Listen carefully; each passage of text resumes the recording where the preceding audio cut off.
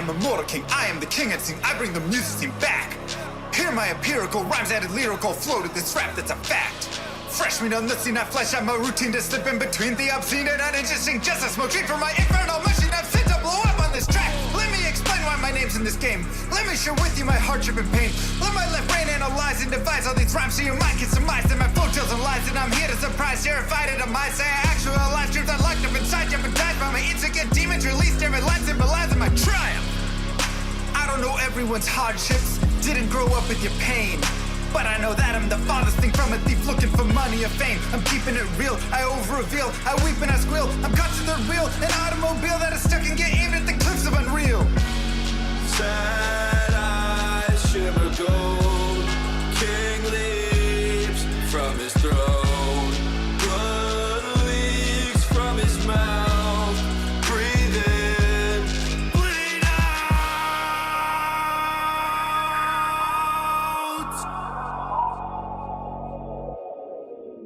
My journal is full of eternal requests to be blessed, but I'm stressed, can't digest it. The truth is a monster suppressed by my youth and expressed as a manifestation of blind ignorance. I confess the first step to assess the regrets that I've left unaddressed. I'm obsessed with my quest to find rest, decompress, get things off of my chest, finally take a breath. Used to believe money brought what I need, sought after riches to pockets with greed. Bought me a life only seen in my dreams, forcing it all but was missing a piece. Where was the glee, my guarantee? Thought I'd be free of the misery carried through life, it's still torturing me. Yet I'm still filled with the dread of waking up alone in an ivory bed, faking that I know what's running through my head, shaking I'm alone as I stare at my phone, painstakingly waiting for love that's as pure as my own. Cause I thought I could answer the world, wasn't top at the chance it unfold, but I fought in that fight isn't dead, and I won't stop that fight till I'm dead and I'm cold. Sad eyes shimmer gold, king leaps from his throne, blood leaks from his mouth, breathe in, bleed out.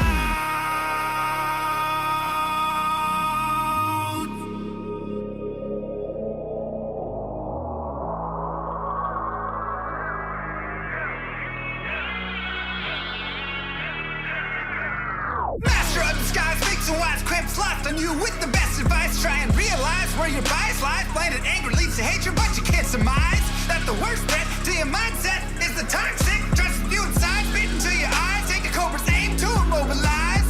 Play the victim just to save your pride. Spewing lies, think you slide, try to mesmerize friends you hurt who think the world of you. They'll desert you in the great divide. Takes a second just to tell a lie. Deception mountain piling up too high to climb. Tick-tock, look like you're left alone to die. Hurry up, you're already out of time. Daylight turns cold, rise from the shadows. Continue with unlimited rhymes intertwined with sublime wit inside of my mind, undefined by the rules of mankind. Chords align like the clocks at the start of springtime. Let's skip ahead. Sick of the attitude, sick of the attitude, sick of the poor being used without gratitude. Leave moral turpitude growing in magnitude, suffocates all the way work to combat it. Lost by corporations that intrude on the everyday lives of mankind. That's enough for you. Golden shakes, diamond drinks, millions for worshiping, full of sick trouble tea. That's not enough for you. You act like you have it all, but the more you flaunt, the more you prove one thing. I am the king. I am the king. I am the king.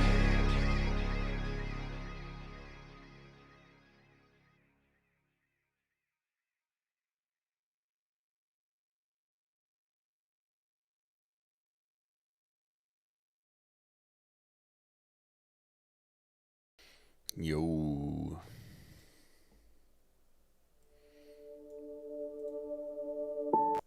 We should just put on some relaxing work focused music today.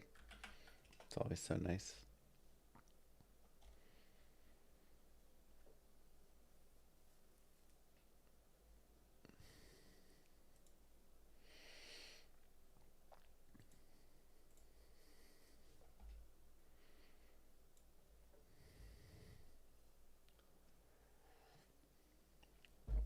Well, that's a few years old.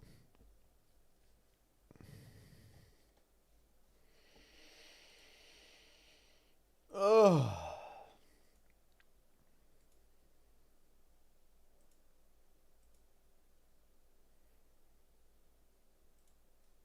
Okay.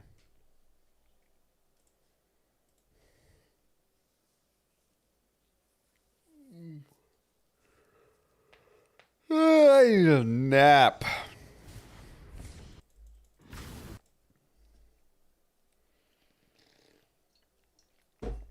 Anybody else feeling that? It's just nap time.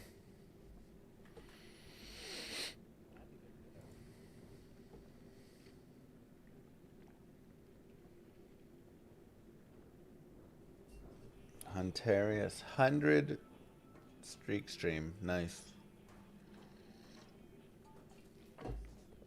Dream streak.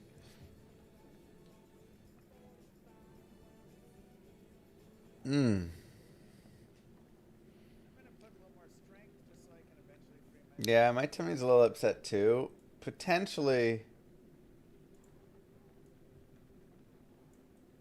Hold on. I have something somewhere.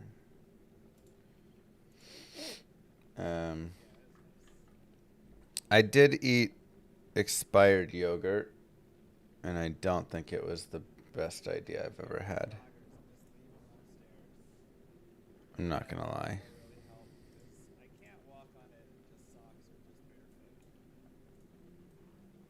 Would not recommend that one.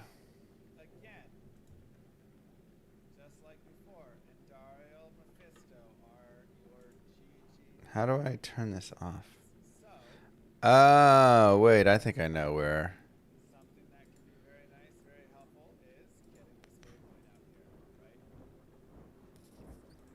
That's what's going on.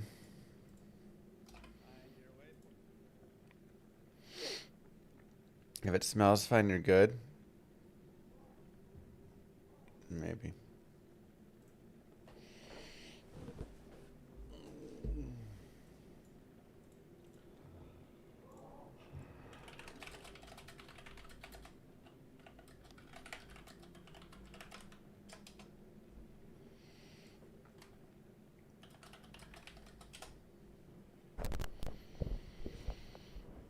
Thanks, Maximus. Let's hell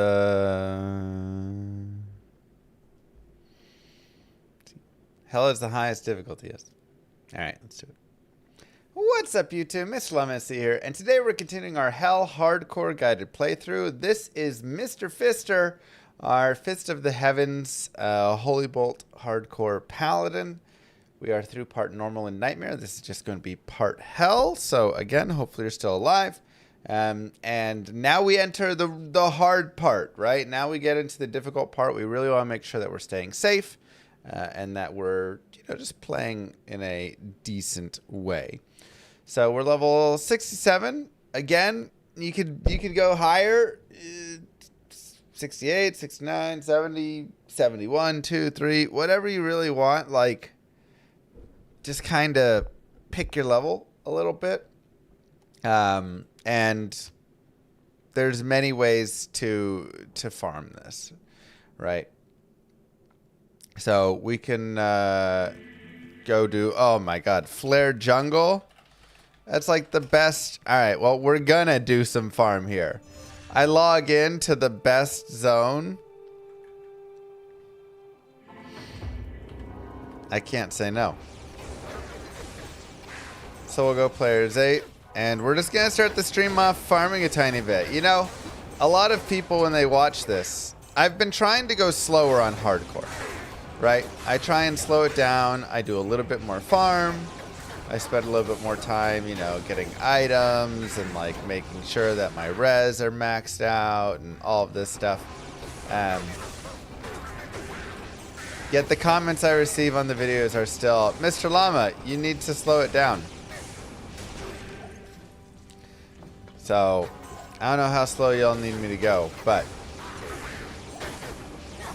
if you want me to slow it down a little bit, this is such a fun zone. One of the best zones, if not the best zone that could be terrorized.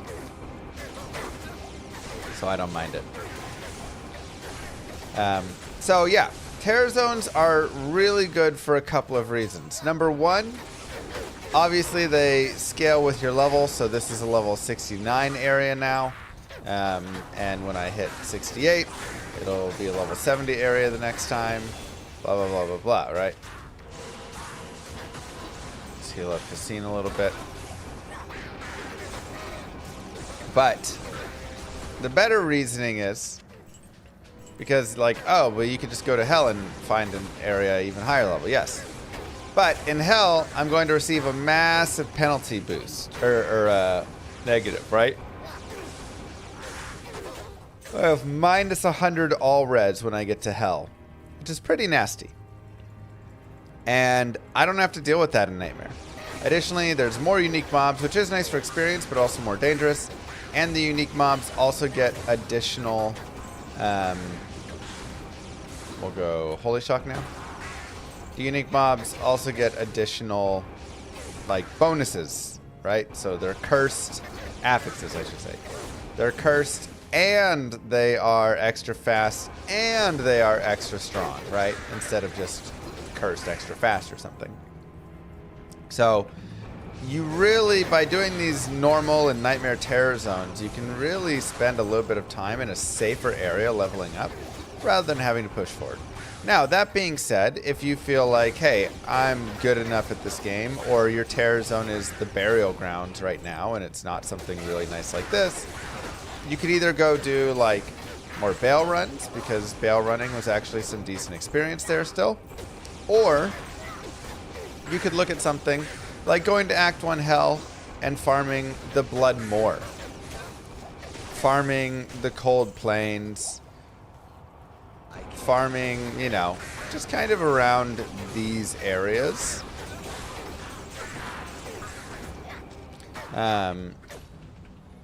These are going to be kind of your, like, really nice spots, and you can do a lot of, like, early farm there that's really good. No, it's auto. It automatically tries to guess the game, I guess, unadorned. I don't pick the game at all. So, you know, Act 1 Hell is definitely like a decent farming spot. Oopsies, we went to hell. Let's go back to Nightmare. Not a big deal. Gem Shrine? Sure, we'll take a perfect diamond. Why not?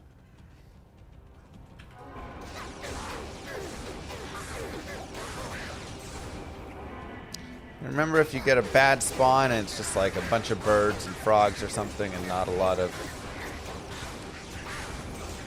these guys, then you can always just reset it.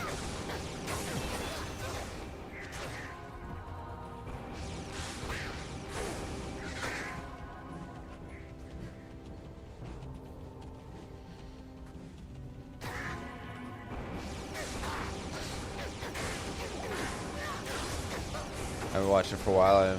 I'm wondering how he's not bored. You know, it's something that a lot of people ask, but so many birds. I changed the question around to, I feel like I don't see people go into Magnus Carlsen's stream and say, how are you not bored of chess yet? You know, like, I'm supposed to get bored of D2, but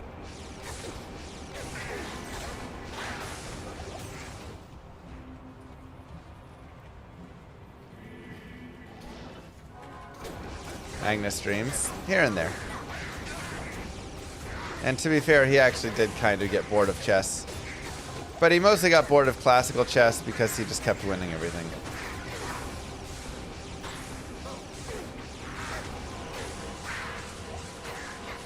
So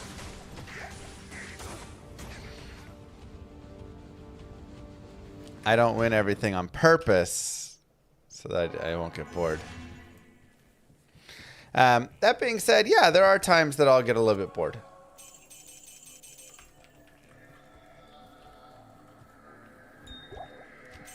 Right? Like, obviously, one, it is my job. Do you ever go to your job and do your job even though you're like, today I don't super feel like doing my job, but I gotta go? That does happen sometimes. What's my chess elo? About 1,800. you know, when I really, like, I wouldn't say I got bored. I got a little tired of people being nasty after the Reign of the Warlock expansion there, so I took a little bit of time.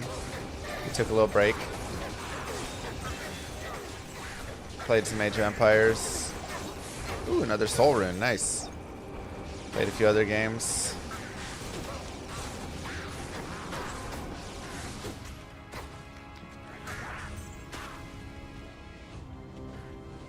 Almost every single day. See, there you go.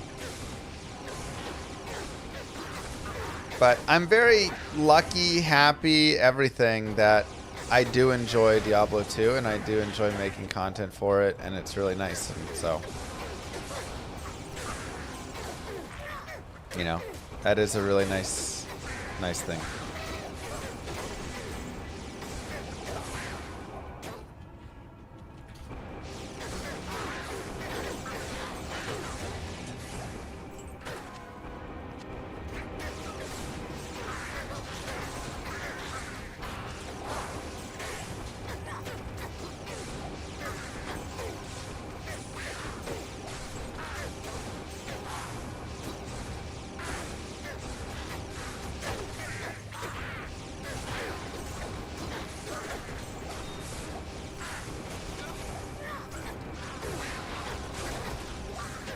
Already level 70. I mean, it's just so nice.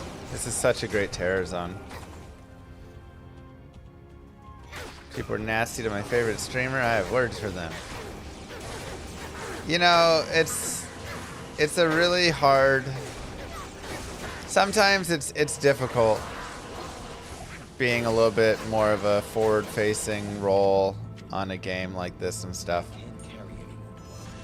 Everybody has an idea. Oh, that's nice. Everybody has an idea of how they think the game should be, including myself. And many people don't want, you know, think if it's not made exactly the way they want, then you're somehow trying to ruin the game or whatever, right? And it just kind of creates a weird situation where it's literally impossible to please everybody. Like, name any change that you could make to Diablo 2, and I promise you there are people that'll sit there and be like, that would ruin the game, including myself for some of them. But also leaving it the same is ruining the game. Right? Like, there's literally zero way to win and please everybody, and that's why you can't just aim to please everybody. But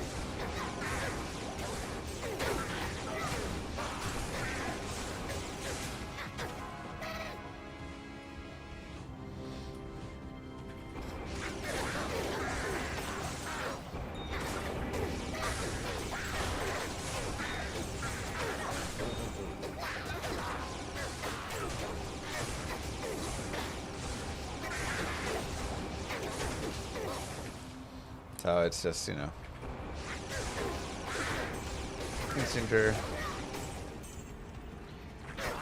just how it be.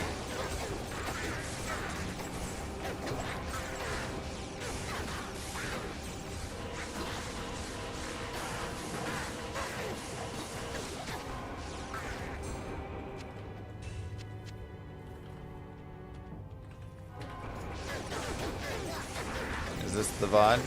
Nope, it's live.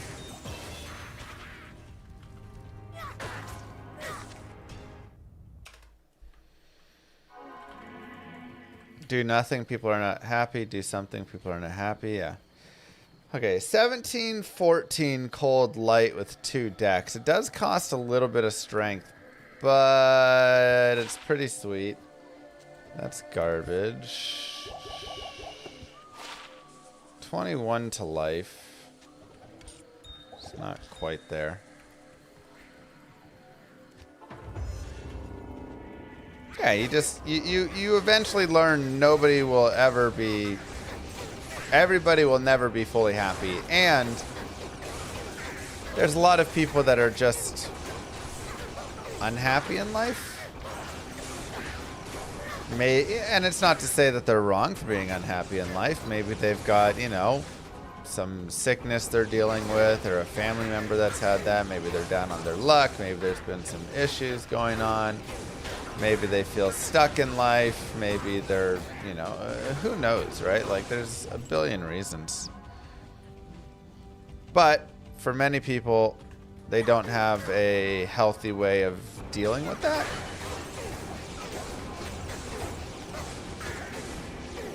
They don't choose therapy. They think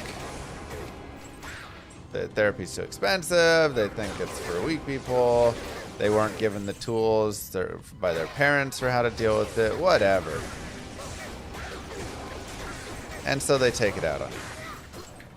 Right, wherever they can. And, I mean, honestly, that's true not just here, but with anything in life. Man.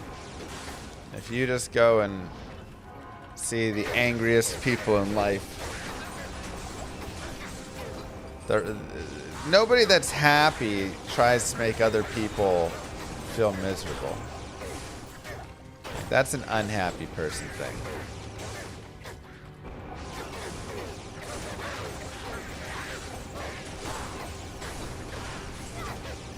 Yeah, it's a method of coping. They're lashing out. Exactly.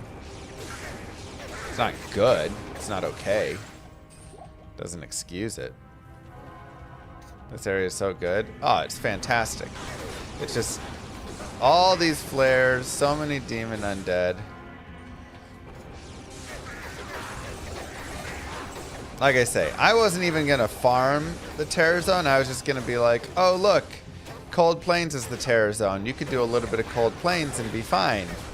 And then I was going to go to hell. But then we logged in, and the terror zone was the best terror zone. What do you want from me, man? I'm just a man. I'm weak. 4 open socket Rondich.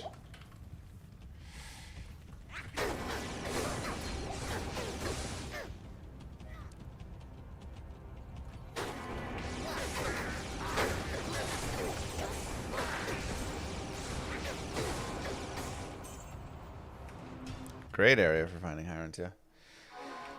Is the Flare Jungle better than the Chaos Sanctuary? I mean, probably a little safer. Wow, Demon Skiller. Nice. But, I mean, the Chaos Sanctuary is pretty nice.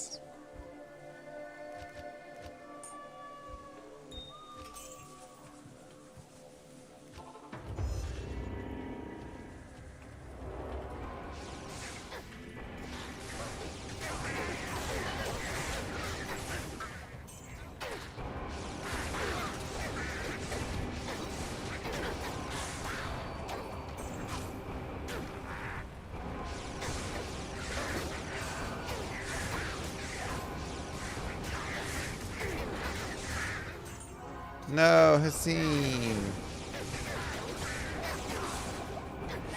He has seen his death.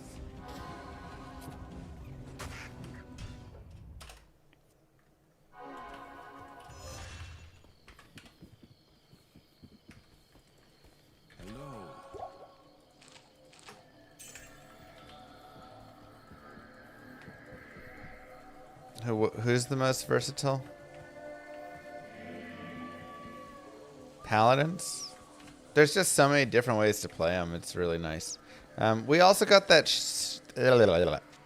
the Soul Rune, which is our 3rd Soul Rune. So we can go Shale, Io, Soul, and make a Bulwark, which has Lifesteal on it. Great for the Mercenary. Vitality, max life increase, damage reduction, physical damage reduction. And he has this, which is still does have some lifesteal, which is nice, but this will just be better. I still do want a better armor for him. Right now he's using my stealth, and we could definitely improve his armor. Stealth isn't going to be that great. So we'll see if we can find like a Lemrune out here. That'd be pretty dope. find another Lum rune to make a smoke. Find a Co rune, maybe make a hustle. Find a Foul rune. Lionheart. Try and get him something. Might or a nasty.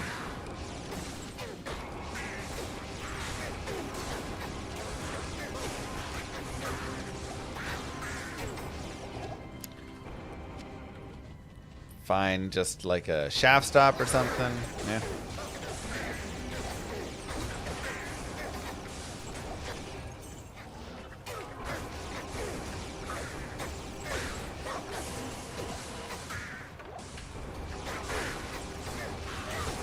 Am I looking for any specific bases at this point? At this point, I've got my bases. I've kind of got everything I need. It's literally just a mercenary armor. I can always, you know, improve my gear, sure, if I really wanted to go farm like Mephisto and Andariel and do whatever stuff. But I feel pretty comfy with my gear. We'll see when we get over to Hell.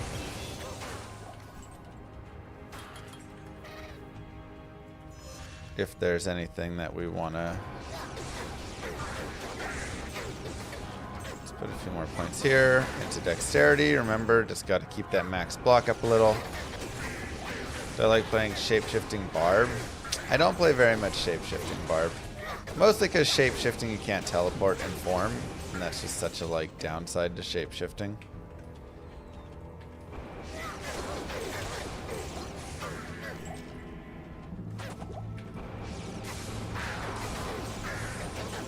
You. What up? What up?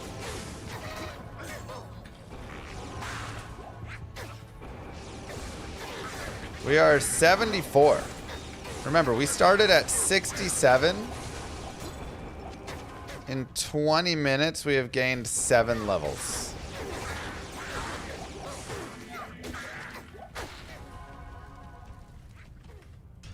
That's, I mean, like, that's how easy Terror Zone farming is.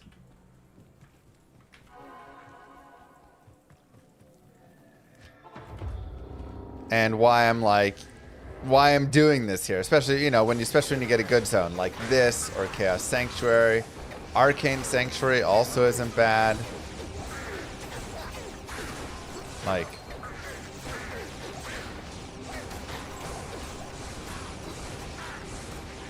Tristram could be all right. A little bit worse, but still okay. Like,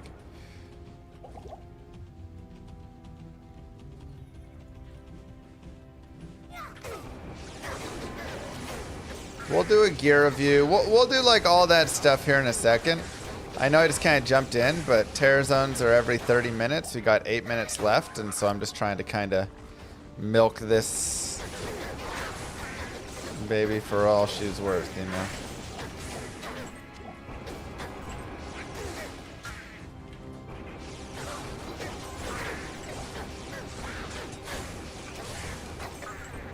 Try and go out around like 76 maybe? I think that seems reasonable. People ask for more farming in the Hardcore Hell run, so here you go. Here's more farming.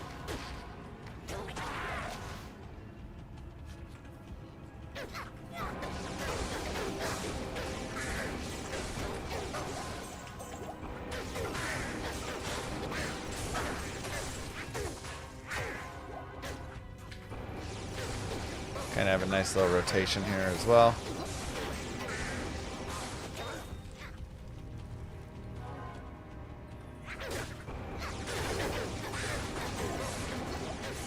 Thank you, Pack City.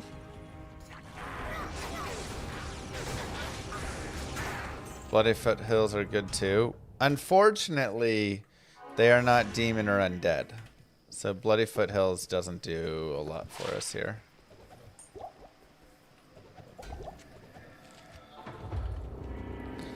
This is not the character for that. Let's do a ruby.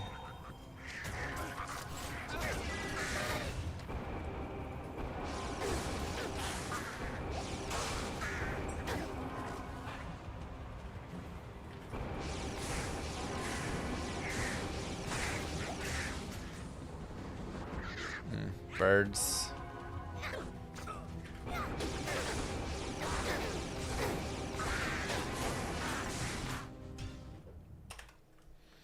Did you hero edit single player to start fresh after losing it? I hero edited back the runes. Everything else is lost as of now. I may go and finally an experience shrine. No, with birds though. I may go back in and like find a couple of the things because I had a lot of like 5/5 facets and stuff, and I know, so I'm gonna go look at one of my old videos and just take a gander. Oh man, what a waste of an experience shrine with this spawn. It's just all birds.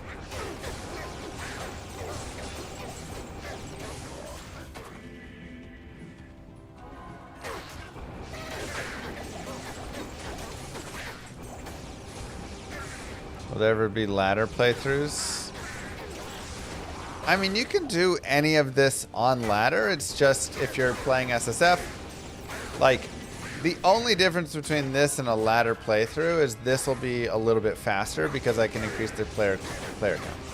So if you're doing it on ladder, the difference is you may need to just farm more, right? You just spend more time farming.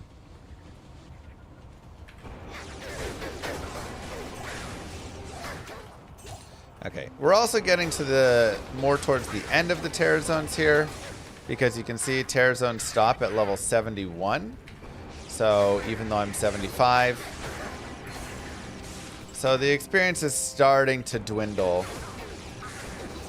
because I'm starting to not be able to have, you know, this be like a level 77 area or anything. But I mean, it's still going well. 3 open sockets, 38 all res. Make an Ancient's Pledge in that and just be like 100% safe. Lose a little bit of damage, but if you want to just have safety, good option for you.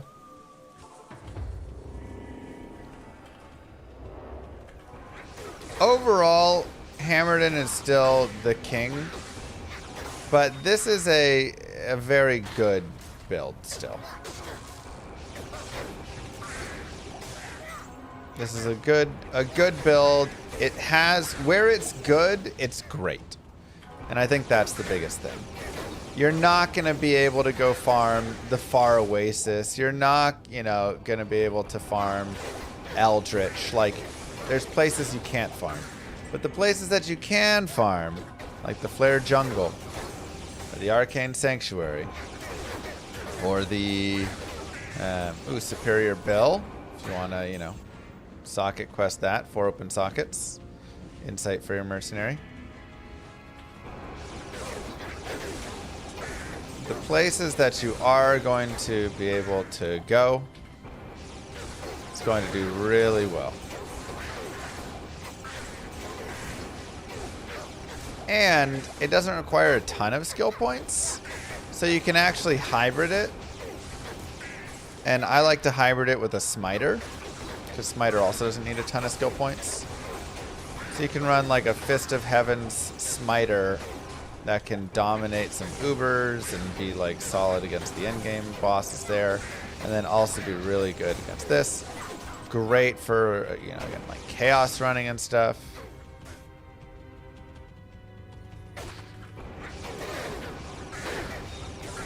Another Bill. Do I have another Io rune? I believe so. What? Malrune. Hello. Coco Mal. I should have kept that 38 all res, 39 all res shield.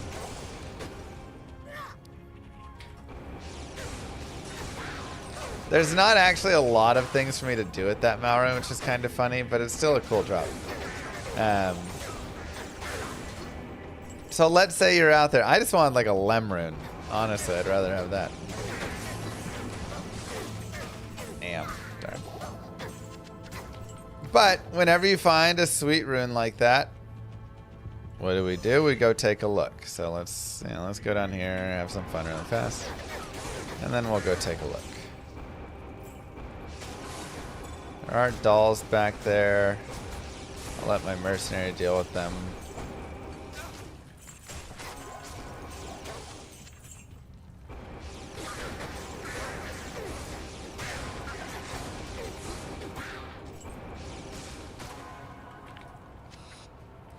Okay, good enough.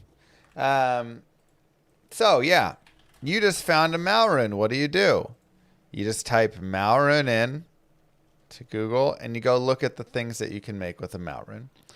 And don't look at the stuff that requires crazy things unless you're planning on, like, you know, really farming and having it for a long time. So no.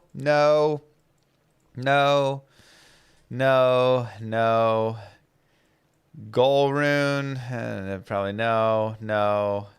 Malgol Am, no. Okay, so Oath, that's like kind of got potential. Prudence, we could make that. Rain, we could make that. Sanctuary, two co's, but we can make that maybe. Venom, and that's really all. None of these are going to be that great. Oath is actually solid. This would be good for a mercenary. Give this to, it's a sword, so you can give it to an Act 2 or Act 5 mercenary, excuse me. And he can have a pretty sweet, like, ethereal weapon with just nice ED and just smacking away. So, not bad. Prudence is probably one of the worst rune words. Not one of the worst rune words. But for the cost of a Malrune, you get less resistance than smoke. Just like pretty expensive. I may end up using this though, because I have no other reason to make it, and my mercenary does need an armor. It's kind of funny, but like this is what it's like the worst rune word, but I might make it.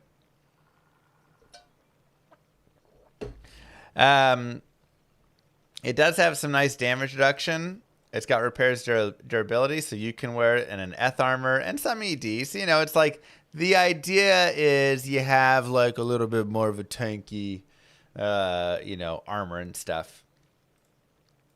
Rain is for Druid, plus the Druid skills. It does have a chance to cast Cyclone armor when struck, which is nice for just defense. So could be something as well we give to our mercenary, and then he can have some Cyclone armor. Level 15 Cyclone armor without any synergies, though, is like okay. And just some light res, so it's okay. Sanctuary, really nice. 20 to dexterity, increased blocking chances, and then 50 to 70 all res, and this goes in a shield. So again, you can put this in a paladin shield. If I would have kept that, 38 all res pally shield, then we could have like 100 resistance, high blocking shield. This is probably one of the best uses for the Coco Mal. Just kind of a really big boost. And then Venom is terrible. I take it back. This is worse. What a horrible, horrible item. This is one of the worst rune words. So, Prudence, kind of, and Sanctuary, potentially. Either way. That tear zone is over. Let's move forward. So, we are in hell. Congratulations. I mean, that's not bad. I'll take the fast run walk at least. Let's take a look at our resistances. 49, 58, 39. So, they're not perfect, but they are decent for sure. We have these gloves here, which does have a little bit more light res. I think that's worth. I'm going to put 10 points in. 11 points in.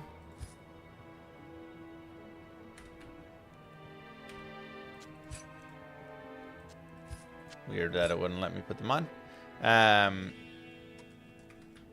And so now we've got 49, 72, 36, which is just a little bit better. My boots could definitely be improved. And this would also bring, if I wanted to drop one skill, I could go up and be 79, 72, 36. So this is something I may consider in areas with high fire damage, is just swapping that on for a little bit extra. Otherwise, I like the Nokazin. 70 strength, I can get 23 more light res. They keep inching me up there. This would also be even more light res. I actually need not light res right now. I do have a little fire res in a ring. We'll go ahead and replace the Nagel. And we'll go 65, 72, 36. Pretty good on the resistances. Cool. And then our block chance is 64. We'll go to 66. 67 seems good. I'll dump the rest into vitality. And we will keep moving. So again, let's take a look at our stats and skills. Enough for our gear. Enough for like a good amount of block, and then the rest into vitality. Skills, we are maxed Fist of Heavens, maxed Holy Bolt, a point in Holy Shield, nothing in defensive auras, maxed Conviction, or up to 25 points total, and then 13 points in Holy Shock. We're just continuing to add points to Holy Shock for more Fist of Heavens damage. So I can actually remain player's aid if I want out here. Again, quill rats are going to be nasty, but the other mobs we can kill.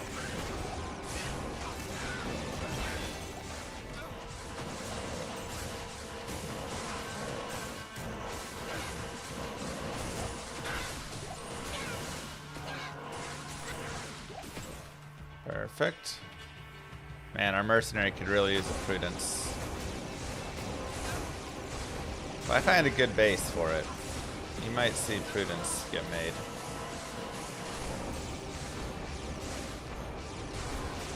Player's aid is going to be a little hard for the mercenary.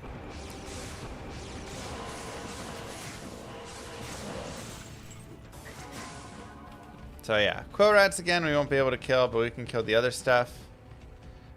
When you're charging around, I recommend doing short charges. Just because it's a lot safer.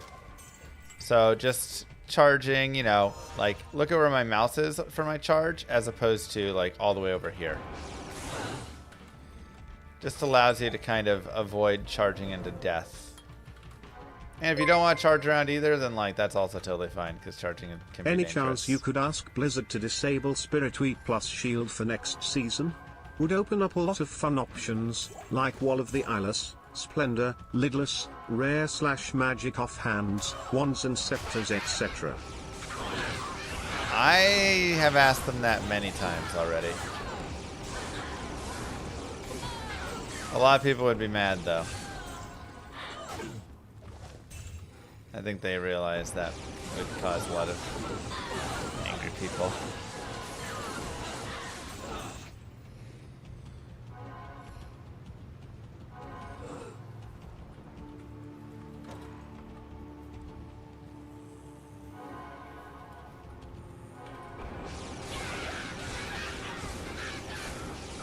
Those options are open, you choose to not use them. The problem is, it's always hard to choose to use another soul rune. Now they're dropping an inferior option, and it's like less fun as well. It's more fun when everyone is on the same page with it. Like I totally get it. If spirit is there, you have to actively be like, I'm gonna make my character worse and not use it, while everybody else is zipping around with spirit. Archers and stuff I'm just gonna avoid. I'm also gonna drop down to players 1. Honestly, I might just stick players 1 for the remainder because I feel pretty good. Like we're pretty well leveled. You know, we don't need to We don't need to level up a bunch more here. If you want to, though, you can, and that is one of the nice things about this character, is you're going to have the ability to continue leveling here. You know, I'm already 76. I could easily take this into 80 here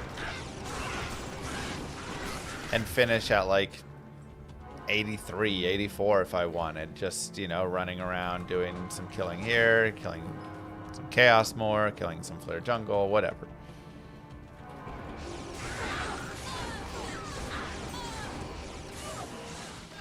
But I'm pretty happy to just kind of push through now and just kind of lightly kill some things, because we're a high level.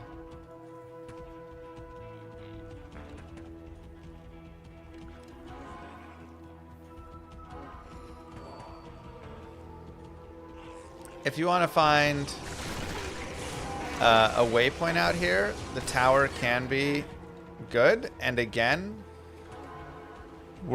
I would love a Lem rune. I would love a Ko rune. I would, you know, like there's a lot of runes that would be really nice and helpful here that I could easily find, or not easily, but after some running in the tower I could find. Tower is also decent experience. So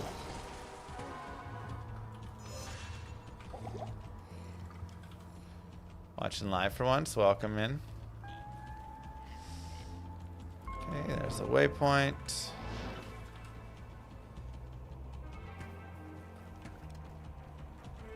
Let's see how the tower goes.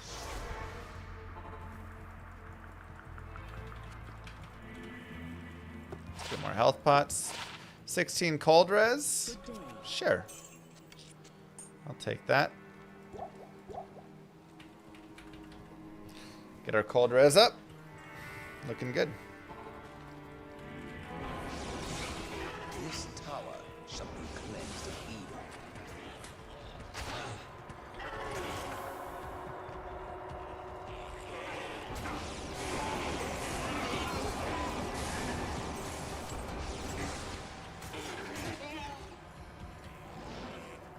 Level 2. What paladin build relies on two-hander? Yeah, charge paladins. Do big old two-handers.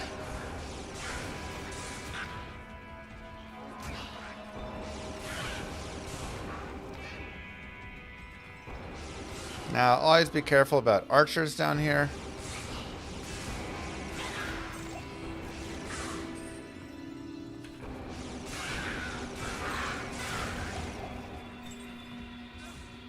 But again, a lot of demons, all demons down here, so you can kill everything. So another area where you could farm some. You could increase that player count if you want. And just enjoy some yummy experience while you also get some yummy runes.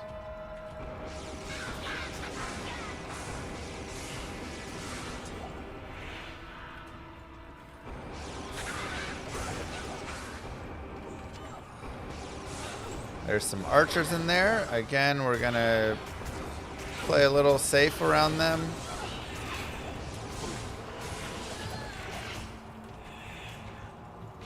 Try and just pick them off first.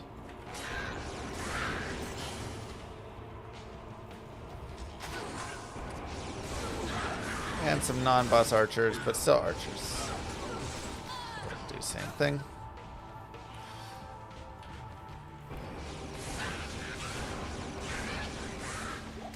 Rune again. Make sure you're on players 1 before you kill the Countess.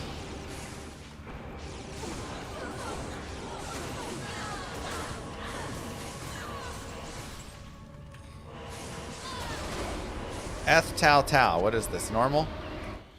But like, look how easy that was, right? Like that was so simple, that tower run.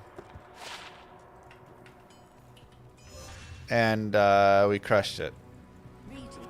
So you could very easily do many tower runs. Remember as well, if you want for a little added safety, you could chug these potions, and now you can see my resistances are really godly, and I can just do that as much as I want. Every time I drink one, it's an extra 30 seconds of 50 additional res. So now we've got like 8 minutes of extra cold and poison res. Can I predict the next ladder reset time? You know, trying to even predict it seems really hard. Probably just leave it alone. Denali, thank you for 64 months.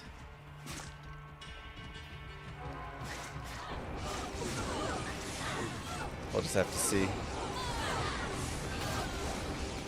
Sometime in the next 2 months.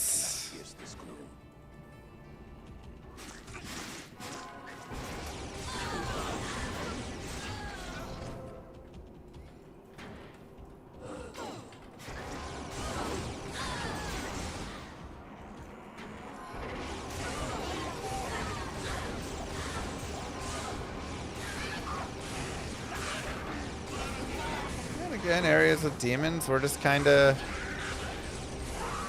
slowly working through. We find Mage Fist. If we want the extra FCR right now, that wouldn't really do anything for us. But if we wanted to get to the 125 breakpoint, could be a thing that, like, you know, could potentially get us there later on.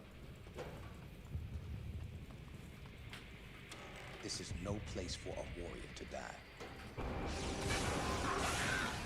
Maybe, yeah. I don't know what we're gonna get at BlizzCon. It's exciting.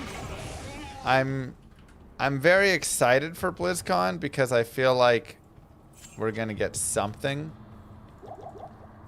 Let's go ahead and put full rejuves in. But I don't know what it is, you know? But something surely is gonna happen. Something Diablo related will happen because they at least teased that something Diablo related will happen. Will it be Diablo 5? Will it be something for D2R? Will it just be a new D4 expansion announced? I don't know.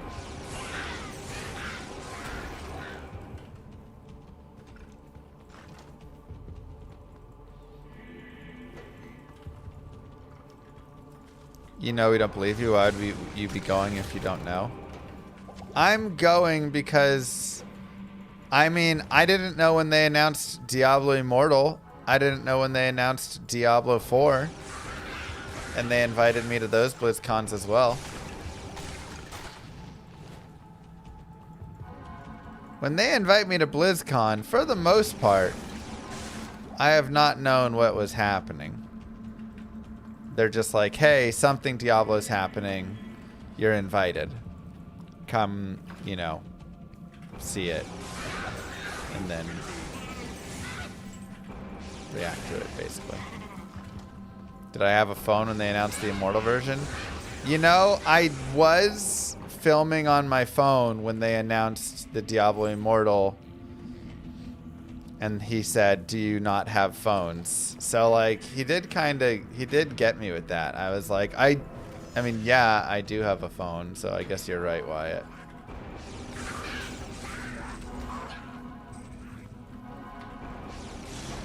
Will I bring you guys along live? I'll have to ask if I'm allowed to. There is great evil here. Live. I mean, I don't even know if the internet will be good enough for it.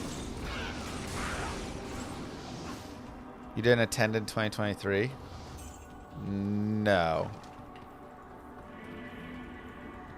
My daughter was born in 2023, so I turned down any invitations to any events.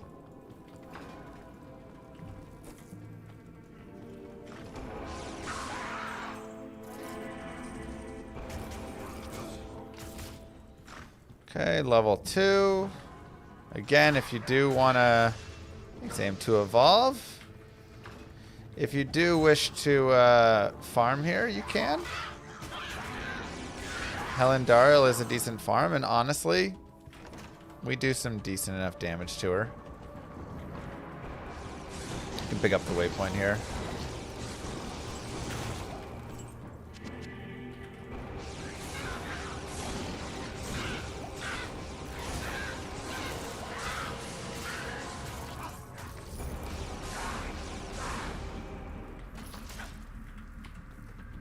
But I'll definitely say note my like pacing right here, right? Note how slow I'm moving through. I'm just chilling, right? And this is the hardcore versus softcore mentality that's just really helpful to have. And I'm going even extra slow right now for you guys because you guys request it, and I think it's, you know, decent to do. But like in an area where I can kill all these things, yeah, you know, it's not taking that much to kill them. You can just slow down half a step, especially if it's not too dangerous.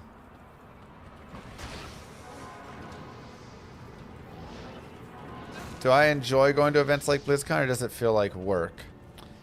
I mean, it's both. I definitely would say it depends the event as well.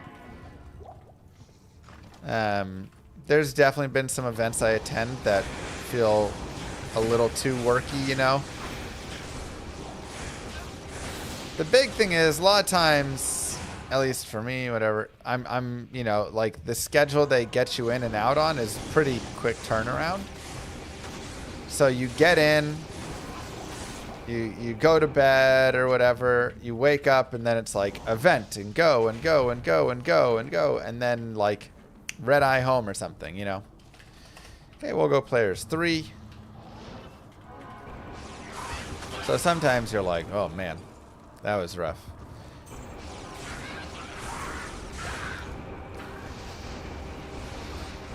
So it does also depend on, okay, your mercenary is probably just going to die here no matter what you do. Oh yeah, we can heal him actually. Never mind, he'll be good.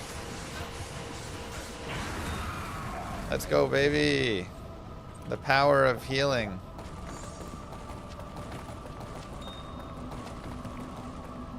I also do have Kelpie Snare if I wanted to shift that on. But no need. Act 1 hell done. Now we enter Act 2 hell, and Act 2 hell is going to be a little more difficult. Because Act 2 hell has a little more roughness to it. It's got nice res, 27 life as well. I'm going to keep what I have, but alright, we'll put this on over stealth. 75 life and some defense. Something. Who is the long-haired streamer you best friends with during the D4 event? Darth Microtransaction. Great guy. Yeah, we had a lot of fun during the D4 and or PoE events, D4 events, whatever. We've had a lot of fun together.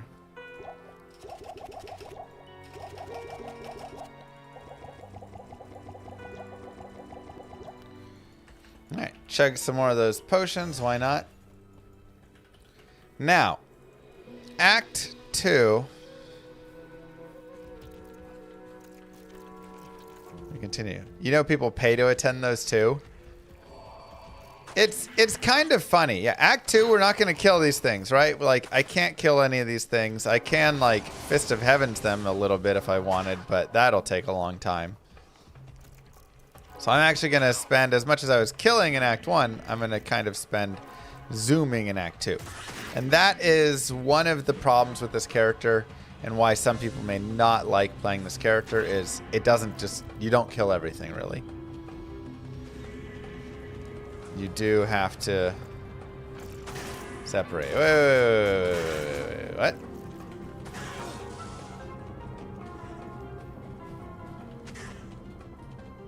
Was it down there and I just like missed it? What happened to Brunsky? I think he got bored. Yeah, bottom left. It's behind the little nook. I just missed it by 1 frame. Yeah, like people pay to go to the events, and it is a little funny. These guys we actually can't kill. It is a little funny because I'm like getting to go to BlizzCon for free, and whenever there is cool content, I get to like play on like a, you know, they'll usually set me up with a stream or something so I can sit there and play the new content for hours, and I don't have to like wait in line and do the whole turns thing and stuff. You know, like I get all the like fast pass pieces of it, but it is different because it is a working thing. There is expectation. Ouch, don't push fire shrines. So you do get some of the nice pieces there, but you will also find your times, like I say, sometimes at the events where you're like, oh man, I'm just tired. I kind of want to just go like sit and do nothing for a few hours. Just go watch something else. If you're like, but I need to be making Diablo content, you know. Raptors are very scary. They actually hit pretty hard. So I'm going to try and avoid them, especially like Fnat and stuff.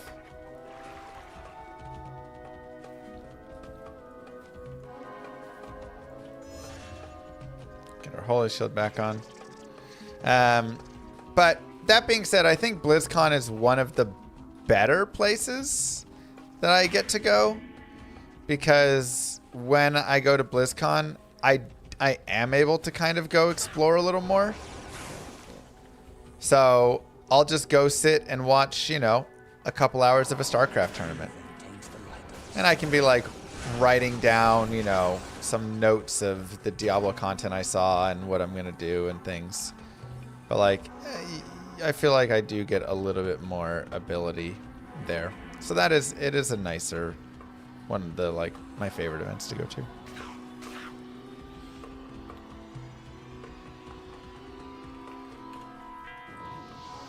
Alright, Claw Viper Temple, another very scary area. And this is one that I may actually slow play through, because Claw Viper Temple has a lot of death potential. But thankfully, even though our Holy Bolts don't do damage, our Fist of Heavens will do damage.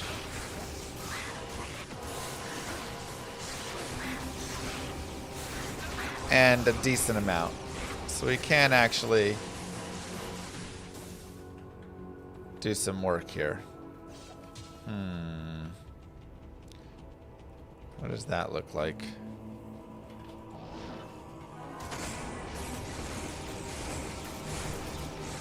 And these guys are undead. So like some of the stuff is undead, some it's not, but the stuff that's not, we can do enough damage to.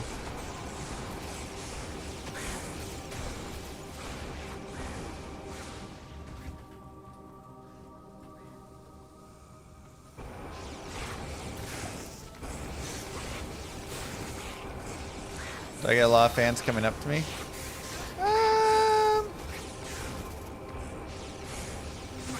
I mean, I wouldn't say a lot, but definitely some.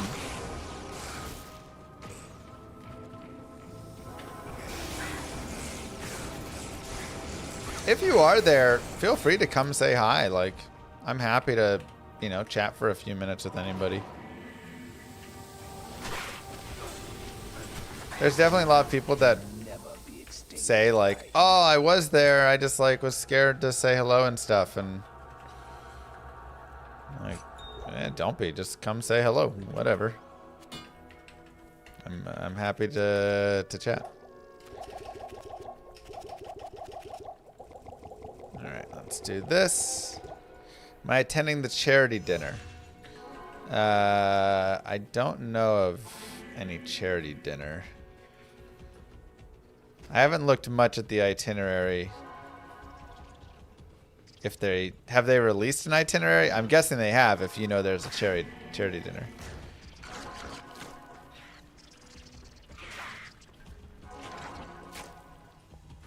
You met Anna?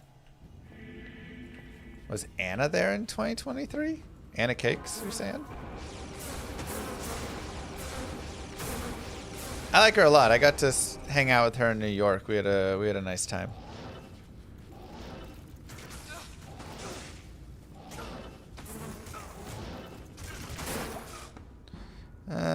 Okay, we're fine.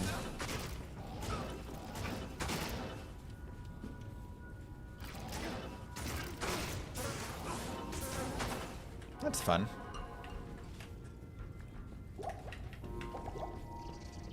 It almost happened. Yeah, I mean, that's what happens when you teleport a little bit, right? This is why I feel comfortable making that teleport. But this is why the recommendation is this. Like, take your time. You can go through. You can fight every mob one at a time. Because your conviction aura is strong enough that even these beetles you can fight like that, right? Not the best, but man, this is a wild map.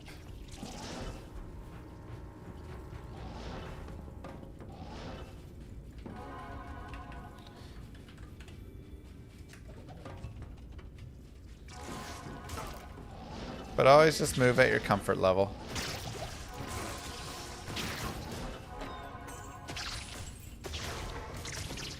This is my job, so I don't mind moving a little faster through areas like that.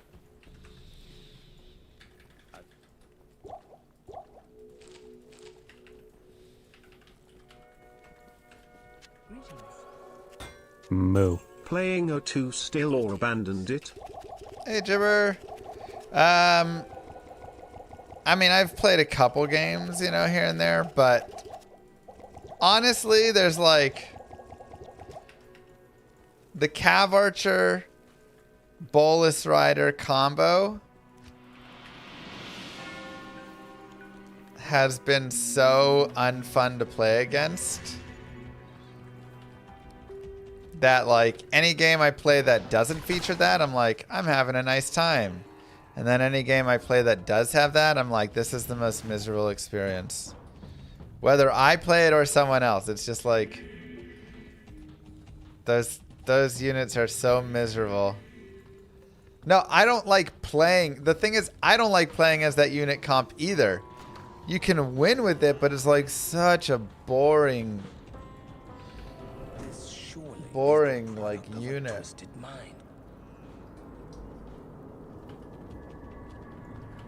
Just infinitely microing around any unit whatsoever.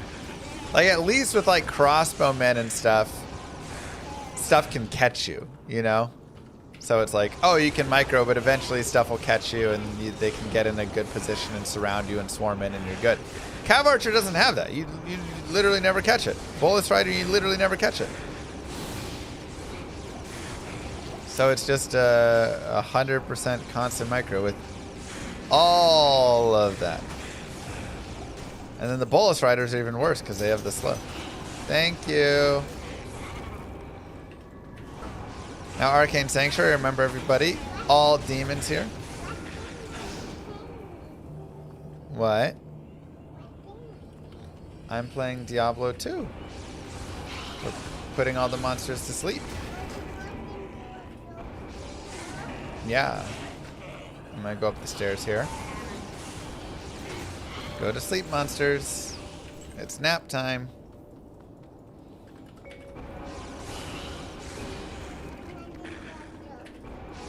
Yeah, I'll go up these stairs as well. I'm gonna go up all the stairs. Is there more stairs you see? Yeah, let's go up them. Nice. Hey, we got a first way. That's nice.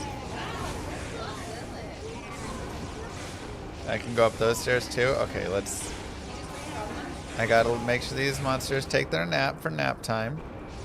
And then we'll go up those stairs. And then we got one more set of stairs to go up.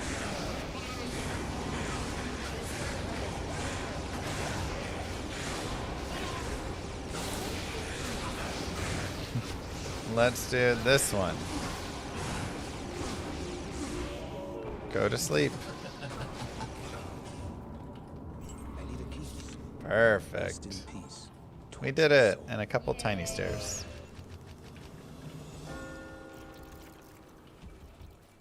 Now out here again, a lot of not undead and demons. So we will just move forward. And if you ever run into a Tarash's tomb that's just unbearable, it's just full of like beetles and stuff and you can't kill them, you can always reset because you don't always get beetles in your tombs. Uh-huh. I went up all the stairs for you.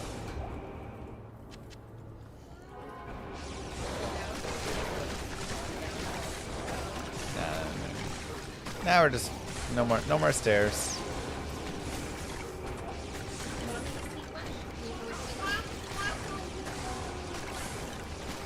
There's no stairs in this area, so now we're just walking.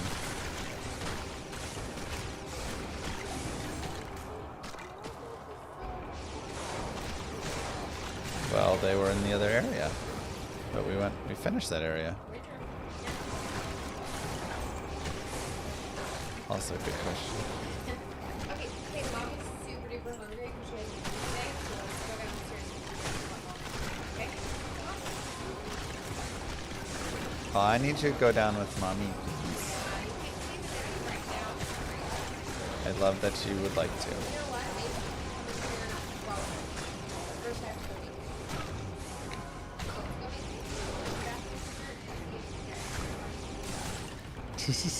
Don't say it like that. Yeah, I don't know why I said it like that. So yes, those guys are magic immune and you do magic damage. However, Holy Bolt is a holy damage and they are undead, and so that actually takes precedent. So your damage from the Holy Bolt still will deal damage to them.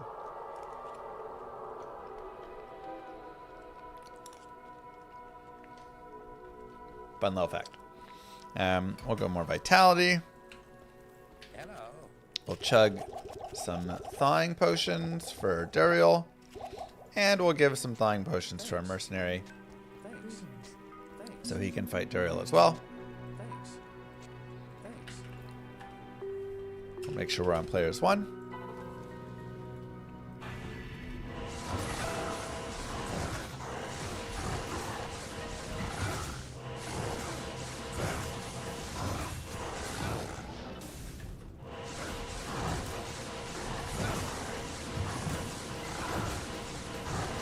Try and get Hassan in our heal while we are also killing Duriel at the same time.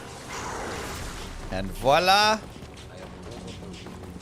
Just like that, congratulations. Act 2 of Hell is done. Go to sleep, Duriel.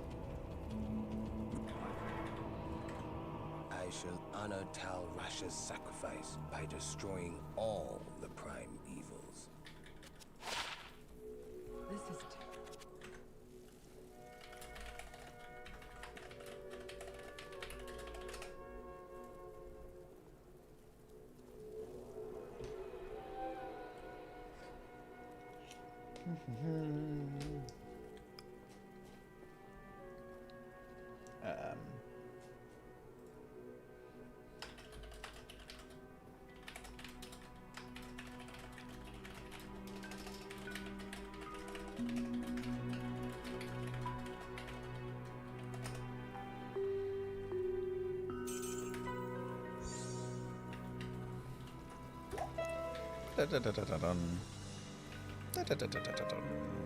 Hello.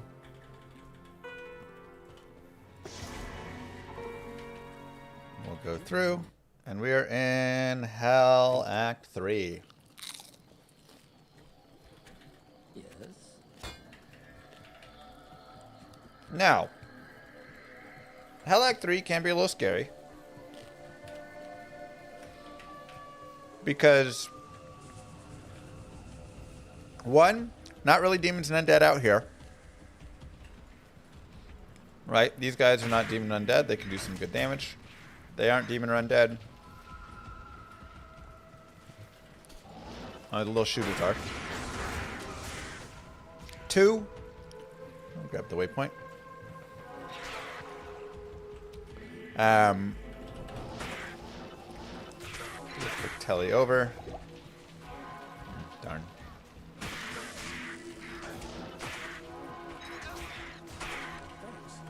there is the Great Marsh, which of course is very scary.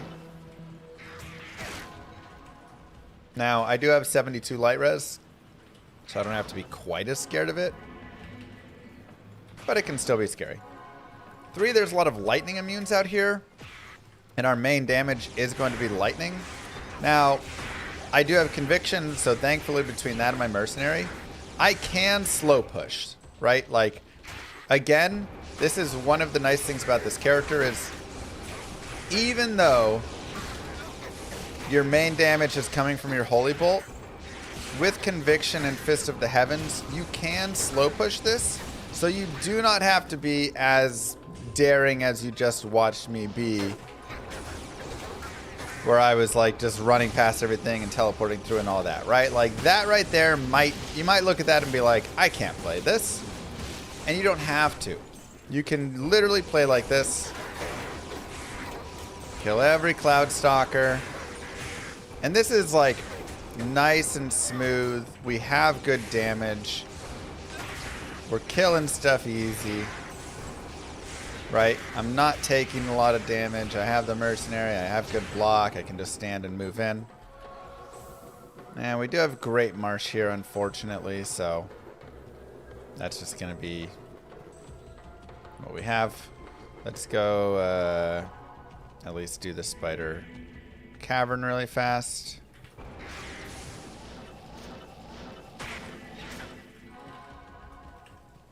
Now, spiders will be pretty nasty. Moo.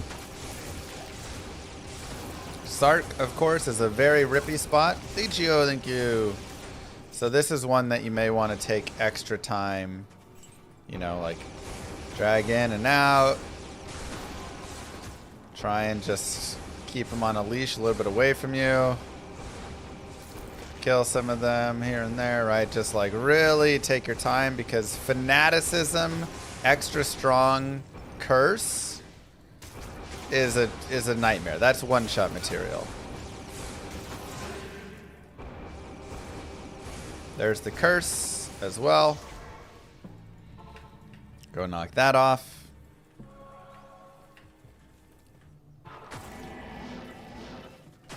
So we'll just go past him because we know that he's come up towards us right there.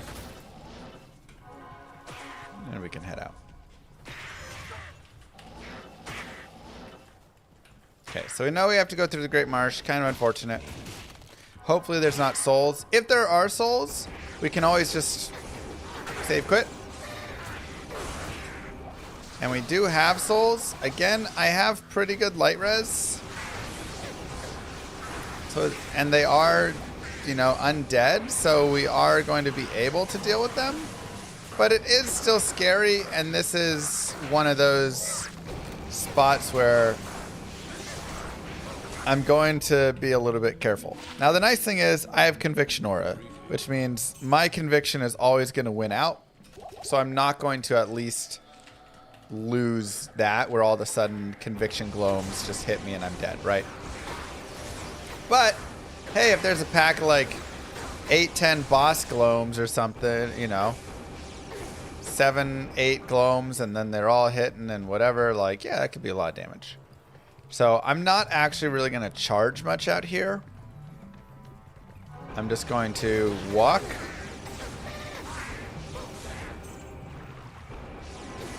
And just try and really be aware of wherever I'm moving to. Okay, I see a Gloam. I killed the Gloam. There's some fanaticism, right? So there's like a boss over there.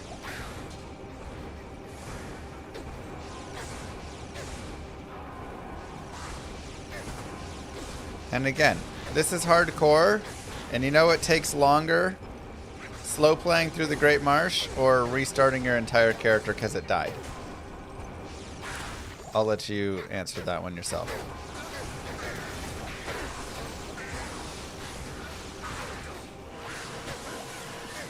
Heal up the scene a little bit. Lightning enchanted, cold enchanted boss. Pretty nasty.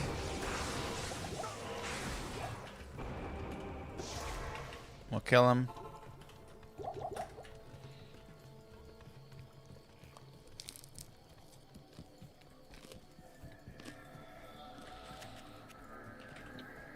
No rush.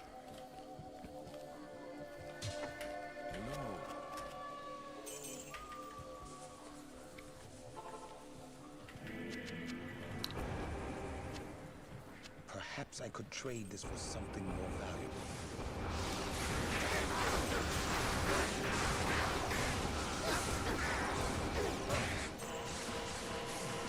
Looks like we have cursed.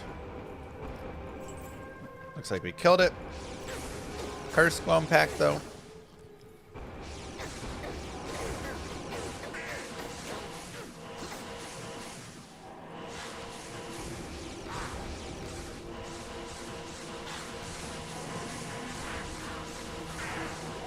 Or fanaticism, or a lot of fanaticism out here.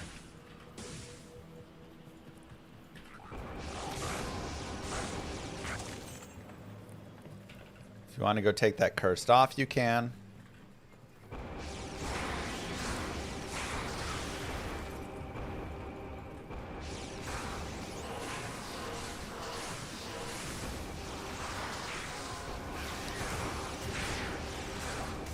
One of the nice things about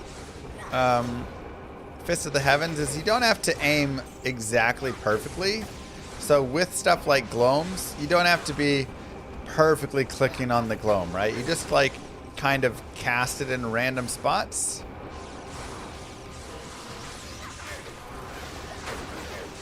And you know that it's gonna hit as long as you're like pretty close. So that's a way that it makes it a little bit easier for you.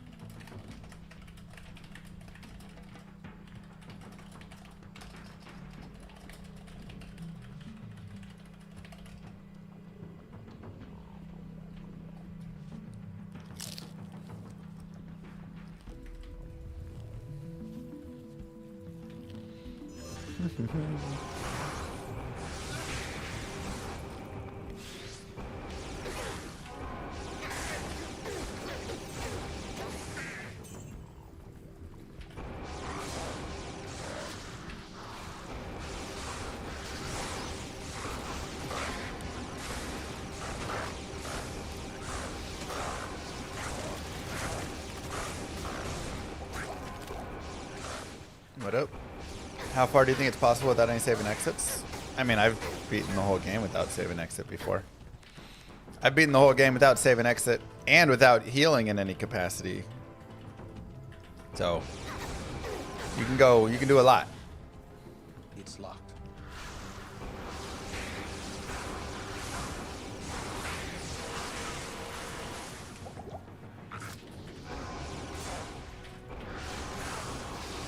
Alright, let's be done with this area. Not yet. Tried to push a tiny bit forward. Game tried to punish us.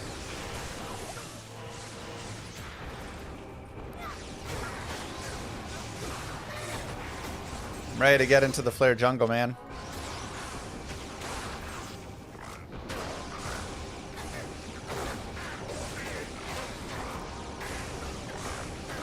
Should be right here.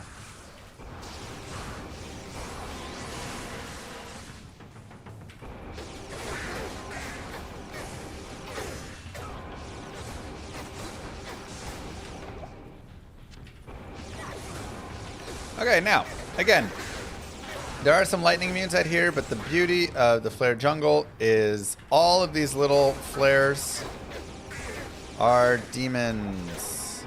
So there is massive experience to be had if desired. And you can actually spend a lot of time here. I would recommend getting a waypoint first. Like right now, I don't really have a good waypoint on the way there. And so, hey, we found dual angelics on this character. Character I don't need it at all. Hey, there's our Lumrune. Perfect. Smoke. For the mercenary. Are there cues telling you which way to go in the jungle? Not so much like cues on the ground or anything, but if you learn to read the maps and understand it, yes.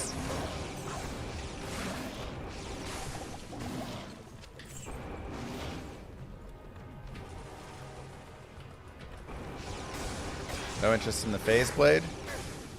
I mean, what am I going to do with the phase blade? I'm a Fist of Heaven's paladin.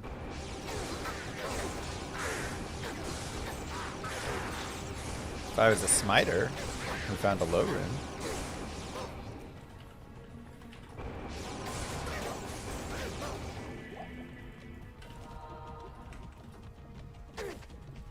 Grab the waypoint. Okay, and now, like I say, if you want, we could go like Players 8 and see how Players 8 goes.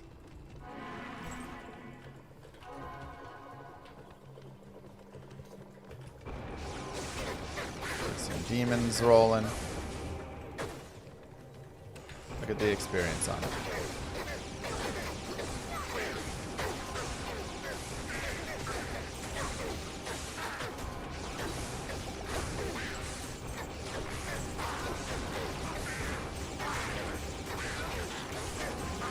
Very nice.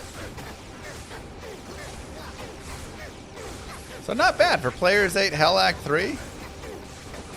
Like, we clear through there decently well.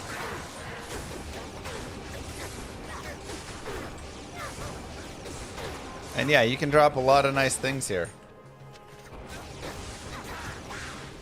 Definitely a lot of high runes and things. Got a little bit of magic find. Not a ton. Like 25% or something.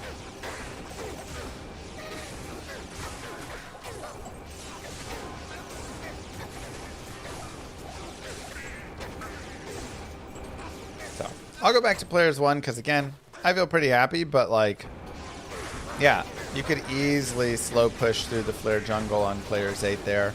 Or even a slightly lower player count if you want. Just do Players 3 if it feels a little safer or something. We are 77.5 already. I mean, that's cooking. We are cooking on this character. Wow, 6 all res. Beautiful.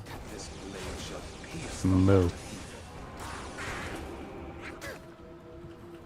Moo. Smike.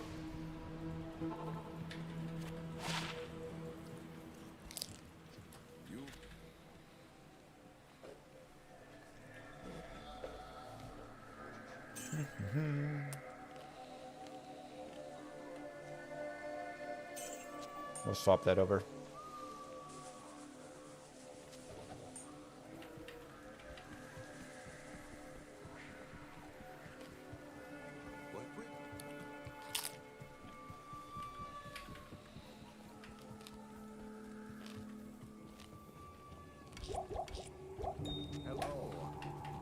Let's look for armors.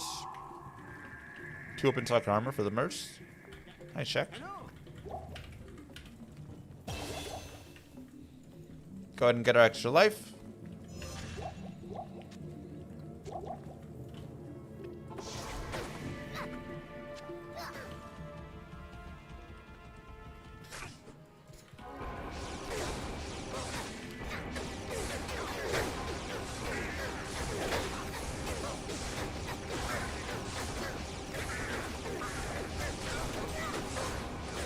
And kill some baddies.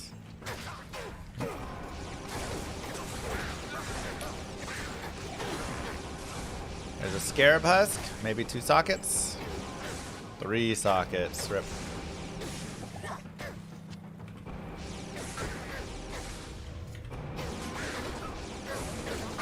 Could make the rain in that if we wanted, but we don't want it.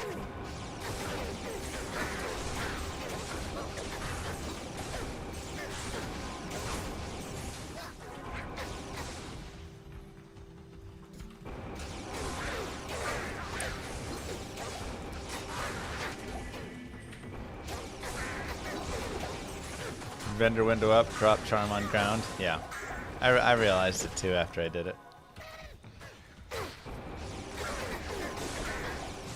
It's okay. I'll live without the like 1200 gold. Lionheart does have res, but it also needs a foul rune. I don't have a foul rune. I have a mal rune.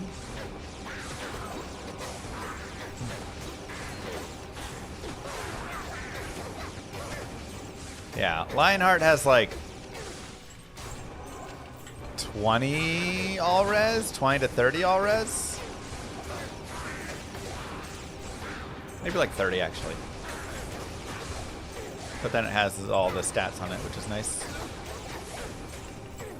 So it's still decent.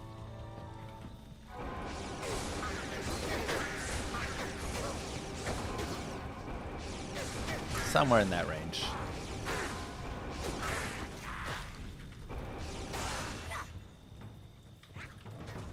Thanks, Kerms.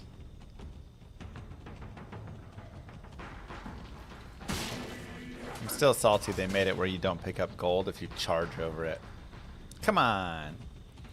Lower Karast, if you ever want to just like try and find high runes and good bases and charms and gems and jewels, come here. Get on players 8. Touch a waypoint. Rinse, repeat.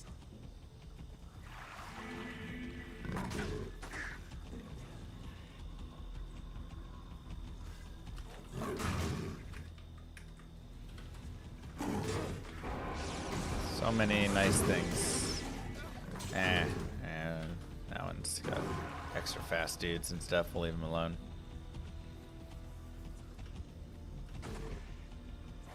Come here, waypoint. Guess it's down over there. Jarms.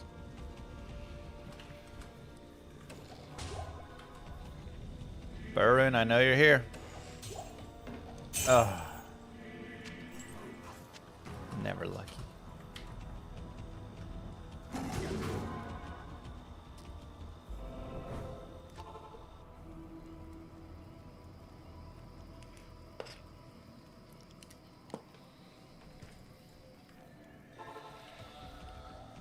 Dungeon can have dolls, so we do need to be careful.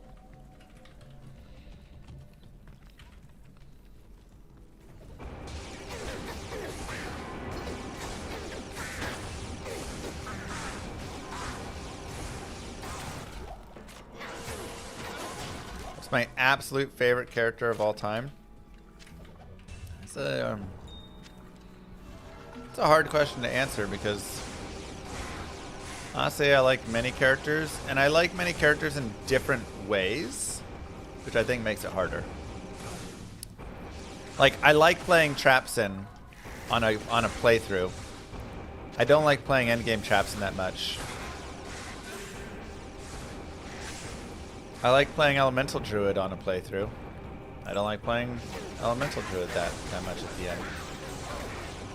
I like playing Javazon on a playthrough. I don't really love an endgame Javazon, personally.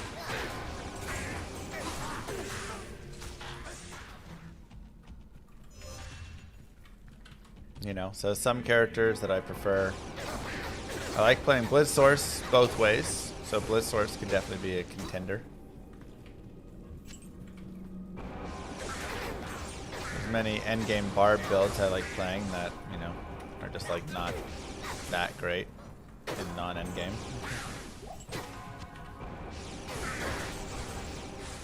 Punch Barb, I'm gonna probably just say no either way. Yeah.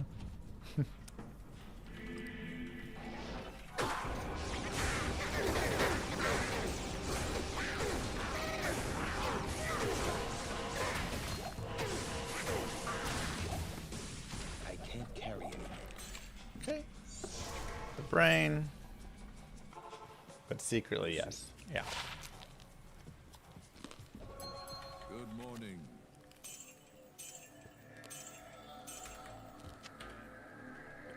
Oh. Not here.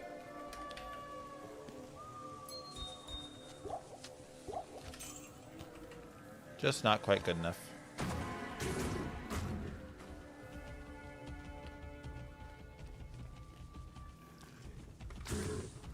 No, Punch Bar playthrough was actually fun, but it's not one that I would like repeat over and over, you know.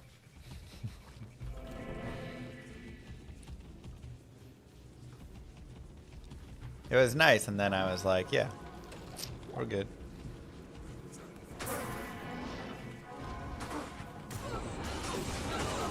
We'll do Battlemage Serena, who also is a demon. However, there's a lot of non-demon things that can spawn down here as well, so you get a mixed bag down here.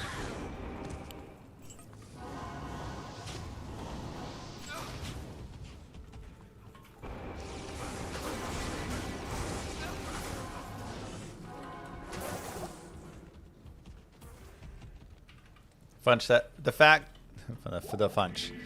Can't talk today. The fact the punch bar made it all the way is impressive. Yeah, I mean, I don't think any of us dolls, so we're just gonna avoid them.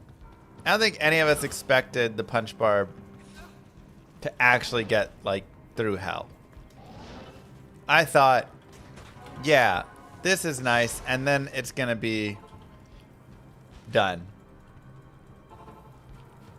Would you say the bar playthrough changes depending on the weapon you find or choose to use, or it's pretty much all the same? It actually does shift up.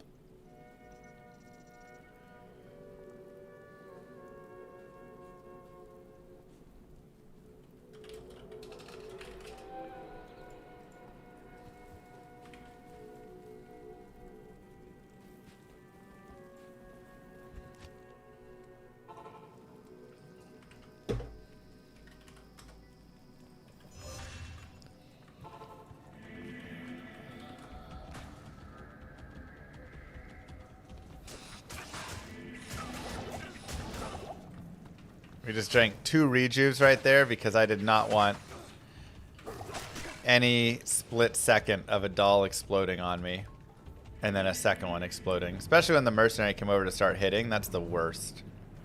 Huh. Well, that is an unexpected map.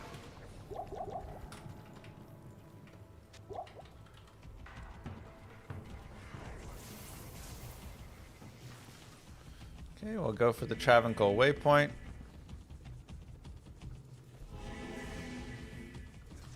Show to some players 1.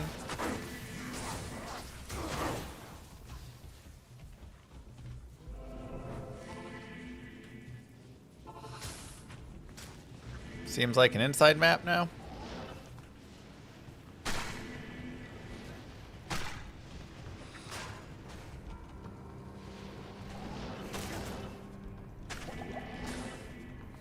Now it doesn't.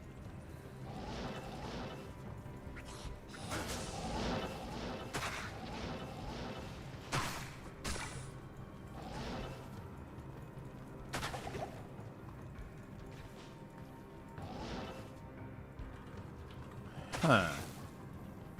Oh, there it is.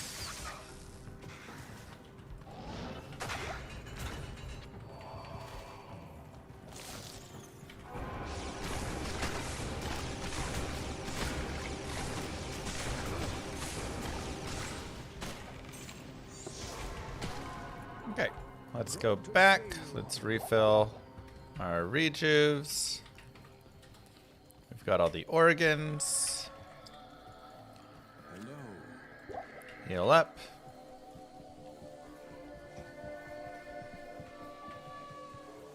Yeah, you do a lot of grinding for that. Which Warlock build is the easiest for a single player playthrough? Exclamation mark guides. We'll go more dexterity, get up to 68% block. I have like fastest leveling, and honestly, that's probably the easiest too.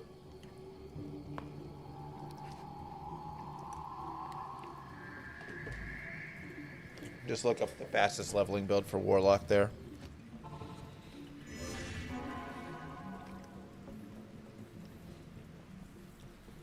Oh boy.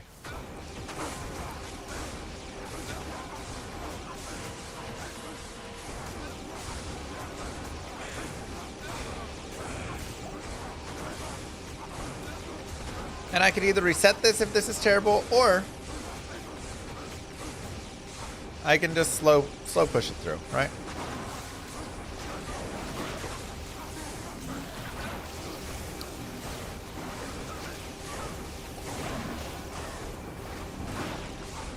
Just kill every mob, one by one.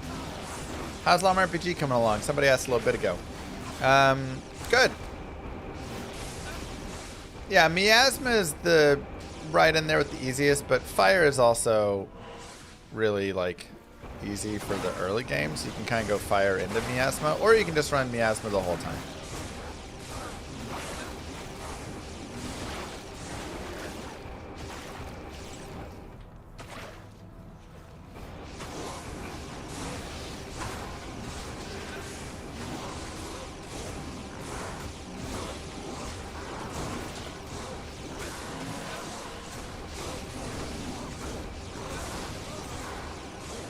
Hassine.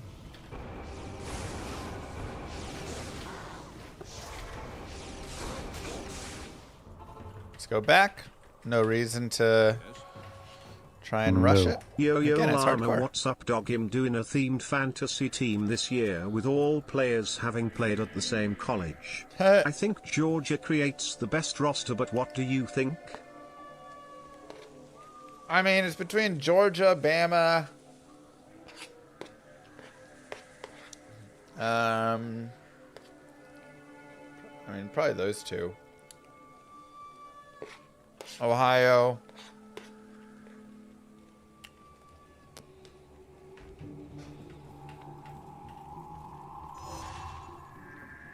Miami. That's a, yeah, that actually, Miami would be solid.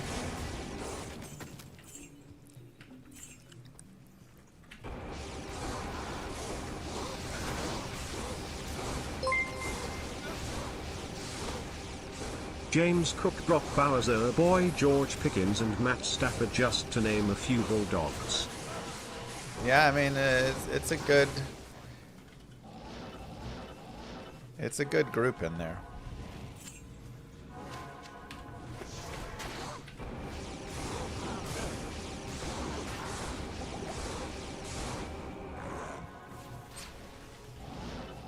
Stafford would be,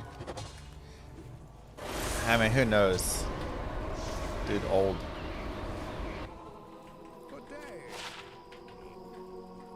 OSU's always had some nice, yeah, running backs, receivers, and stuff.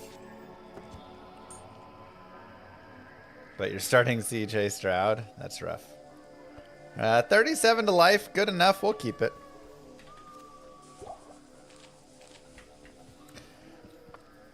Yeah, sorry. Llama RPG is going well. We did even more work yesterday.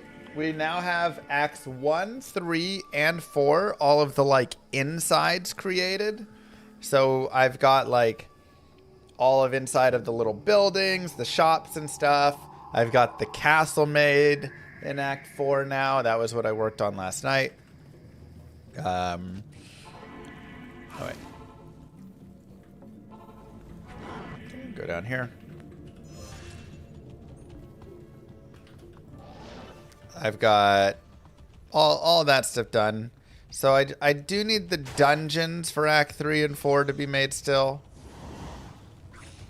And then I'm just working on, I'm just trying to get the whole, oh, we got more dolls. Again, what do we do with dolls? Teleport past them. I don't want to fight them. I don't want to be near them.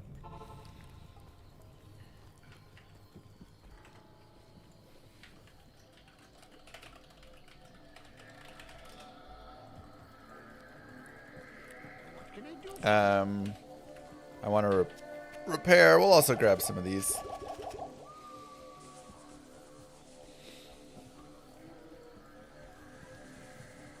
Ooh, you know who? I was gonna say LSU could be decent.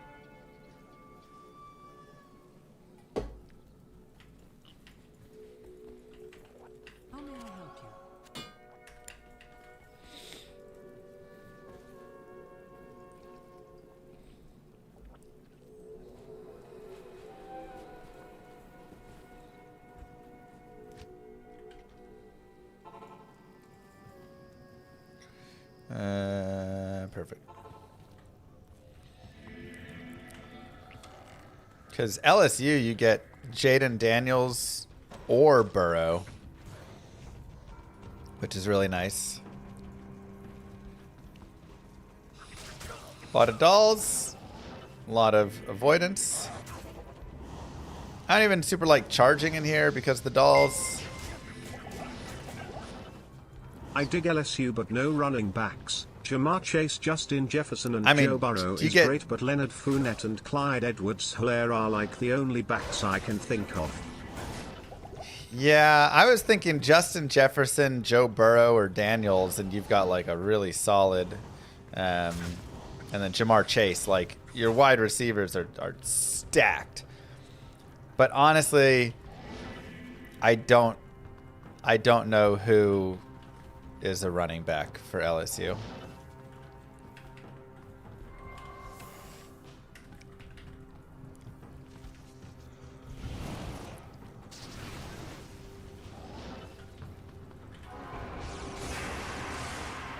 Okay. We'll go with Heal Mephisto, Heal Hassan, Kill Mephisto.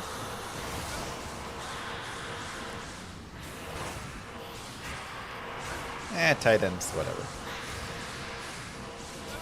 I have Jamar Chase, Justin Jefferson, and Joe Burrow or Jaden Daniels. I don't care who the tight end is, but I can't go without running backs. That feels more important. Lord of hatred shall darken the world no longer. And then Terry's the possible all-white boy squad. McCaffrey is essential with Scatterbo, who's bound to break something. And Terry's just zero depth on the roster, lol. 30 fast run arc with Magic Find. Yeah, that's tough. You could always do Michigan, JJ McCarthy to lead your troop. LSU best running back is Kevin Falk. All right, yeah, maybe you can't do LSU. Man, you really feel like with how many wide receiver studs and stuff they've had that they'd have somebody who came out.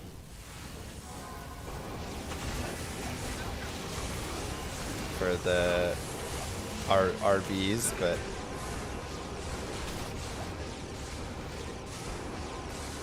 you hope JJ gets to sit and learn this year. I'm sorry to tell you, JJ's just trash. Race to 2,000? What, Chessilo? I'd have to commit a couple months I'm a to huge it. Michigan fan, lots of alums in my family, but the day I start JJ McCarthy is the day I quit fantasy. He played like 7 games over 3 years. Yeah, he's just not good. He's not a good quarterback. I don't know how he got so... Okay, we're in Plains of Despair, and here souls can be scary. I do have max light res, so that helps. But as always, be very careful. And don't forget to like reset if it's a scary time. Oh man, JJ. Dude had so much hype. They pushed him so hard. And they gave up Super Bowl winning quarterback Sam Darnold. So they could go all in on a dude who's played 7 games. It was amazing.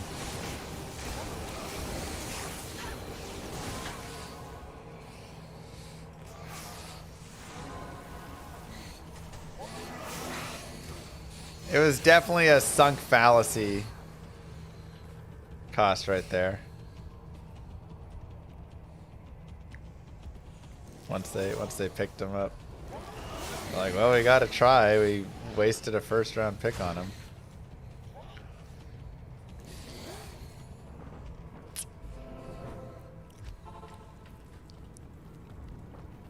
Another point to Holy Shock.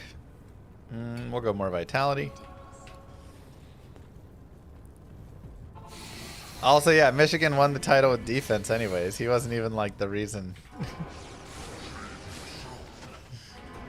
Very little. It was a sad all around, to be honest.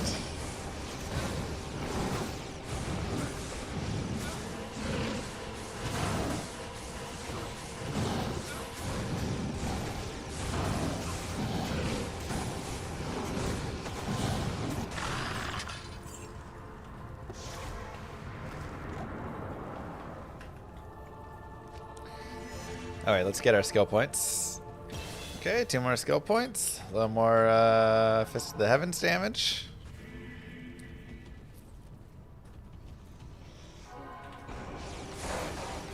Now, we're in Act 4, and the beautiful thing about Act 4, like we talked about before, everything's demon or undead. So, the really nice thing here is you can super slow play, and again, like we talked about with a lot of Act 1 areas, and you know, through just a lot of various areas of the Arcane Sanctuary or whatever, if you get an area that is all undead or demon, just have a grand old time. And you don't have to go any bit fast. There's nothing that you have to sit there and be like, ah, dang, I can't kill these guys. Which, again, we showed you really can kill anything because your Fist of the Heavens and Conviction is good enough. But it makes it a lot easier when all the Holy Bolts also hit.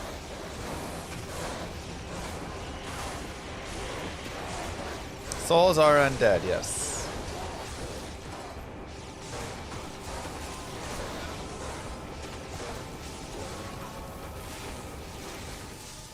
I'm sorry. I have watched JJ McCarthy play enough to tell you, no, he's never going to be good in the league. He's not that good of a quarterback.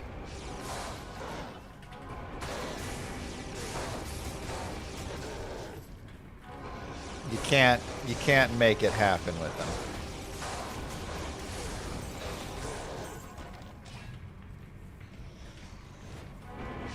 It's kind of like, oh my god, what's his name? Well, I mean, maybe. We'll see. But for me, similar but different. But Manning, Archie Manning,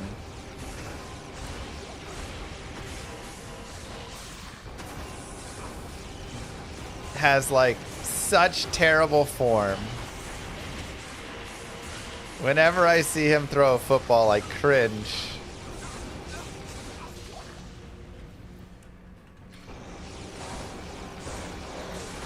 Somebody's gonna have to completely break him down and rebuild him.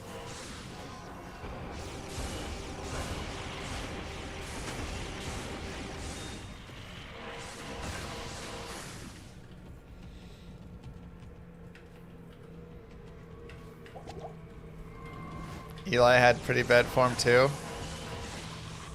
Yeah, and he somehow won 2 Super Bowls.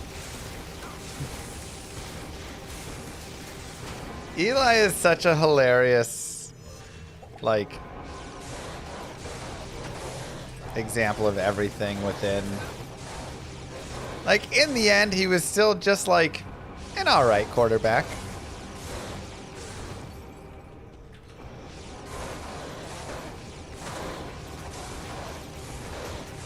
But the dude won 2 Super Bowls against Tom Brady. He was Tom Brady's kryptonite. Wow, Capetian.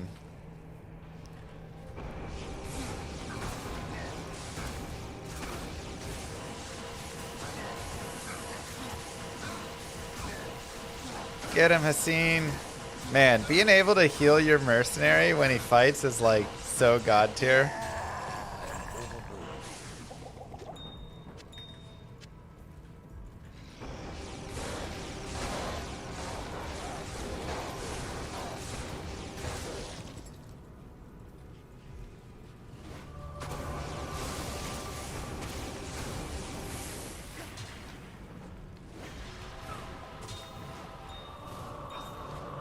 Foul rune. Okay, I mean, Lionheart now becomes kind of an option. Obedience, you know, you get the co-rune somewhere. Obedience kind of becomes an option.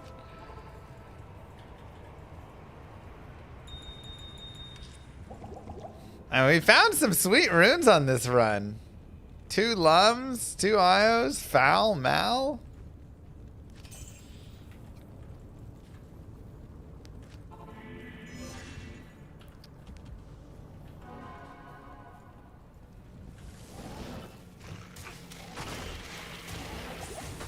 Oops.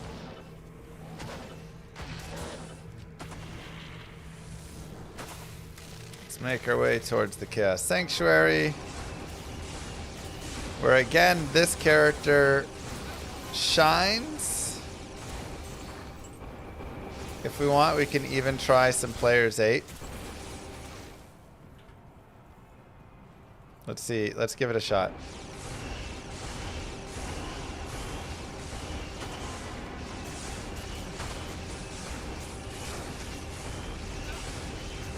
Our mercenary won't be able to handle the P8, unfortunately. But we actually can kill stuff on P8 in Hell Chaos, so it's pretty good. We'll go back to P1. It's a pretty good experience. Yeah, GC. Pretty certain.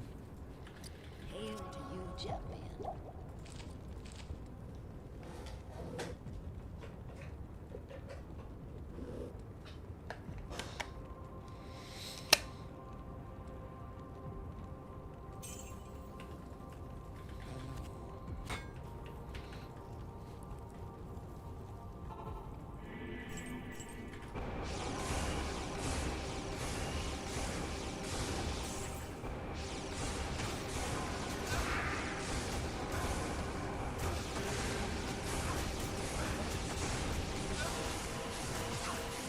No, I want to heal Haseen.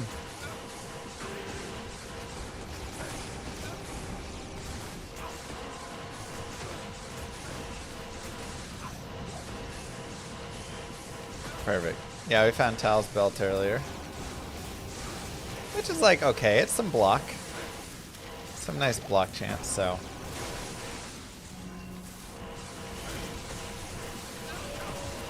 What character will I do the new ladder with? I don't know.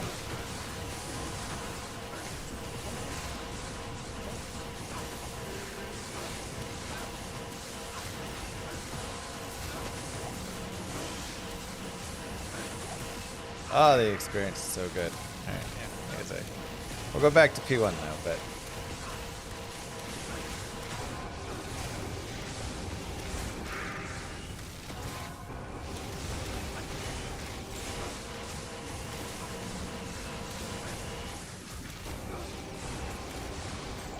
Kill some baddies.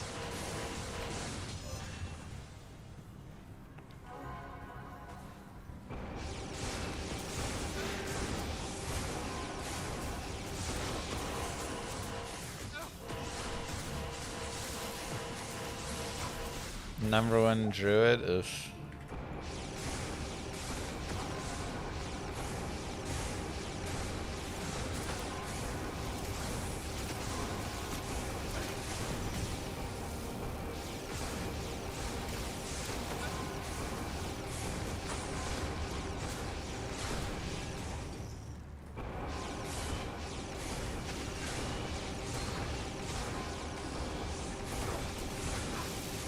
So definitely a good place for leveling. We could, you know, go up to P3 if we wanted, I think, and do decent here on that.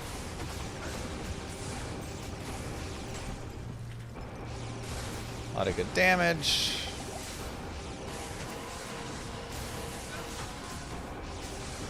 All sorts of goodness.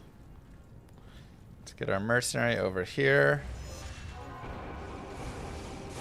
And let's see if we can shoot across the gap.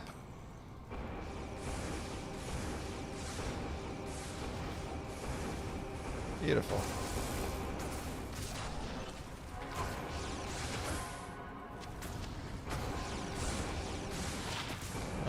tournaments.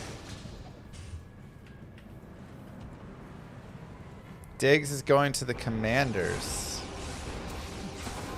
I'm just happy the receivers on my team, Debo and Diggs, found teams. So now they're playable again.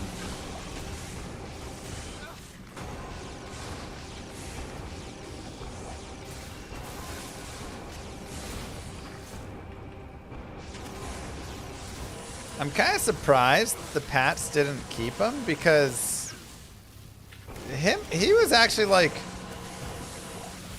the wide receiver 1 for May, and they had like a pretty good connection and stuff.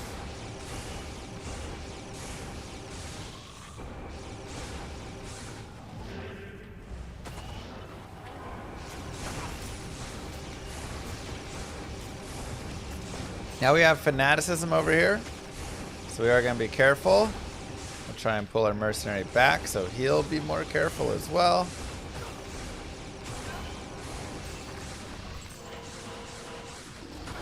Kill the Sace.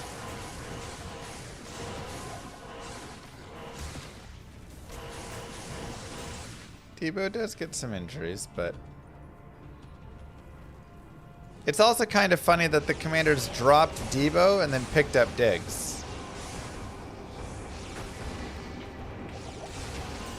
Kind of feels like the same.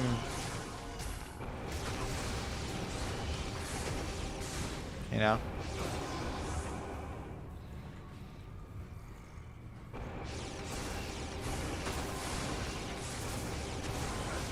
Diggs was taking touches away from Bout. Yeah, but he was productive with them. Like, he was doing well.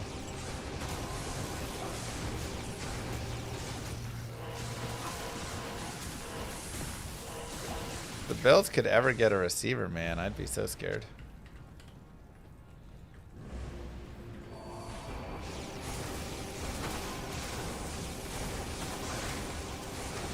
DJ Moore? Dude's washed. Players 1 for El Diablo. There's some more crushing blow if we wanted to smite Mr. Diablo.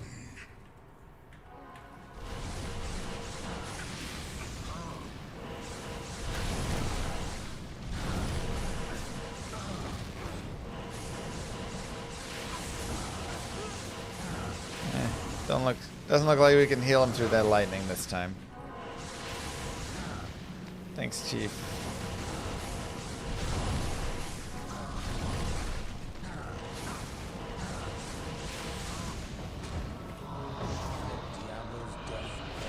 Yeah, Scary Terry and Diggs is a weird combo.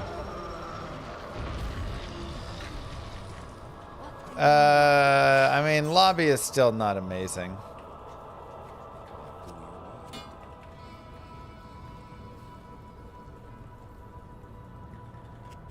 He's not washed? Yeah, he is.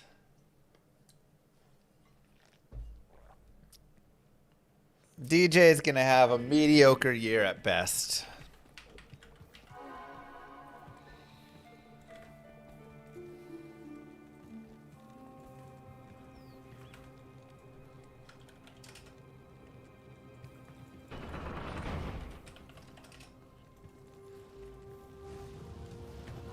Bale, 1,000 yards, 10 touchdowns. Look, I mean, he's got Josh Allen feeding him. Like, you'd be a fool if you couldn't get 1,000 yards and 10 touchdowns with Josh Allen. That feels like a pretty meh year with the number one quarterback in the league feeding you everything. It sounds better than it is, but like, I could put up 800 yards and 6 touchdowns with Allen throwing to me, you know?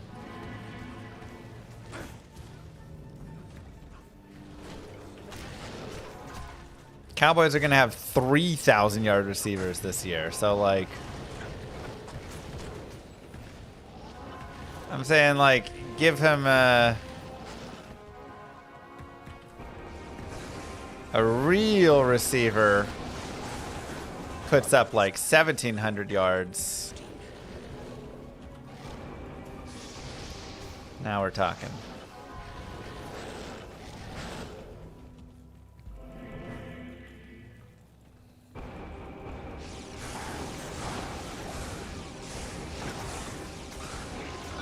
Okay, now remember, this is not demon or undead, so unfortunately we don't get the benefit there, but we can still just kill them if we would like.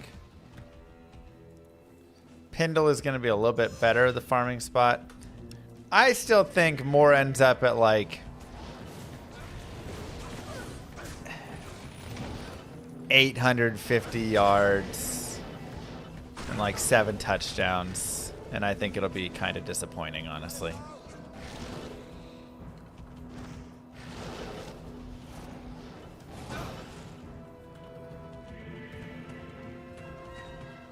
Will I try D4 again or stay loyal to D2? I mean, I dabble here and there with some D4.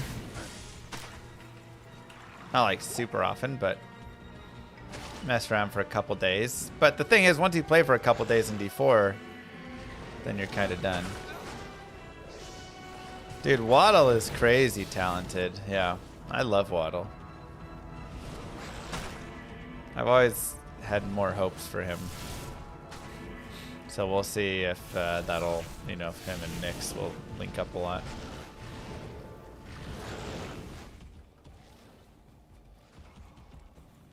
Okay. Crystalline Passage.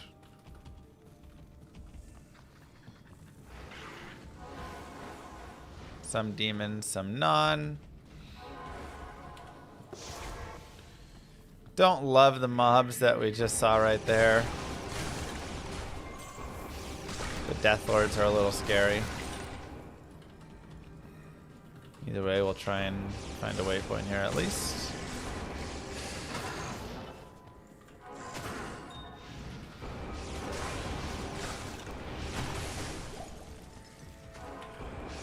Careful of the Rotwalker's charge.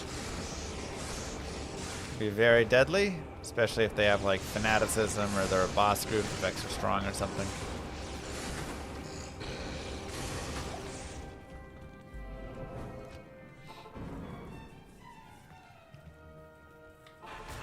Too much hype for Cowboys this season.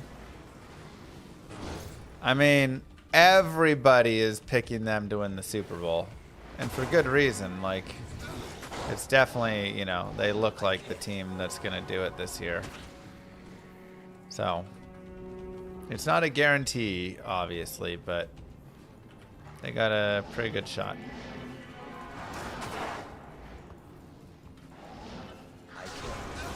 Okay, we do have souls out here, so we do have to be a little careful.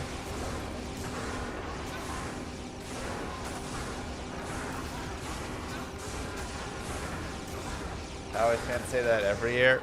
Look, there's been years that we have said it a little more than other times. But you'd be foolish if you didn't think this year was really the year.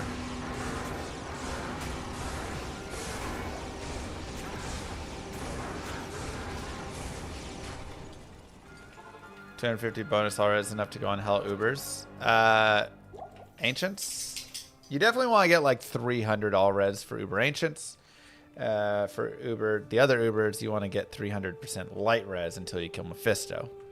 It's not a laughing matter. I can't.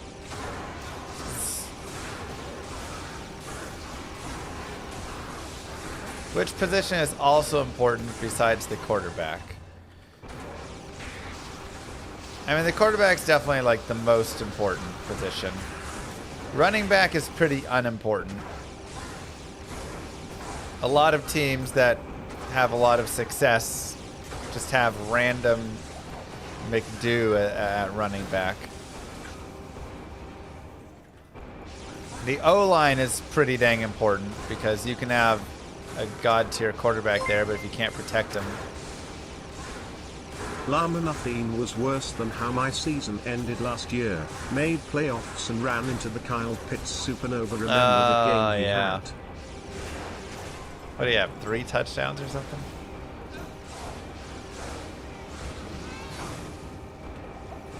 Yeah.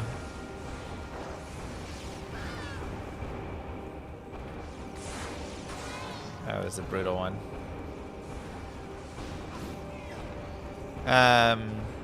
And then a lot of people say that your defensive ends are really important as well. If you ever want to like see who's the most important player in football, usually the best thing to do is just look at the pay. Who gets paid the most versus the least?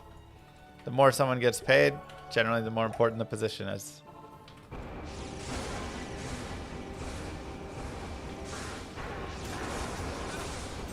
I think defensive ends got a little bit overrated. But there is something to be said about being able to pressure the quarterback.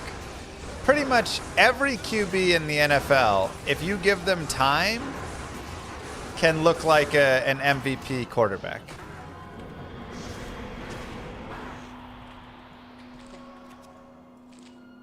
Myles Garrett won 0 games when he was sacking like 20 guys per season the last 3 years.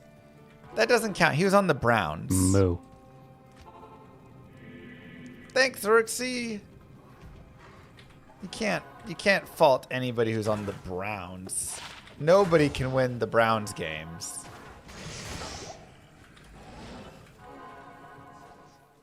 It's one of the many examples of defensive. I mean, they also had Baker Mayfield, and then once he left, he started doing well. You know, it's like...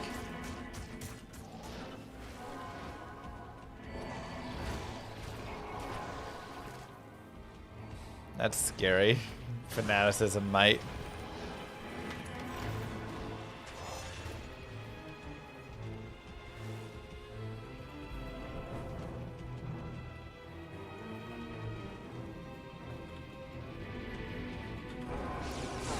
Ooh.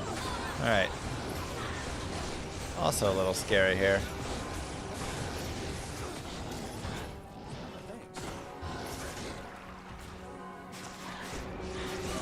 This is definitely a little bit nasty here.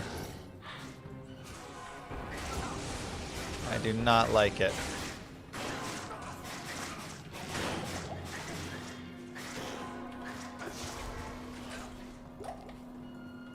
Okay.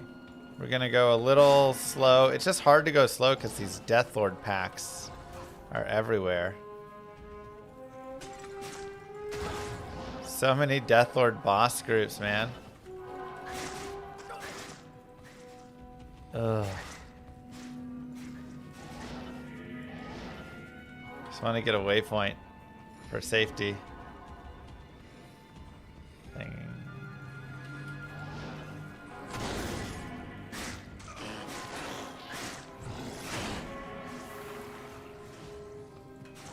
Thank goodness. Okay. Whew.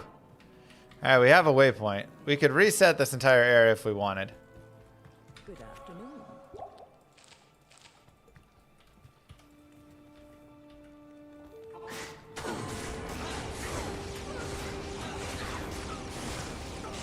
Try and slow push it through, but again, if we end up running into like a really nasty Deathlord group,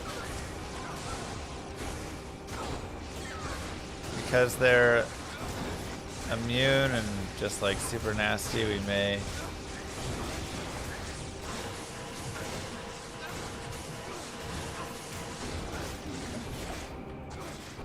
You can take one Deathlord at a time right now. They're so brutal. Korats are also not fun, so this is just not a fun Ancient's Way. Definitely a getaway point and move on. And there we go, we got another boss pack. Let's go repair.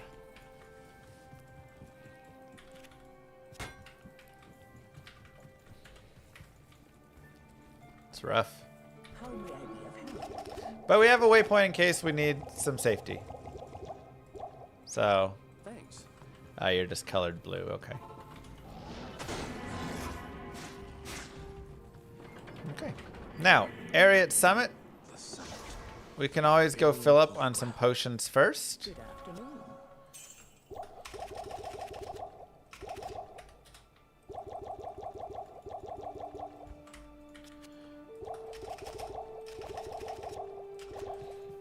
And remember out here, if we want, we'll go players 1, of course, but we can separate them off. I'm looking for not lightning enchanted. That looks pretty fine. Also just like not crazy deadly. And we can look to kind of separate them a little bit. See if we can't get just Maddock here.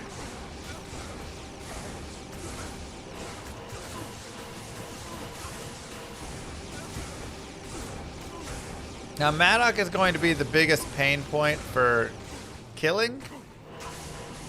It also does not help that he has the cold damage, which is really going to be annoying for my mercenary to do any damage. But I do want to keep my mercenary alive here if possible.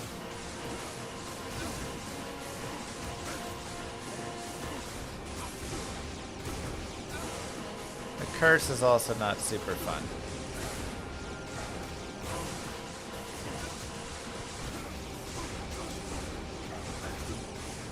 But yeah, he just has high light res, which is of course our damage.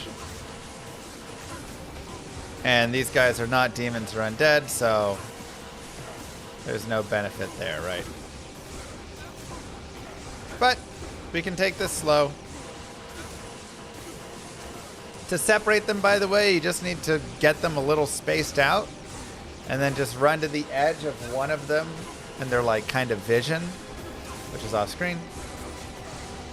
And then you can slowly pull them away like that, right?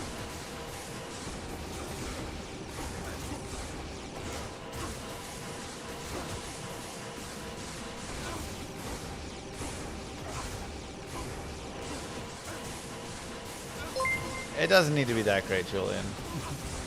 Are you serious on 300% rees for Ubers? Never done them before and that seems like a lot. So the Uber Ancients each have a minus resistance. This is Uber Ancients, the new fight. And so you want to have 300 res to be able to stay maxed because each one of them will drop your other res. And Mephisto in Uber, just regular Ubers, has Conviction Aura, and that Conviction Aura, you need 300 res to be able to maintain maxed resistances, because it's minus 125 resistances. So you just need, for Ubers, 300% light res. You drag Mephisto out, kill him, and then you can go kill the other guys, and your res are fine. Okay, so we'll wait for a second here. Let the curse come off because, hey, we don't need this.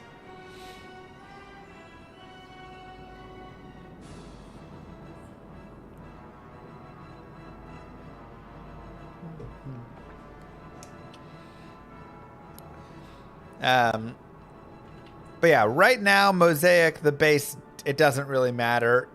Getting a nice, like, the ideal base would be some, like, Greater Talons with 3 to Phoenix Strike, 3 to Claws of Thunder, right? That would be, like, your best base. Cleansing Aura would work, I just don't have it. But that would help. Yeah, you know, I mean, that's 2 points that we had. We still are investing over here. It's not a big deal. I can either Cleansing or I can just wait a little longer. It's all good. Okay, so now we can come over here.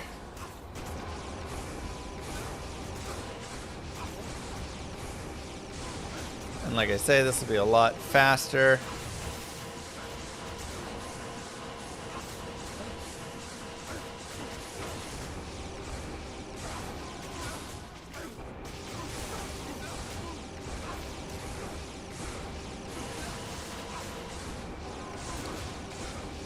And just fighting them one at a time is nice. If you don't have a mercenary, you can always do the trick that I talk about in all the other times for Talik, which is just stand right here and have him right here, and he cannot whirlwind you as long as he's, you know, perpendicular to the edge, because he would whirlwind off the path. He doesn't have that ability, so he just stands there and hits you little by little.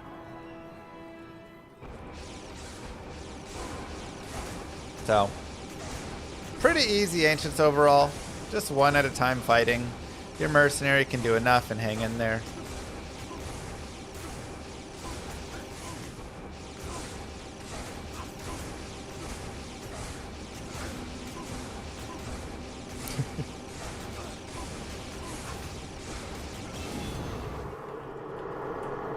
And just like that, level 79. Easy. Yeah, it doesn't really matter, Truck. That's kind of the thing with Mosaic. It's so good, nothing really matters. You can do anything. So, you don't need to get a better base. You don't need to get, right? It's like, anything works. You can put it in the most garbage claw you've ever found, the slowest claw bases. Doesn't matter, it'll massacre everything on player safe. Because remember, I took Mosaic Assassin up to players 2000 before. With a modded game. Okay, level 2, it can't have souls, so of course we want to be careful of that. We got snakes as well, which isn't the best. Kind of annoying with their charge, and of course not demon or undead. So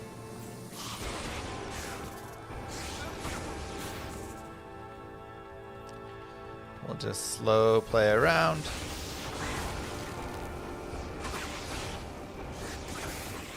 When do I plan on sending out those Steam gift cards? I'll do it at the end of this run. How about that?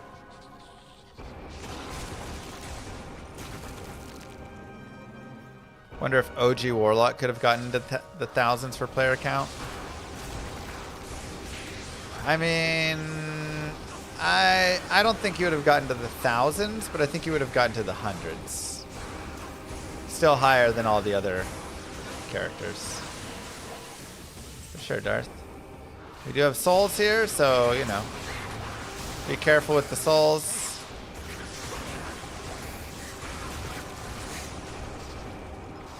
Your mercenary can die, you cannot. So always remember that.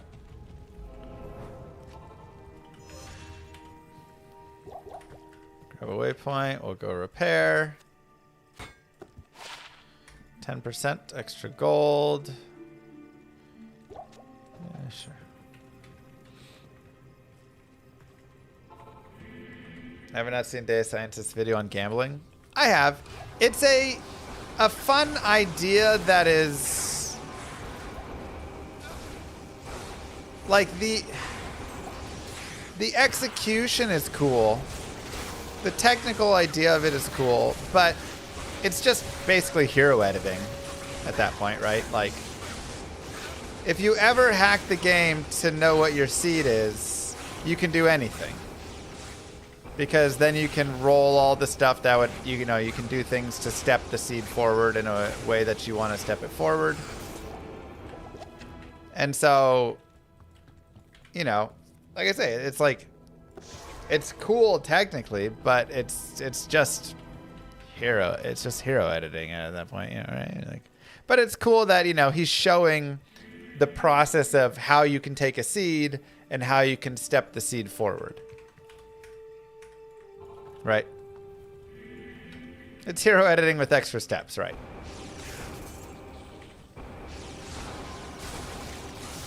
Maybe we'll watch that video after, because everybody keeps asking if we watched it, and we can go through the actual video.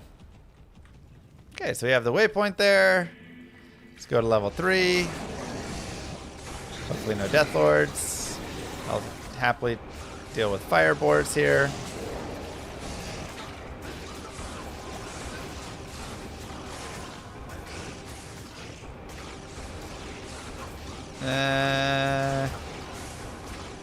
I mean, I guess a fire trapsin could enjoy them. They're not like crazy useful, but they're okay.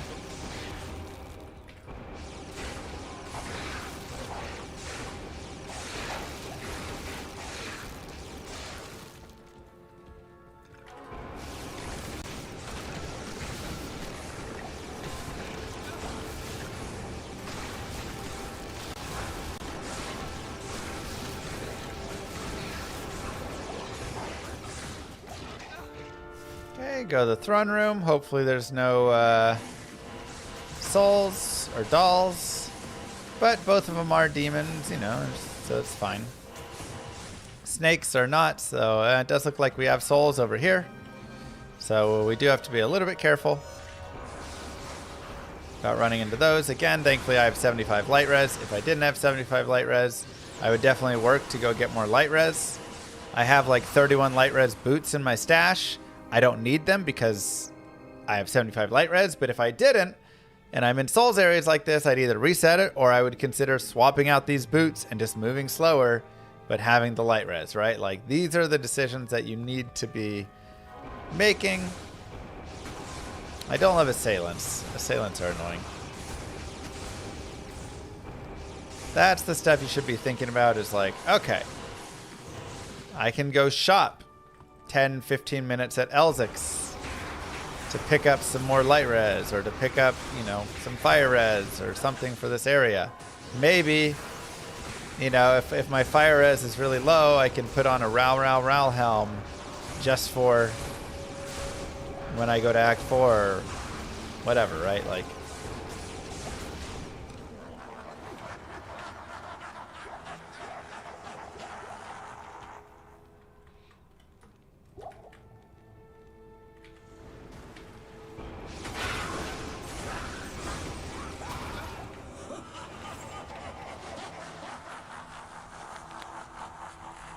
can't go for contemplates that don't have hero editor.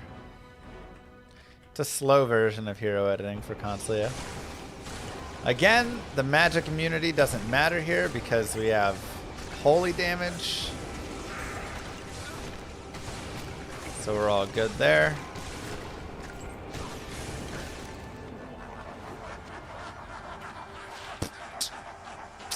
Always wanted that item to be good.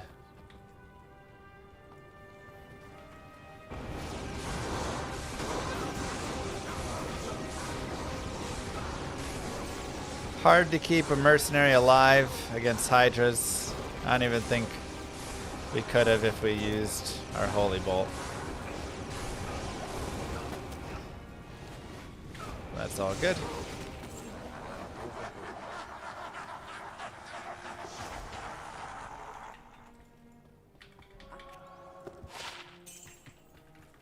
Let's go ahead and sell here. Morning.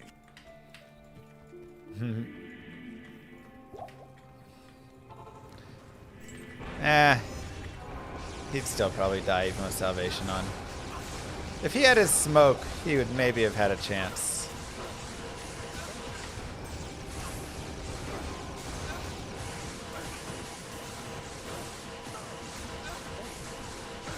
Look at that, I kept him alive through wave 4. It's good enough.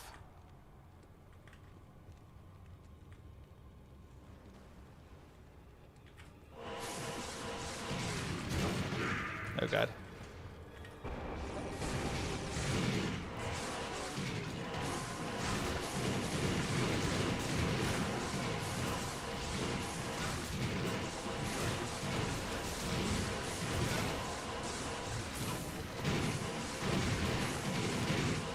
You got this, Asin.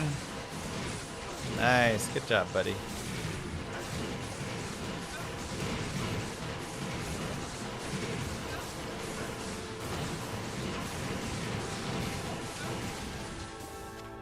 Easy. Oh, still a couple more.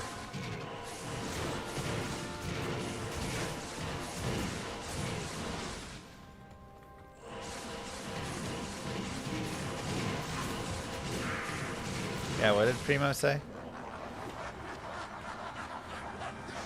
And just for funsy, we can put the Kelpie Snare on our mercenary. For Mr. Bale. We can also, of course, chug some thawing potions and give some thawing potions to our mercenary. Thanks. Because Bale does have some decent cold damage. Make sure we're on players 1.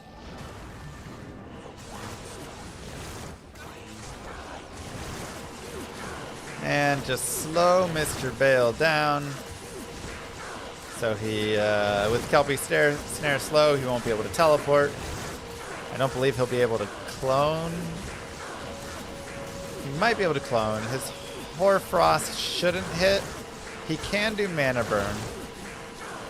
But a lot of his spells are just like deactivated by it. So you can just lock him up.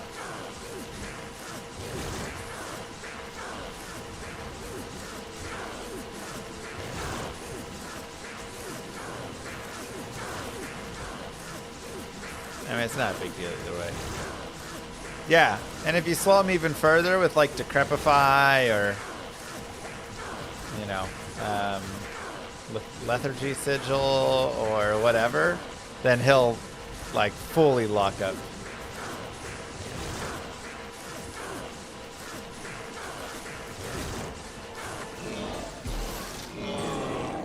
So.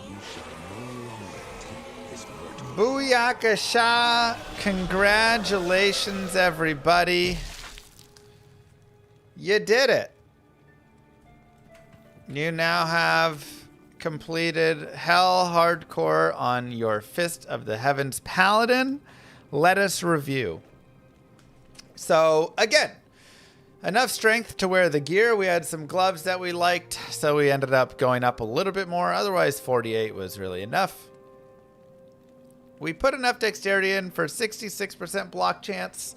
I just wanted to keep it somewhere 65, 66, 67%, something like that. The rest into vitality. You could also, of course, go to 75% if you want just a little extra dex, but I felt like having a little more life in that way. Skills. We are max Fist of Heavens, max Holy Bolt, 1 point Holy Shield, max Conviction, or again, until you get level 25 Conviction. Nothing beyond level 25 Conviction. You cannot drop the res anymore. It's always just minus 150%. So if I start getting more and more plus skills, then I could start respecking and dropping points out of Conviction. And then the rest into Holy Shock to increase the Holy Fist of Heaven's damage. Pretty good damage overall. Fist of Heaven's almost 2k. Holy Bolt 3k. Gear, we had Spirit, we had Lore, and we had Spirit. That's our +5 skills right there. We had a Noko, just really nice for all that extra fire res, and also gave us up to 85% fire res, so very helpful. We had a Smoke to get a bunch of resistances. This was a really nice find, and we actually could have made one for our Mercenary too if we found the armor and wanted to. We found these gloves, which were just a little bit nicer. 31% resistances. So pretty happy with that. Never found a good FCR ring, so we did end up with just a blue FCR ring, but this was enough to get us to the 75 breakpoint, so we kept it. We had Tal's Belt, which gave us 20 dex to help with the blocking, as well as a little mana and MF. We also had a 28 light res, 7 poison res belt, so this definitely was, you know, nice as well and a potential thing. Really, the rings were just garbage this run. I think I found this ring like act 1 of normal or something. Maybe act 2. And then never found really good boots either. So, you know, 3 very replaceable items on this character, which is kind of crazy considering how much farming and stuff we actually did. Still ended up with 3 extremely replaceable items. Definitely improvements can be found in all of those slots. Lots of nice charms, just little lifers and resistance. The 6 all res is really nice on the Shimmering Large charm. But yeah, just kind of little extra boost there. Obviously our Telly staff. And then, you know, we had like light res boots here. Heraldic shield that could get 4 sockets here. So if we wanted, we could like make a slightly better spirit, more resistances. Same with this Tarj. We found Mage Fist. We had, you know, this earlier. These boots were okay, but a little more strength. I didn't really want to commit up to 70 strength, and I didn't need the light res at that time. We did find a Nagel ring, 11 all res, Ami. We had a you know, +1 to combat skills, Amy, as well, that we used for a bit, but Noko is nice. So, yeah, I could have also just crafted a fire res ring that was a little bit more res, but whatever. I mean, the thing is, again, I felt pretty comfortable. And then for our mercenary, we made a bulwark and an insight, and we found Hamosos. But I did find another Lum rune that we could have made smoke with for him. We found it late. We also got a Mal rune and a Foul rune, so we definitely had some things that, you know, we could have made a few more things. But pretty good. That's the character. We're level 79. Pretty smooth all the way through. Again, at this point, I'm looking at leveling in Terror Zone, so, you know, we can reset. We can go to Hell. Oh, Worldstone Keep, Throne of Destruction is terrorized. Okay. Actually, not that big of a deal because it's still just the same level. Yeah, snakes as well. But, like, when you get higher, you know, that could be a thing. We can always go 3, 2, to 1, backup hype. You know, River of Flame and Chaos Sanctuary. Plenty of farming to be done right here. So this character is a really good Chaos runner, and Chaos Sanctuary is area level 85. So you can definitely go back and forth and just kind of rinse and repeat that. We can come over here and do like some Pindle running. By the light. Because Pindle is undead and his minions, he can be a little bit scary. I don't know if I'd be on P8 right now, but, you know, maybe like players 3 or something. We can try, you know, players 3. You can also look at going back to like the Flare Jungle. Let's go players 5, Flare Jungle.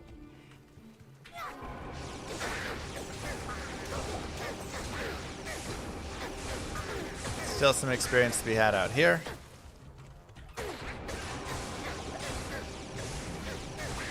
Obviously the birds aren't super fun, but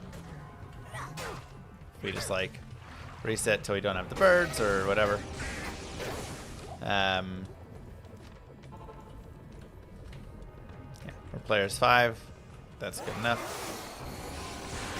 I'll just go kill like this boss group here.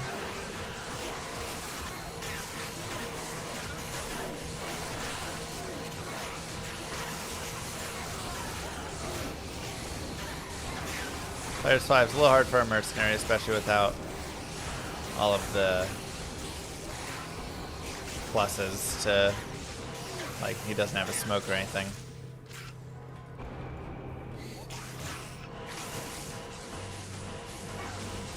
Yeah. Ouch. That was rude. Oh, there's an experience shrine right there. Not in town. Not here. Not in town. By the light. What is this place?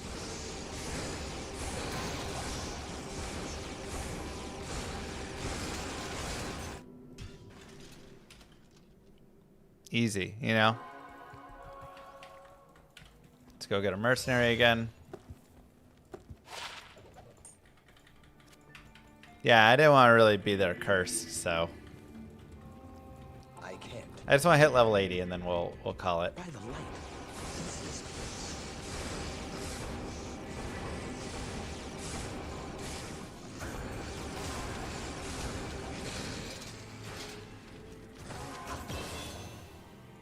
Perfect. And there you go, level 80. GG. So, there you go.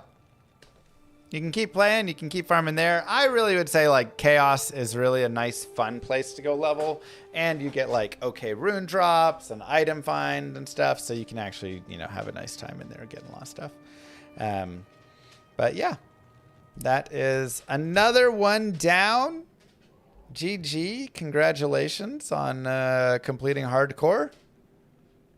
And I'll see you guys in the next one. Don't forget to like and subscribe, YouTube. Peace. solo playthrough, I want to do a summoner of some sort to go classic necro or try out warlock. I mean, they're both fun. I just did a summon necro hardcore playthrough, guided playthrough. It's on my YouTube, just some of my recent videos. So go try it out. Go check it out if you want. But warlock is blood boil is pretty fun. Like warlock has multiple summon builds and a lot of them are pretty fun. $1 to kill any of the hardcore characters. Get out of here. $1.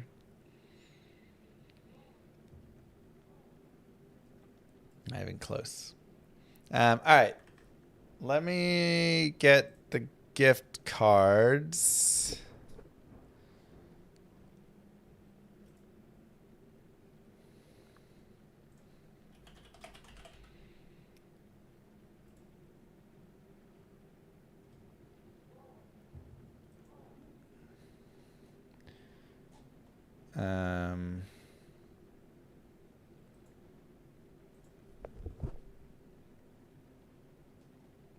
How do I can't just do a $20 gift card. There's no like input the amount that you want to gift.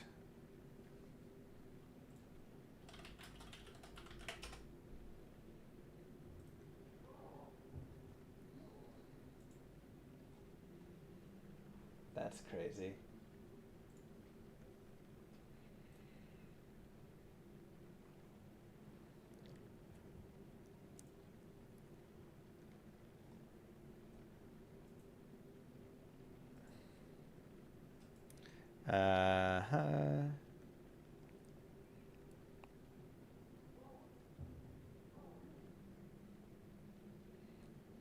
Didn't even check if it existed. I've never seen it where they do it like that. It's ridiculous. Whatever. All right.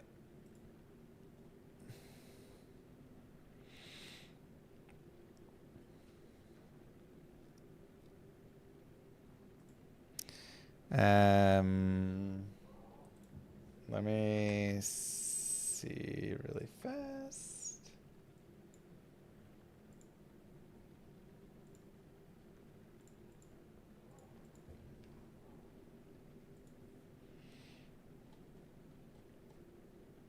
Yeah. That's what I'm doing. Okay, so Lutatu.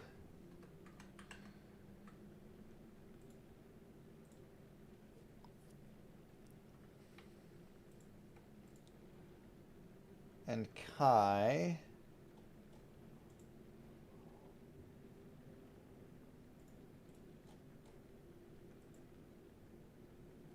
How do I go back and look at the... Why is every site like so... Can you send me your...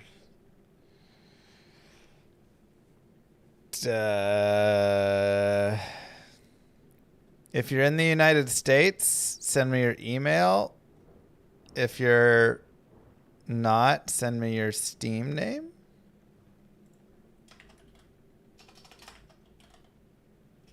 I said Lutatu, I mean Luturu.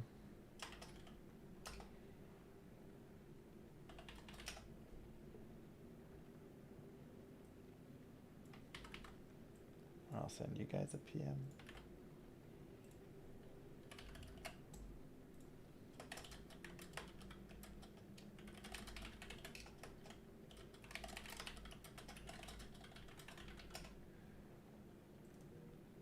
Okay, and then... Okay.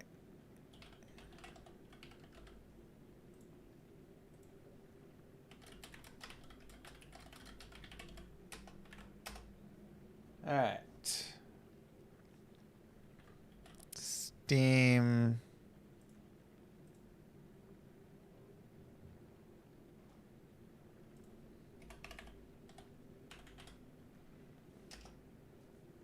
There are no users that match your search.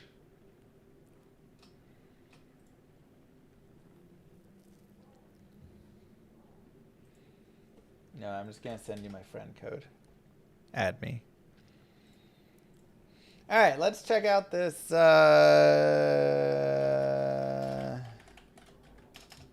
gambling. Oh, perfect binary. Thank you.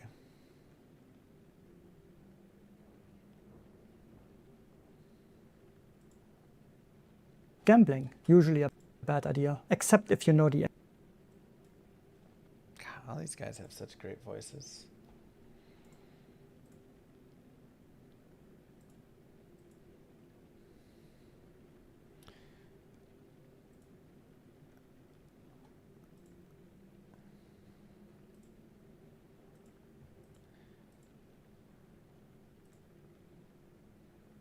Okay.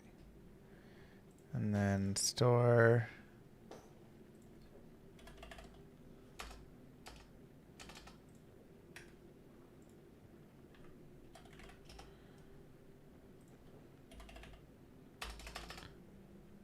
Do you have a different,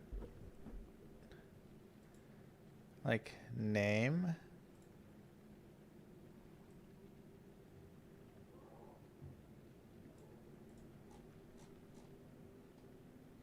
I just don't see you, even though I accepted your... Oh, it's zeros.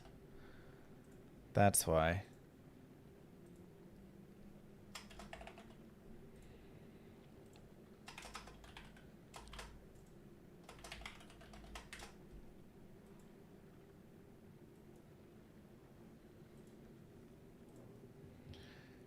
That's why. Okay, let me just send this over really fast.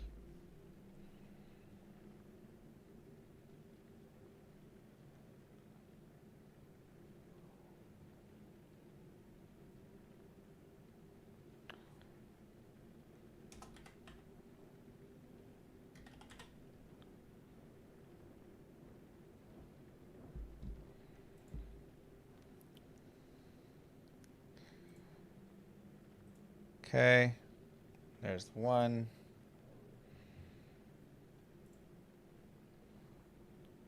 That's so annoying that you cannot select the amount that you want to send. Who does that?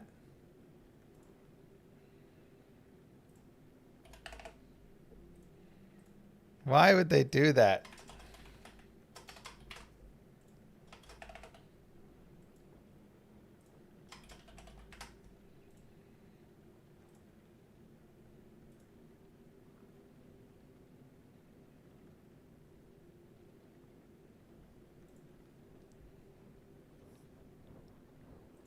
There's got to be a better way.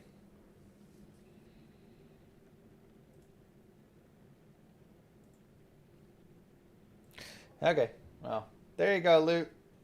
You have 2 Steam gift cards now instead of 1. Okay, let's check this out.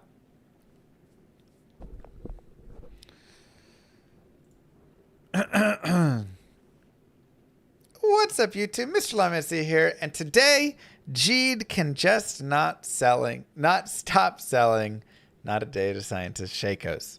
Let's dive in and take a look at this video, what he's doing and how he's handling this, and then I'll give my thoughts on it as well. Now, I have a basic idea of what he's doing, but I haven't looked super hard into all of the, everything. So this will be my first time seeing the whole thing. Except if you know the exact RNG state and you know that buying that specific coronet twice is definitely worth it. So how did I do that? Let me show you. When you see this exact item selection on a level 92 character in Hell, you refresh 7 times. Then you will see exactly the screen where you buy the Katar, refresh 47 more times, buy the short spear, 10 more refreshes, buy a ring, 2 more refreshes, and another ring. See this cap? The second one you buy will be unique and upgraded. So you receive, wait, I wanted a Shaco. Yeah, so the odds of getting a Shaco are about 1 in 40,000, making it about 10 times rarer than a peasant crown. Knowing the RNG state doesn't make these very rare events any less rare. It just allows us to predict when exactly they happen. So yes, you can get a Shaco or any other item. It just requires hundreds of clicks. So how am I doing that? I didn't mod the game, and I'm not cheating by reading memory or anything like that either. I'm just looking at the available items, and that gives me enough information in single-player games to fully determine the state of the RNG. Then we try all 4 billion seeds to see which one gives us the outcome we saw in the game. And that. So, again, this kind of goes back to the same thing with the map. Technically, this is very cool. Like, this is a really fun project that he's done here.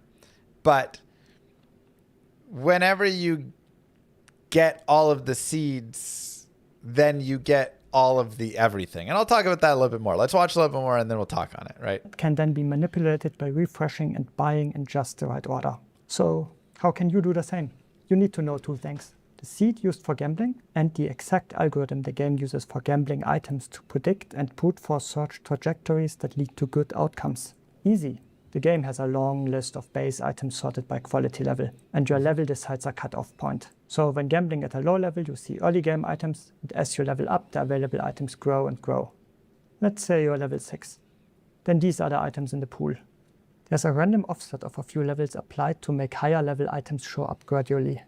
It always picks a ring and an amulet, then 12 more items at random. If an exceptional version of the item exists and its quality level is below your effective gambling level, then it attempts to upgrade it. Item quality level is just an inherent property of items. For example, a cap has quality level 1. Its exceptional version is a warhead, quality level 34. And elite is a Shaco, quality level 58. Probability of an upgrade increases by about 0.9% per level. So at level 99, about 58% of caps will be upgraded to warheads. Next, it attempts to upgrade the item to elite, but only if the exceptional roll failed. It's the same logic, but the probability is about 10x lower. So at level 99, it's still only a 5.6% probability for a Shaco.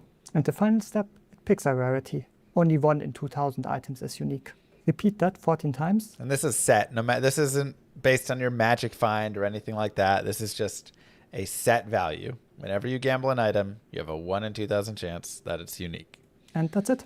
Now we only need to simulate all possible 4 billion seeds, build a lookup table, and we can turn the item selection back into a seed.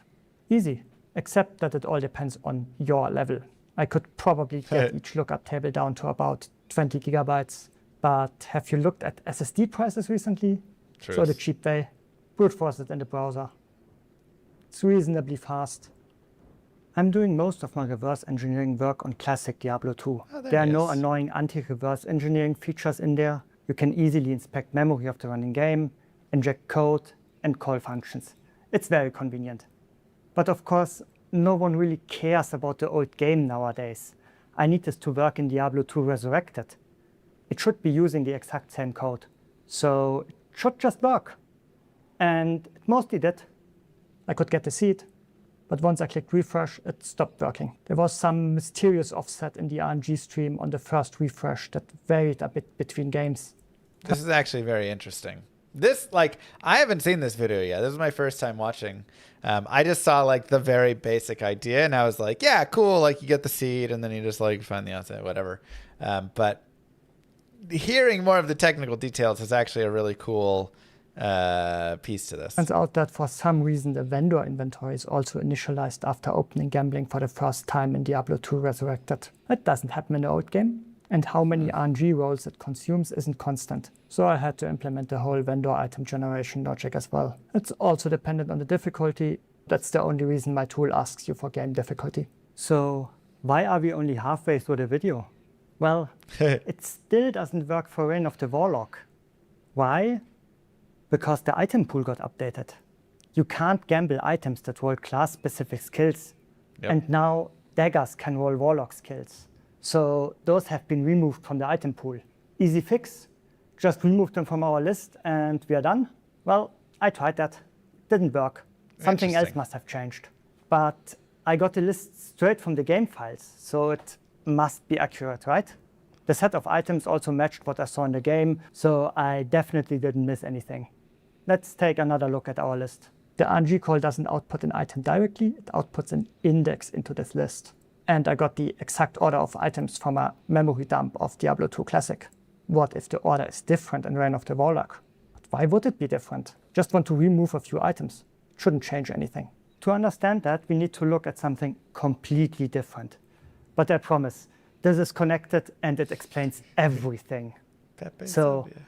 I extracted a bunch of item graphics for my web app and opened that folder in my file explorer. They're in this weird blizzard.sprite format that I can't use directly. I found a tool to convert them to PNGs. Looks good, but what an unordered mess. Let's sort them by name.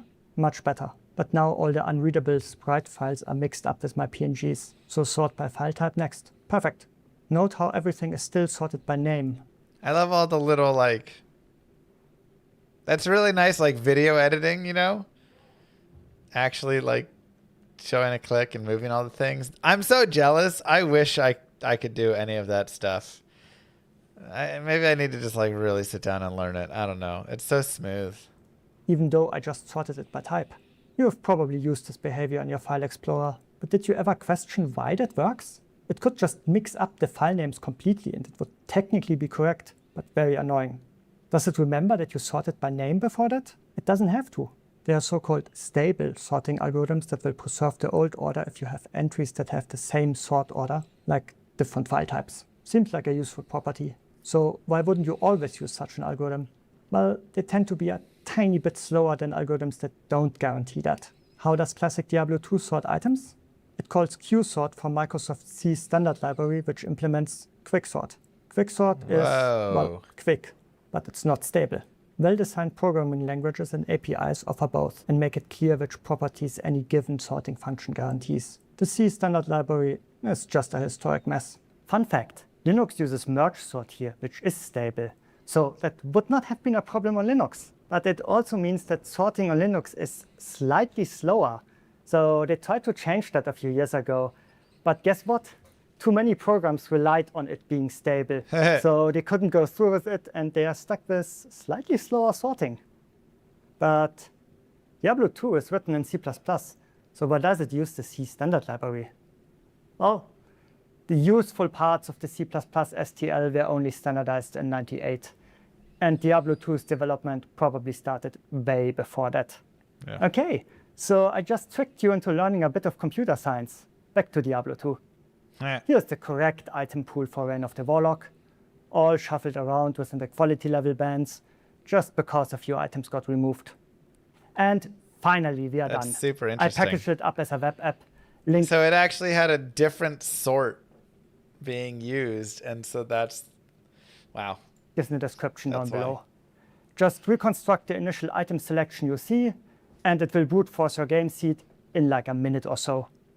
Once that's done, you can search for specific items and get exact instructions for gambling them. One last thing. Unlike my previous videos about maps, this only works in single-player games. Yeah. I just can't figure out the game seed in neither Diablo 2 Resurrected nor in classic Diablo 2 on Battle.net.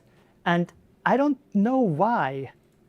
Online uses a different RNG advancement than single player does.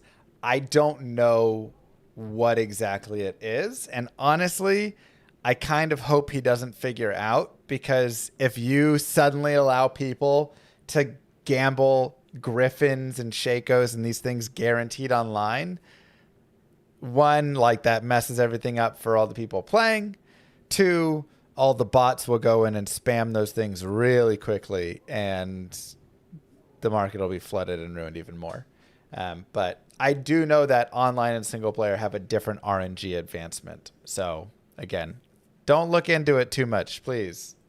Sure, the obvious idea here is that the server runs Linux and the sorting algorithm is different, but that's not it.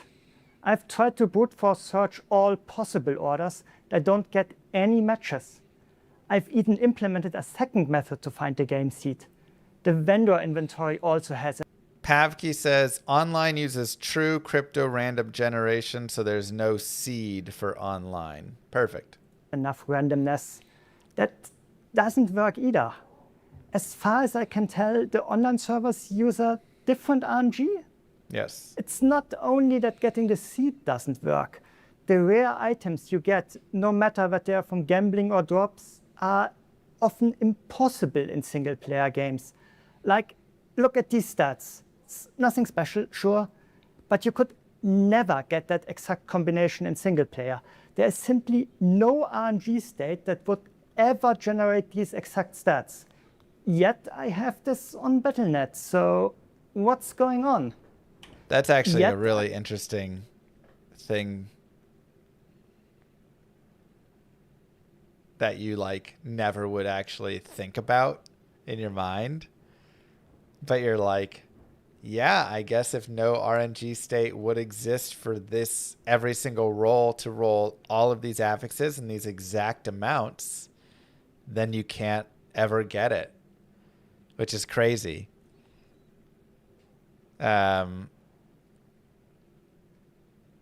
So that kind of looks at the idea of like Diablo 1 had something kind of similar, right? Where like every time that you booted up a game, you could only get like so many. There was just like certain things, and like that was all you could get, and you couldn't get everything. And I feel like it was even more locked down with that. But this is interesting. I've never thought about that in Diablo 2. I thought it would always just like roll through a roll of all the rolls and stuff, but there has to be the RNG state for it. That's cool. I have this on Battle.net, so what's going on? Anyhow, I'm kind of glad that it doesn't work, because I'm not sure I could publish these findings if it worked online. Yeah. Offline, sure, it's a fun and honestly rather useless trick. But online? Apparently people pay real money for these items? Like, why and don't? That's how we all feel. That's it for this video.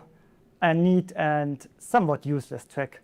But I had fun figuring it out. And if you like this type of content, maybe consider subscribing, maybe consider leaving a like. Yeah, that's fair. You earned it. You did a good job. Ring that bell. Is that how you ring it? Ring.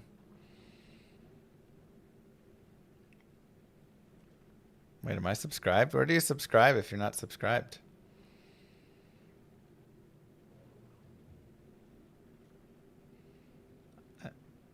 I'm subscribed to him, right?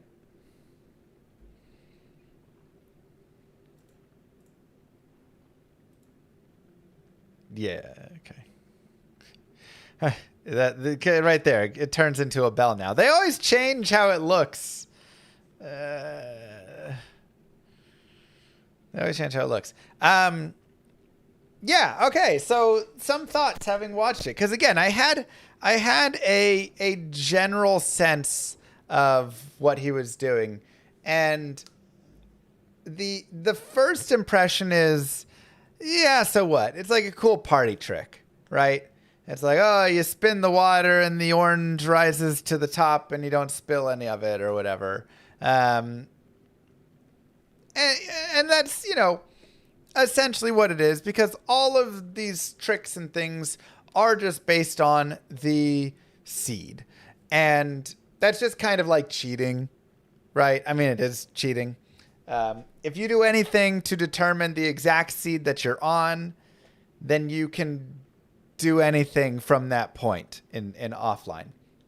You can figure out everything of your map and where all the things, where the summoner is and where if you're going to have a skip in Act 3, you can figure out all of that, right? Because all of that's going to be tied to the seed that was generated from that.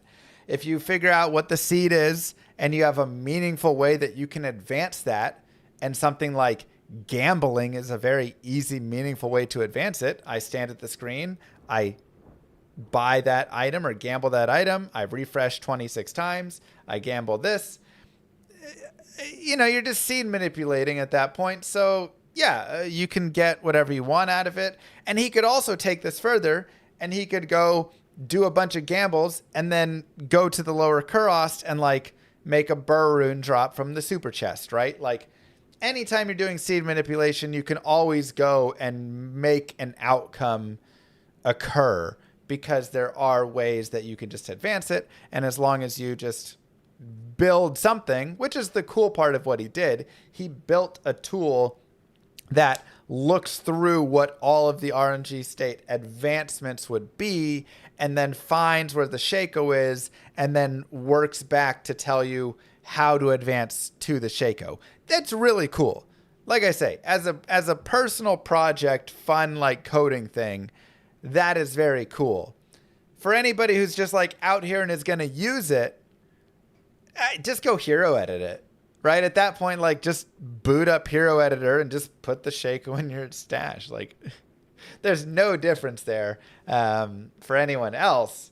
The only cool thing is for him, because he went and figured all this out and learned it and found it. I'm really proud of Blizzard and Brevik and all of them, going all the way back, for noting that having online use the same RNG would be a terrible idea, and creating a way that is not, at least that we know of right now, able to be like identified and seen through, because that's some good forethought. Hey, at some point, if somebody figures out the seed of an online game and how to manipulate it just like an offline, then they could brute force anything they want out, right? And that would completely screw everything up. So it's actually really nice that he, noted that and that they did that, because yeah, like that would just completely ruin online. Again, bots would just cheat everything. If you could know your seeding like that online, and again, how to like push through it, you could just mess everything up. So I'm very happy that that is not a thing, because if it was offline or online, would just be completely dead. That would completely ruin it. And so now there at least is some online. Still has its own issues with bots and other stuff, but that at least like preserves some of the integrity of online there. So overall, like I say, it's a cool party trick, and I think for him, it's the coolest thing. I think that's a really fun project that he did. He said maybe there's some use in like long hell speed runs. Unfortunately, there's no use for any of these in speed runs, because it's just cheating, right? Like if you're using an outside program to brute force figure out what your seed is and then tell you how to do anything with your seed, you're now cheating. The only way it wouldn't be cheating is if you memorized it. You memorized 4.2 billion seeds and then could somehow know exactly when you were on a certain seed, and then you could go through and do it. That'd be the only way that it wouldn't be cheating. Our minds aren't that powerful. And even if you only have to memorize half of them because the tower level is odd or even based on which way it faces, that's still 2.1 billion seeds. And even if you only memorize the seeds that are top left exit out of town and a tower level facing the top right and this and that, you're still looking at like tens of millions or hundreds of millions of seeds. Even if you had 100,000 seeds to memorize, you still would never get it. So there's just too much to ever, memorize with any of those things. It just doesn't work. It's only good for computers, but very cool still. I love his programming mind. That was very interesting to learn about stable versus unstable sorting, and how it applied to Diablo, because Diablo was using Q-sort, from way back when, because it was developed pre-98 and stuff. And so like, that's interesting. That's really interesting stuff. And to see how that, has adjusted stuff in the future and how he had to tackle those problems. So programming's fun. Go get into programming. It's a lot of good time. A lot of a good time. GG everybody. Don't forget to like and subscribe. Go check out Not a Data Scientist. I'll have a link to his video down below. Peace. All right. That was nice. That was actually a really fun video to watch.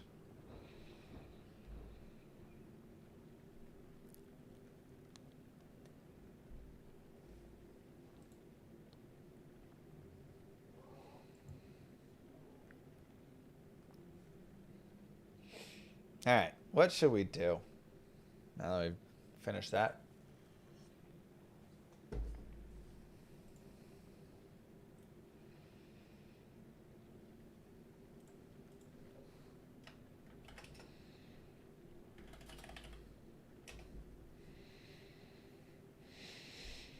Hell Hardcore Punch Barb.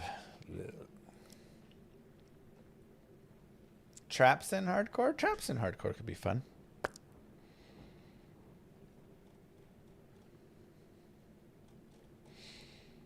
Five characters down.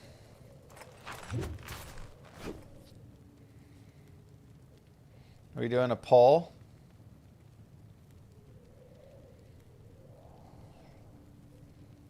Just trying to think if I want to do like Traps in, Warlock, Druid, or Sorceress. Wait. Oh, I did Assassin. I did Martial Arts Assassin. Summon Druid Hardcore. Oof.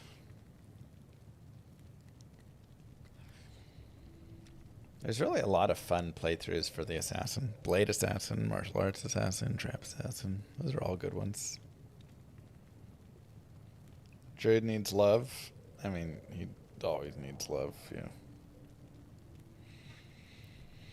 Dragon Den, that's not a build that you do. You would have to have Dragon.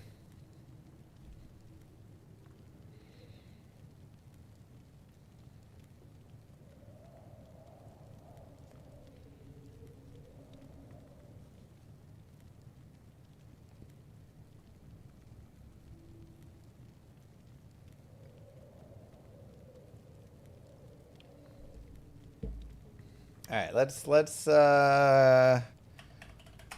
make a poll. Next hardcore care.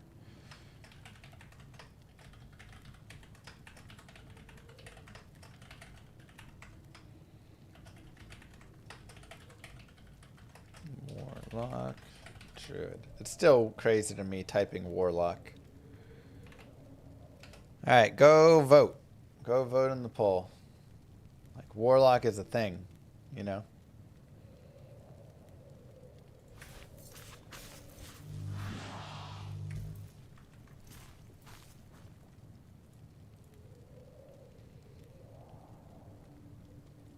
Go vote, everybody.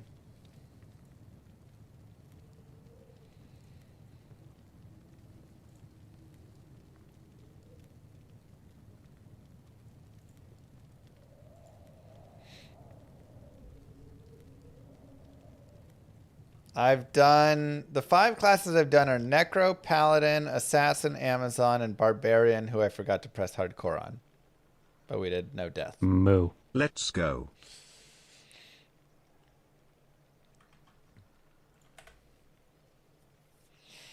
So go get the votes. Thanks, Surge Dog. Also, a reminder to everybody that twitch.tv/Mr. Llama VOD is having giveaways going. You can just come over here. You can mute the tab. You can set the volume to 1% if you want. But you can just have this up on your side monitor, hanging out, watching along.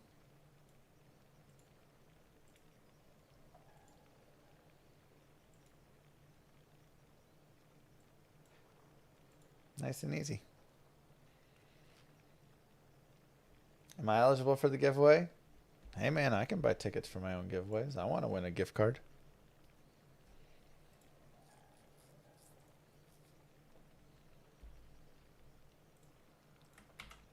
Okay. Chat has voted for the Druid. Unfortunately.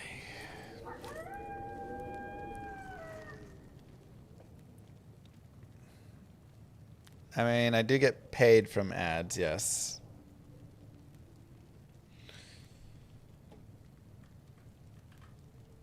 Why, unfortunately? Because it's Druid, you know. It's fine.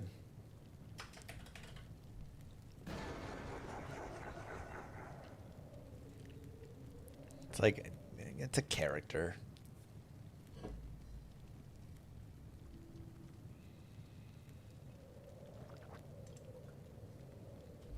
Okay. Does anybody ever feel like playing the druid?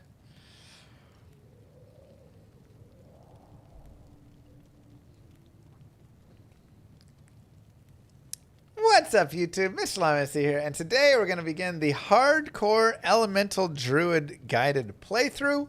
This is going to be fire into wind, and should be a good time. Again, very similar to softcore, except it's hardcore, so you just can't die. That's the difference, right? You just have to like not die. I like to take my shield off because who likes a shield? It's just kind of annoying. And we are offline, so I will set players 8 just for some early experience. So it begins. Early blocking is why I don't really want to have it lose frames. So starting out, players 8 is just really great for whenever you want to gain EXP. It is going to make the mobs more difficult. You type /players_8. And then, of course, if you want to go down, you go /players1, /players3. You can kind of always pick whatever you want. But you can see out here, mobs aren't too difficult. So I don't mind being on players 8. Very nice and easy. I'll go ahead and pick up Firestorm as well. It's our first point. And we'll get 5 points into Vitality. Not enough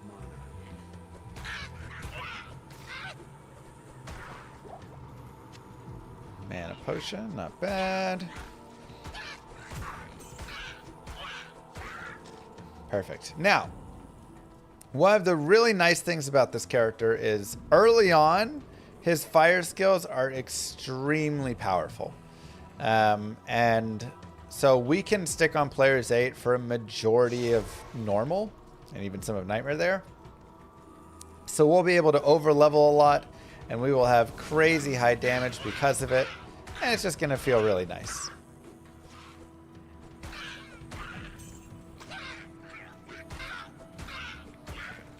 So we'll just keep rolling here.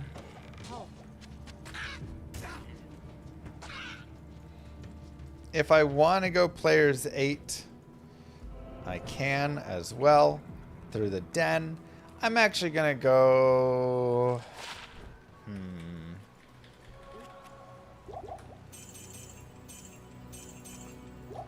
We'll get a bunch of mana potions first.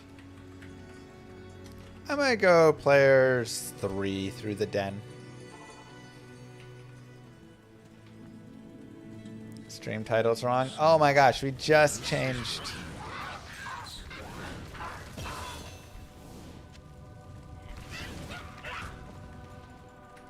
Fine, I'll update the stream title. Hardcore Druid Guided playthrough. Y'all so picky. Oops.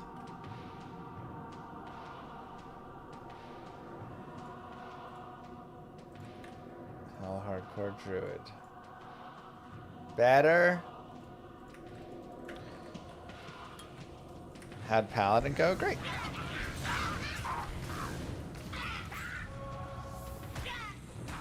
We're 5 for 5 so far with hardcore characters. Like I say, I know one of these days I'm just gonna get hit by a cursed, extra strong fanaticism Deathlord pack or something, and I'm gonna die. Gonna get crit by it, and I'm gonna lose a hardcore character on a hardcore playthrough. But yeah, I'm pretty happy to have taken 5 characters through pretty easily.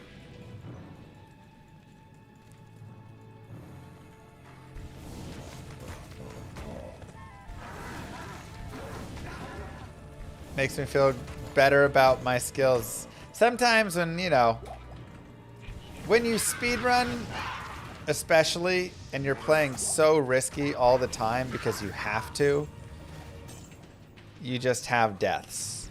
And you lose hardcore characters, or softcore characters die a lot because you're playing really, really risky with them. And then everybody says, noob. you couldn't play hardcore, noob. And you know that you could.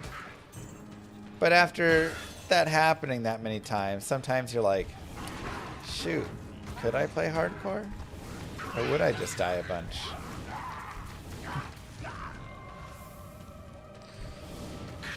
So it's nice to get here and be like, wait, no, yeah, of course I could play hardcore. Why am I listening to these guys?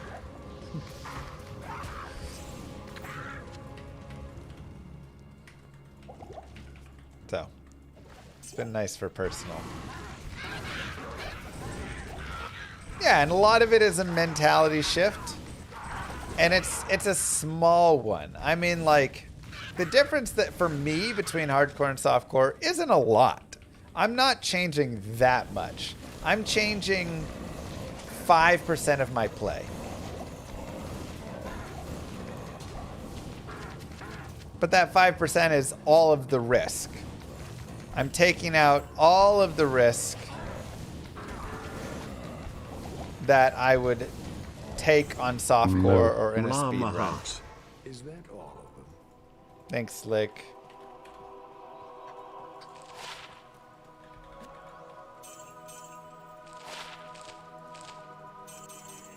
And just get some more money.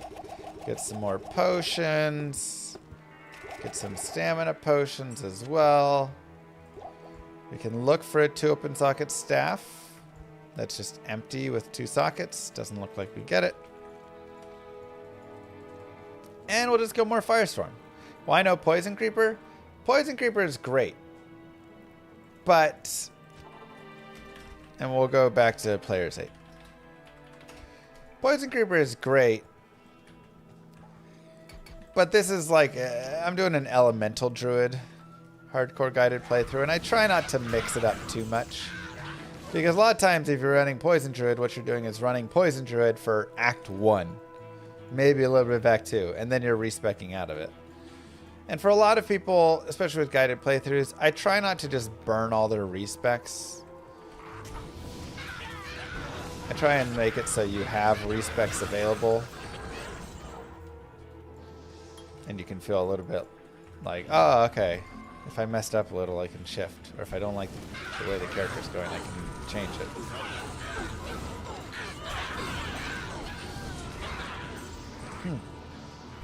Interesting. I was not expecting that. Unless that somehow immediately cuts right.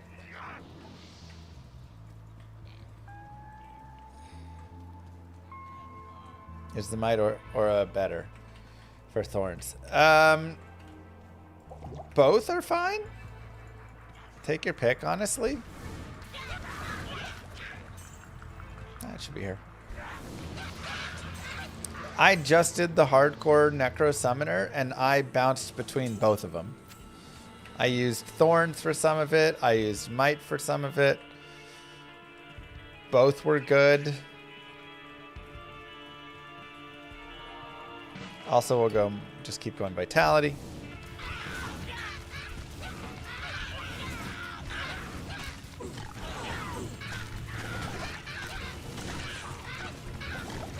Now, Rakinishu can be dangerous, so do be careful with him. If you are going to lose a hardcore character early on, it's probably to Rakinishu. This is also where a point in Molten Boulder can be really helpful. And also additionally where you can grab a waypoint if you have one near your stones, or you can just look for the waypoint in Stony Field. And you can just go enjoy it. Go farm Rakinishu till level 10, 11, 12, whatever. What's best in slot armor for early druid? Yeah, Enigma.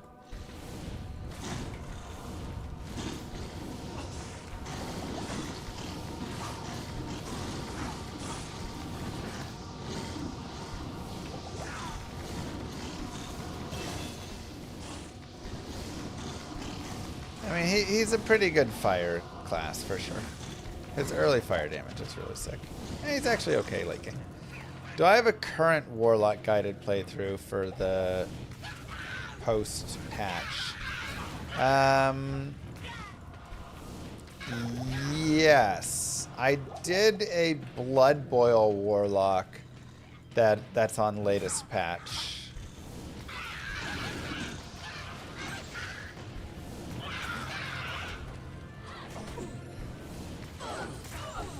And then I'll continue going into Firestorm. Molten Boulder is mostly useful for Countess, just because she's fire enchanted. And a little bit of, you know, like knocking some mobs out of the way here and there. But for the most part, you're going to be using Firestorm. Boulder and Maggot Lair with a few points can also be nice. Though hopefully we just have Leaf by that point, and that gives it enough extra damage. But the main reason that we don't really care for Boulder is it doesn't boost our fire or our Fissure. So it's not a synergy for Fissure, and Fissure is going to be our really big damage later on. So we want to get as many points over there as possible.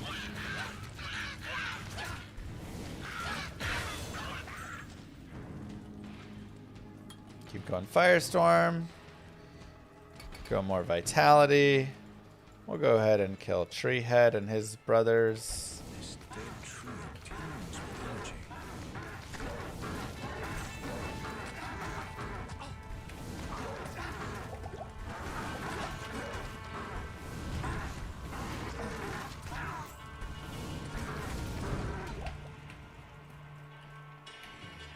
And keep it going.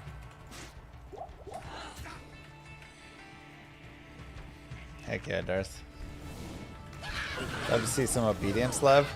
The hard part to get obedience is you need Foul and Co. The fact that it needs both of those just makes it kind of hard to get it in a playthrough unless you're spending a lot of time doing, or a medium amount of time doing Countess runs in Hell.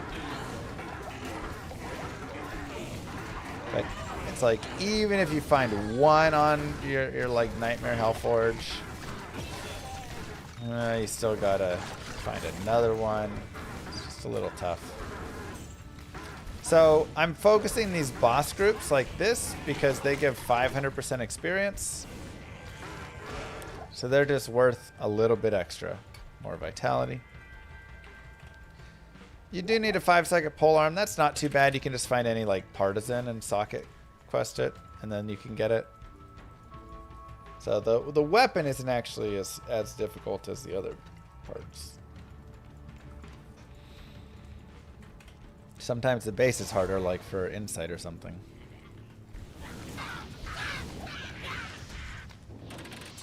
And I'm still just on players 8 here.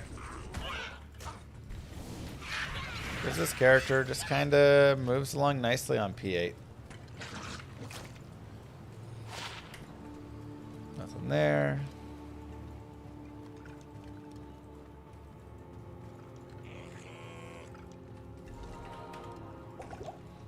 Let's go find a waypoint. And we will go for runes. And this time on this character, we're going to go for Tal, Eth, and Tyr Rao. Did Pally die? No, he just finished.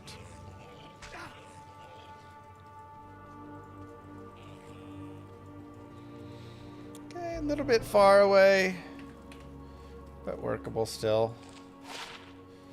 1 to energy is fine. Oh my god. 3 to charge bolt, 1 to frost nova. So good. 2 to teeth there.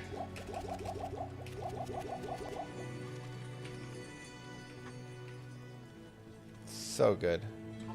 This will switch over to Tornado. Honestly, doing a Fire Druid through the entirety of the game is kind of tough. This is also where like Molten Boulder can be a little bit nicer sometimes. Fire really starts to struggle a little bit in Act 4 of Nightmare. Now you still can get through Act 4 of Nightmare with it. Act 4 of Hell. Oof, good luck. I mean, we could maybe do like Mercenary Plus. Like, I could take a Fire Druid all the way through Hell. It technically would be possible and it would work. More vitality, more firestorm. But shifting over is just going to be better. It's kind of plain and simple. We will look for a 2-socket armor and a 2-socket staff. So maybe in the future we do a pure, fully fire elemental druid or something through hell. But it's not really until later on when you get to respec that actually ends up being something that you kind of like want to do. Where you want to be full fire. Like I said, I think I did it already in softcore. I'm saying like if I want to do it again on hardcore. Now before we kill the Countess, we're going to drop to players 1. She is the only mob in the game where lowering their player count is actually better for drops. You get more runes on a lower player count than a higher player count. Just how it is. And she's also where Molten Boulder is solid because Molten Boulder does have a physical component to it. So you get a little extra. The damage is better there because she's fire enchanted. For now, I'll put this stuff here. I have to empty out my shared stash at some point.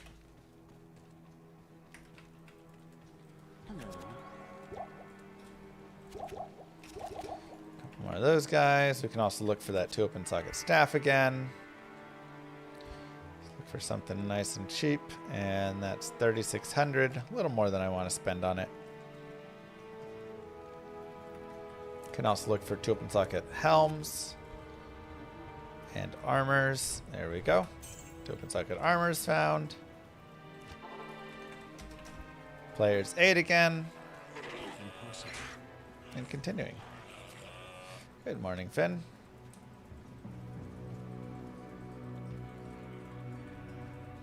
You get unlimited character slots on offline, but there is kind of like a memory limit or a storage limit.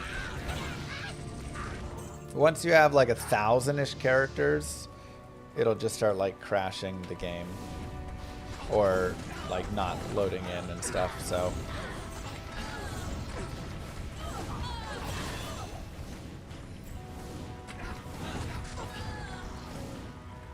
good enough. And we hit level 12, so that means it is fissure time.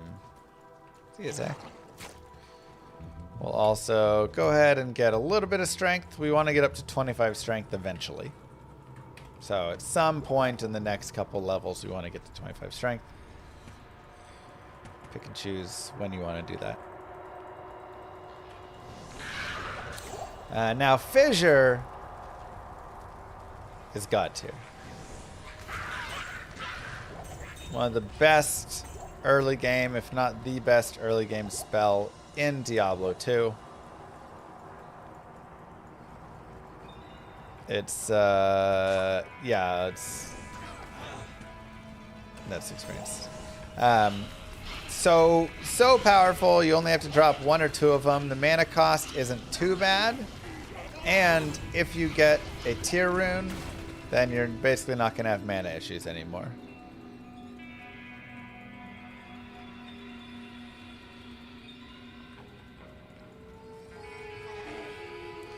You just kind of like drop it and keep going. And this one really lets you, like, before you get to fissure, it's a little bit rough. After you get to fissure, it's just epic. You'll be able to stay players 8 for a long time now. Okay, we'll keep going here.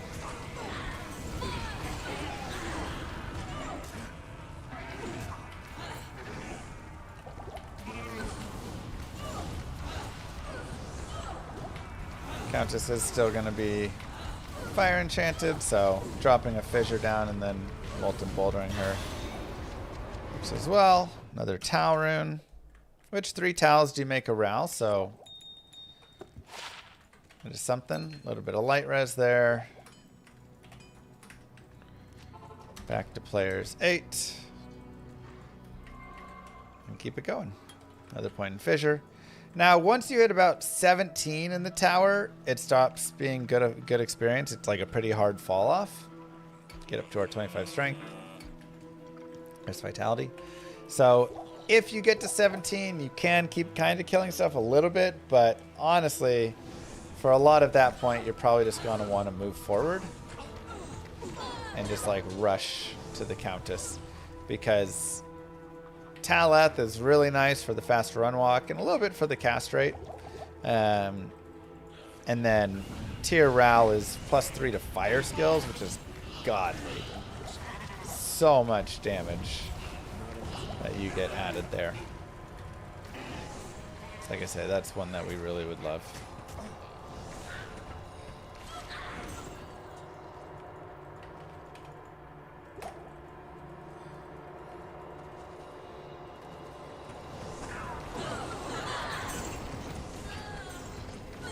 And you don't have to even kill everything. A lot of times you're just trying to kill enough, basically.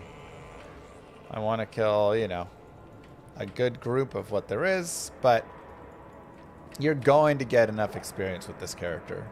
So it's not a big worry if you're not killing every single mob.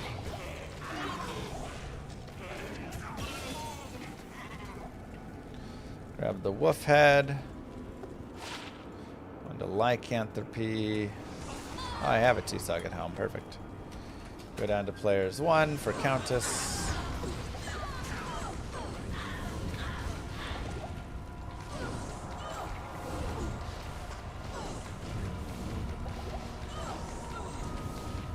See if we can get... Nope. Just Tal every time, huh? We've had 3 runs. Every run has yielded a single Tal rune. The order welcomes you. Kind of funny. 10 FCR, 1 mana per kill. Yup. We like that. And 2-socket, expensive. Mechanics. Don't buy mechanics. Make sure it's gray. Agreed, Varel.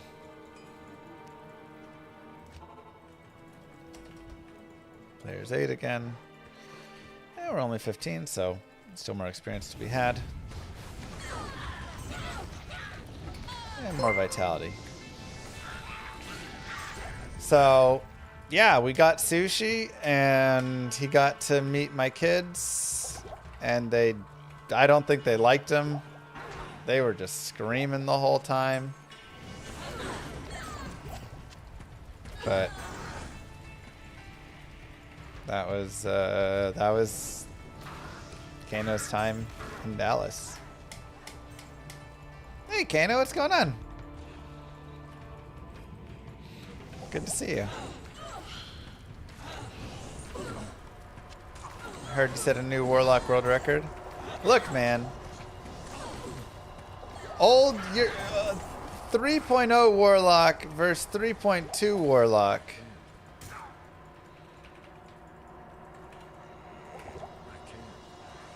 It's a big difference. They're not the same in normal. Ring of Fire has 15% more damage.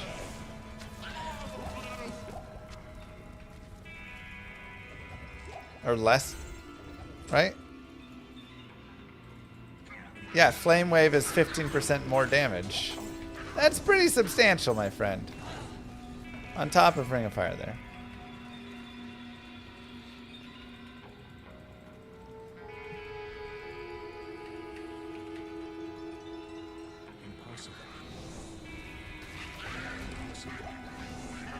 White Wolf Head.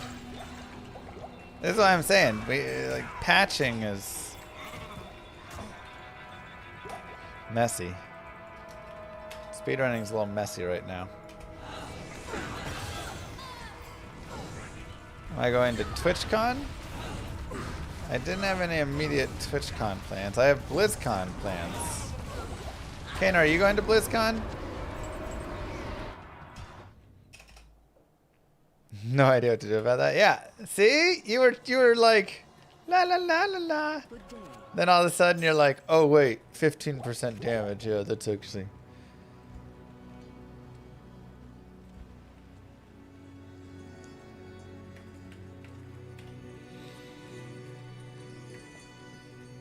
All right, we got 2 to Werebear, 1 to Firestorm. It's like slightly better. We'll go ahead and use it for now. 10 to Life Small Charm. We'll keep that all the way through Hell. Level 16. That was actually a nice. We got what? Ethral. So I do need a tier rune. But I might just move forward if this doesn't yield a tier rune. Because tier rune is kind of droppable. A little bit later on.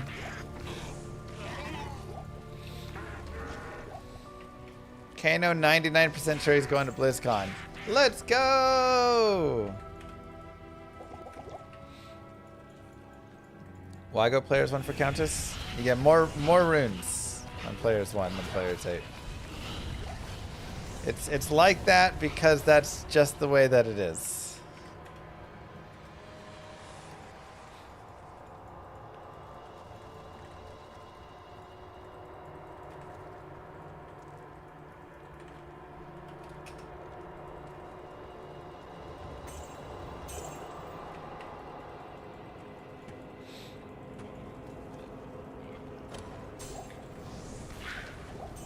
That up. I mean, I'm not saying I'm not for sure going to TwitchCon. I just haven't planned for it. But if there's something cool happening or some event or something.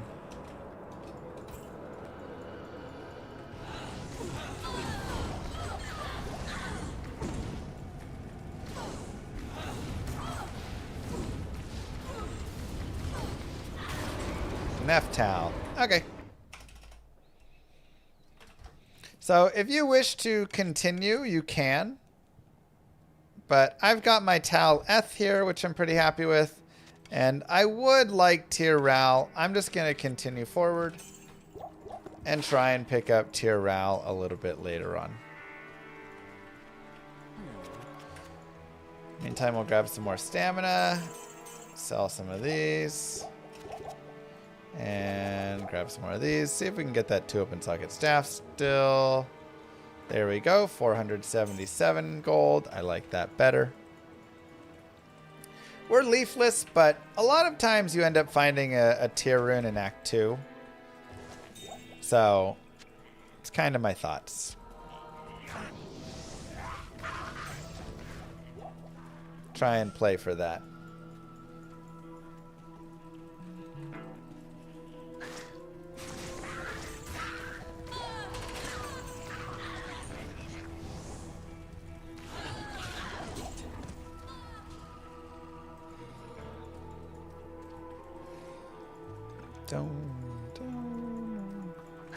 We'll respec to Wind in the middle of Nightmare. Right around end of Act 3, start of Act 4 probably. I'll probably wait till Act 4 just to show how fire feels out there and to show like how it can be slower but still viable.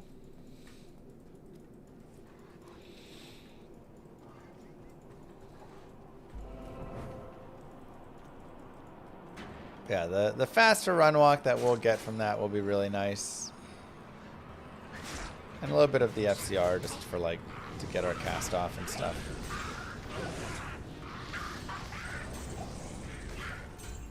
I'm a little sad we don't get the 2 sockets, but only like entropy. A little bit sad we don't have that tier rune because again the mana per kill is pretty much enough to sustain a single tier rune. If I did have tier rune right now, I would just have just the tier rune in the staff and I wouldn't put the Rao rune in. And I would just wait to put the Rao rune in until later.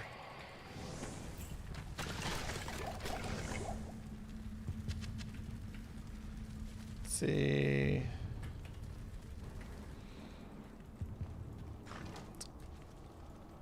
Okay. Alright, fine. We'll go ahead and get the imbue. We'll come back for it. No way.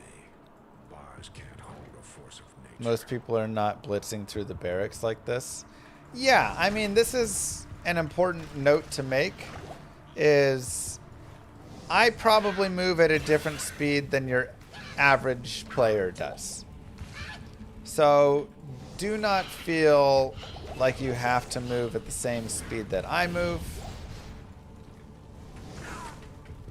Do not feel like, you know, if you're ever uncomfortable, if you ever feel like I would die, you know, I'm about to die if I keep moving like this or whatever it is, slow down, back it up, get a little bit more experience, spend a little bit more time just like farming, get your res up, your life up, farm some gear, do whatever it is until you feel that you're comfortable wherever you're at. And then you go back at it, right? The reason I move at the speed I move at is because I feel comfortable and safe moving at the speed that I'm moving at.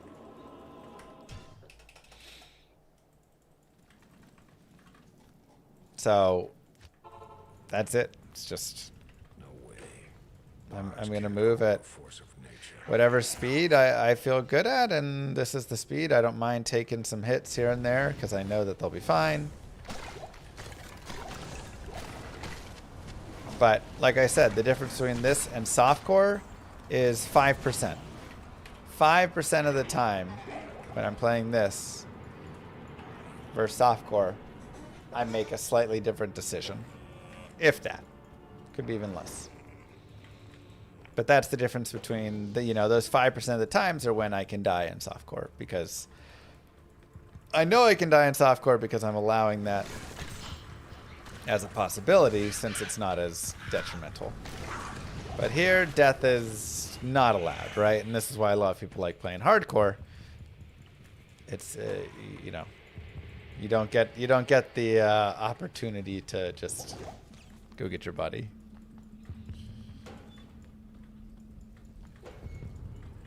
Thanks, Remy.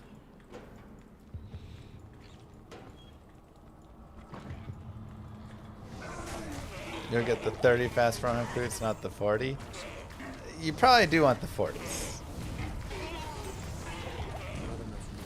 40s are nice.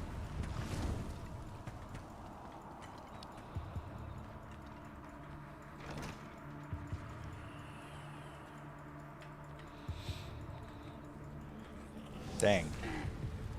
Well, maybe it's, we can see if we have Fallens coming from this direction. Fallens can be a fun little place to get a little experience.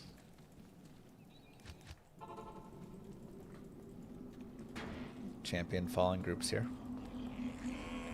Nope, just goats.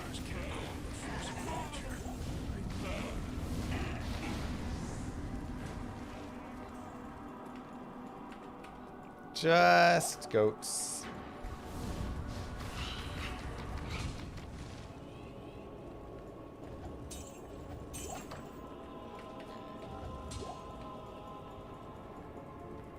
I sense it. Supernaturally strong here. I can't.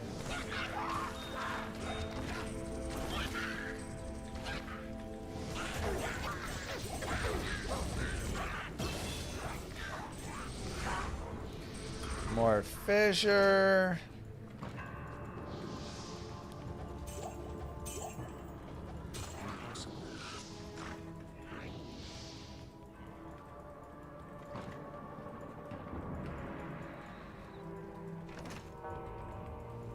Nothing there.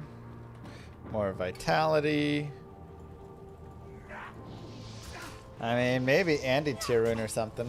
But again, I most likely think we'll see a tier rune in Act 2 if we're gonna see it, because we kill a lot of stuff on this class.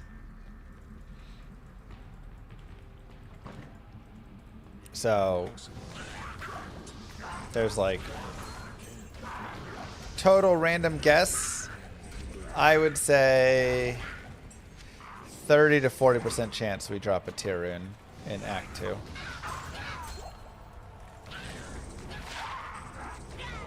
That seems about what I would expect for it. If you want to get the waypoint, you can. Farming in Dariel is like... I mean, it's going to be really fast on this character, but you don't really need it. You'll be able to kind of move past her pretty quick and the stuff that she dropped. But you know, like, you can get Blood Fist, you can get Hisaris Boots, you can get items that will carry you through for a lot of the game. So, if you want to go do a little Andy farm, it's not the worst idea I've heard by any means.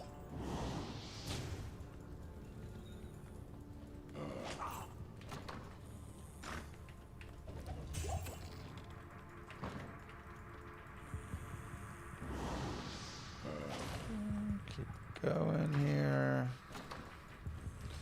Let's just find Andy. There we go. And just to show you how strong Fissure is, even though I don't even have Leaf or anything, I'm going to do Player's Aid in Dariel.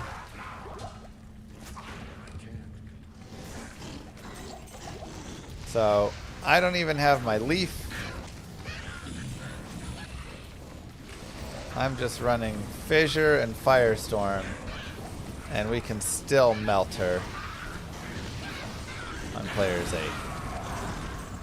It's just like super, super powerful. Seems good enough. And just like that.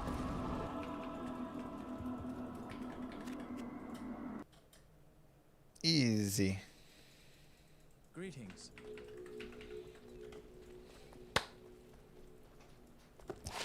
Got some boots. Wow, these are like nothing boots, but technically we have nothing, so doesn't even matter.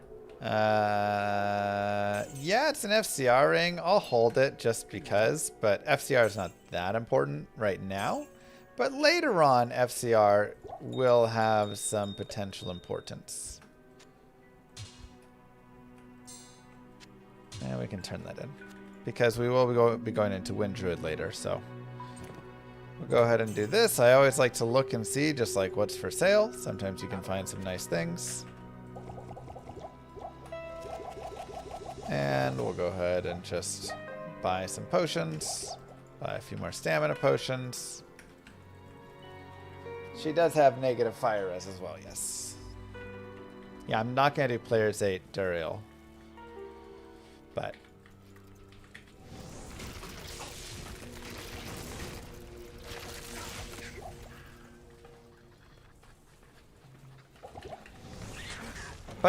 we could.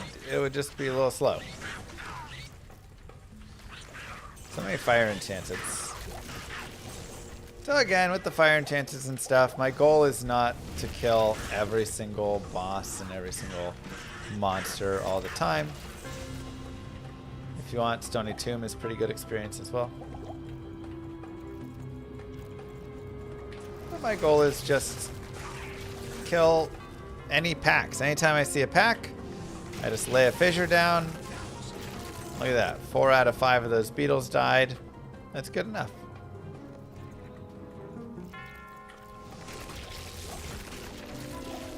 Maybe a Tyrant drops somewhere here. Mercenary Act 2. We could grab a mercenary. The biggest thing is we don't really need it. This character is so powerful at this point because Fissure's so good that everything's just kind of dead before the mercenary has to deal with it. So if you want to grab it, you can. But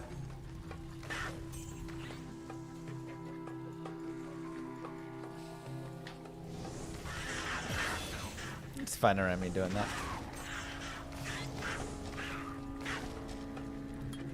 Okay, and we are 19. If we had Tier Rune, we would make our leaf now.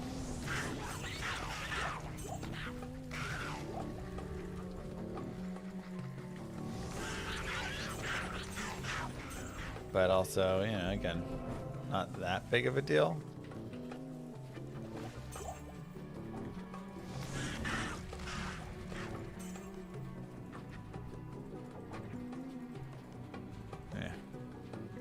Like it. Oh my god, binary.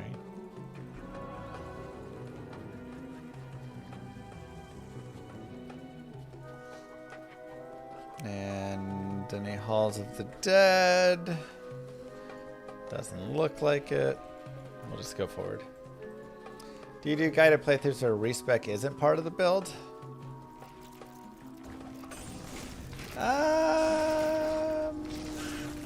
Sometimes. I mean, usually it's good to have like one respec just to kind of get out of some of the early character stuff that you were doing. Now, not all the time and not every character always needs to do that. Like this character, we will shift from fire to elemental, but we could just stick fire the whole way and never respec and it would be totally fine. It would just be a little slower and a little bit different.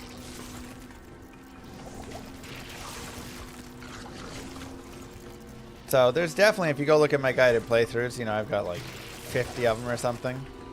You will definitely find some guided playthroughs that are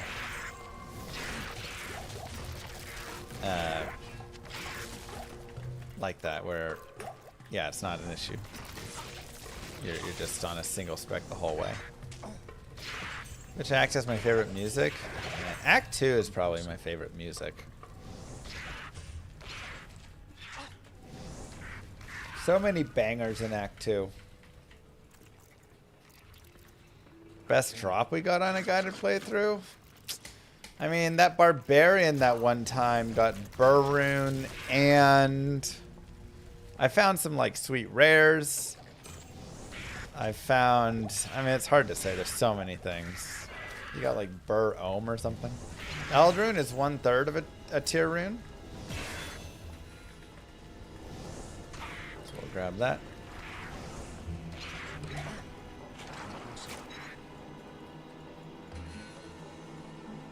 Yes, Philbin.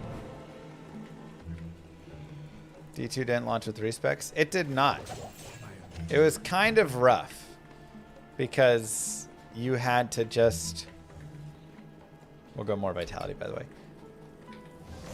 You had, like, if you wanted to be a cold sorceress, for instance, cold is so rough to level up with, and you just had to use, like, Ice Bolt and Ice Blast to try and level all the way until you got to 24 so you could get Blizzard, or 30 for Frozen Orb, which was great back then. There's an L rune, 1/9 of a tier rune. Slowly but surely.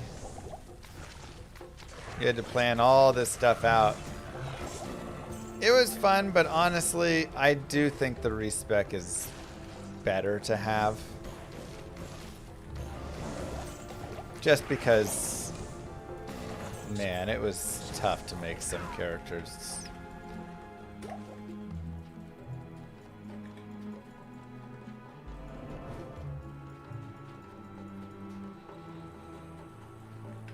And then it also really sucked when you were trying to like put points and skills into your character and then you accidentally put it in the wrong spot. Yeah, I feel like Diablo 2 does a pretty fair job with it. You get 1 respec per difficulty. So you don't just get it all the time and it's not just like, oh, pay 10 gold and you can, you know. And then if you want more later, you have to go farm all the bosses and it takes a little bit, you know. So you have to put some effort in, and I like it. I think they did a really nice job. Probably one of the fairest respec systems that exist.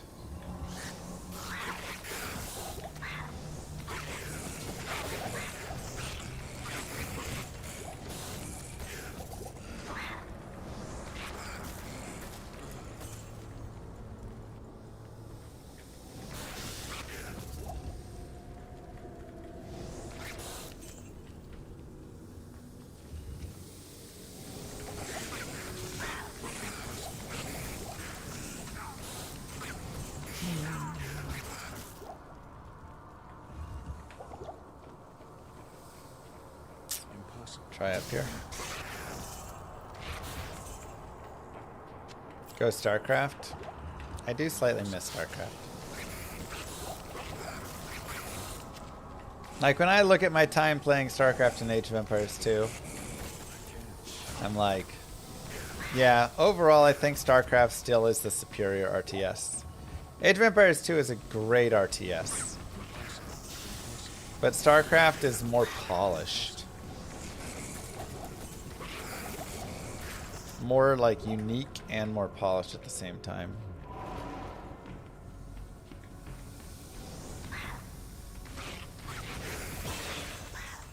I mean, you can always just set it, Skippy. Why is every game I play a speedrun? What do you mean a speedrun? I'm going slow right now. Warms the world once more. Good day.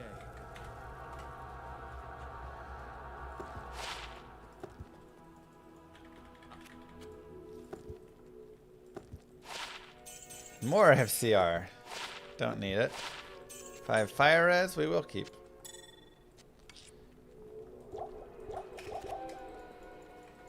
Good day.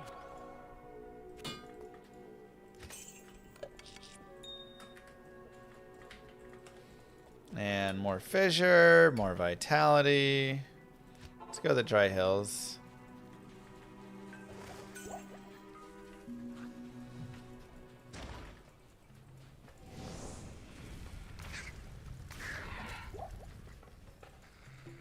Hey. It's fun now you got him to play with you. Man, I haven't played StarCraft with my brother in 30 years. What do you think about Warcraft 3? I haven't played enough Warcraft 3. The thing is, like, I haven't played competitive Warcraft 3. Like, now I've played, you know, StarCraft Brood War. We got up to about low B rank, high C rank there with random. And that's, you know, good enough to feel like competitive enough. Age of Empires 2, we got up to 1500 MMR. Good enough to feel decently competitive. Warcraft 3, I've only like played casually, but I don't have an understanding of how the game really functions and flows. So I can't give a full opinion. My initial opinion is I don't love the heroes,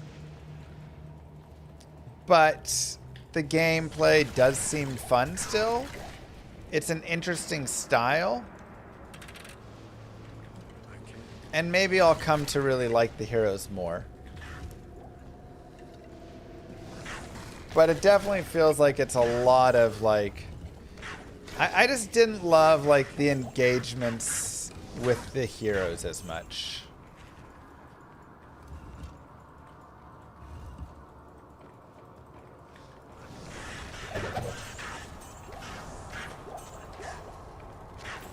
So... But again, we will see. What's up, Keep? Yeah, I'd love to play in like the Warcraft 3 Invitational, Grubby Streamer Invitational, and like, you know, do a little bit there, right? And see how that goes. How may I help you? I feel like I could probably get up to a similar MMR, 1600, if I worked on it.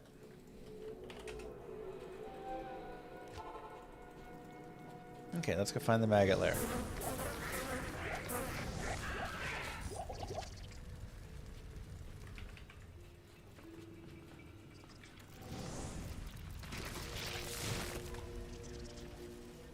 The campaigns were really fun. Yeah, I actually played a ton of Warcraft 3, but all I played was Dota. I literally just played thousands of hours of Dota and never really booted the game up. We'll go down to players 1 for the maggot lair because it's kind of annoying. Also, trying to cast Fissure in the maggot lair is just not great. So what you'll end up casting instead is just Molten Boulder and Firestorm. And you'll just kind of rinse and repeat those guys. I also did play a lot of other like Uther Party and stuff. But I just really didn't play the actual game of Warcraft much at all.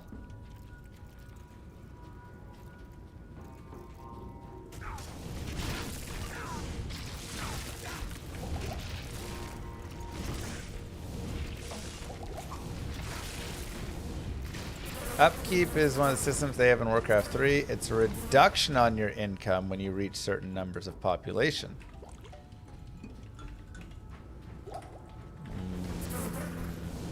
Wow, I did not even know that. So that's how little knowledge I have about Warcraft 3. So just a cumulative upkeep for all of your everything you have. You have to like pay for the food that supports them or something.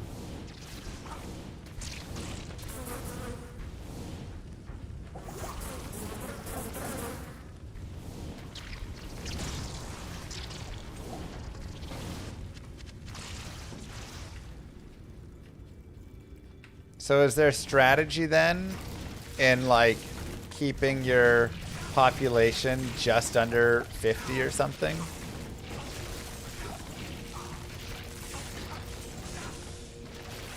Because that feels pretty significant. Tyrone! What'd I tell you?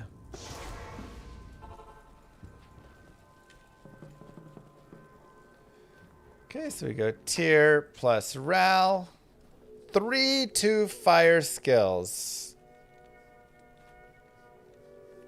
You also get some mana per kill and cold res right there, which is nice. But forget the Inferno Warmth Firebolt. This is not a sorceress, but it doesn't matter. The fire skills, these still are tagged as fire skills. A lot of people don't know that. So we still get the benefit.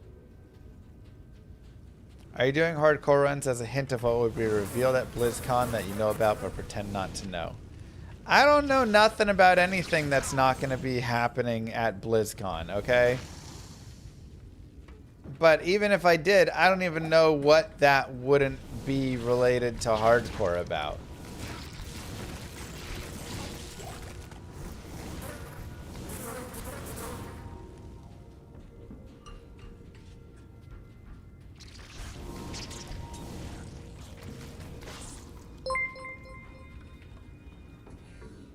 Throwbarb Classic Update, in Hell Act 2, Lev 63, rough leveling, need more damage for players 8. Trying Maggot for leveling. I don't know if I'd try Maggot Lair for leveling exactly. I mean, it is going to be kind of safe, I guess. What did I do on my guided playthrough? Where was I leveling? Moo. Maybe try picking up some better throwing weapons. Go shopping. Nightmare there's Mala for that or something.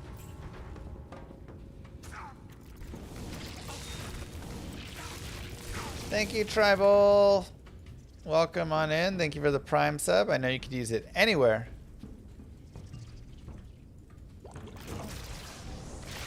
I appreciate using here. And thank you for reminding everyone in chat that they may have a Twitch Prime sub available as well. Talk to Mr. Dragnon. And let's keep going. Greetings. Most entertainment given gets the sub. Thank you. Didn't kill the big bug. You know, sometimes you gotta let them live so they can tell their friends what's coming.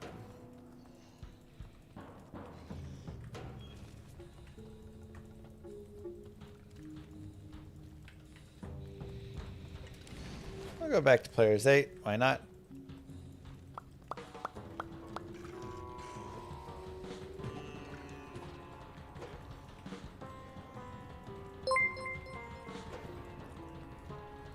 I got 2 superior 15% endam harpoons. I like maggot cause I can line people up in a single path and get them all hit with javelins.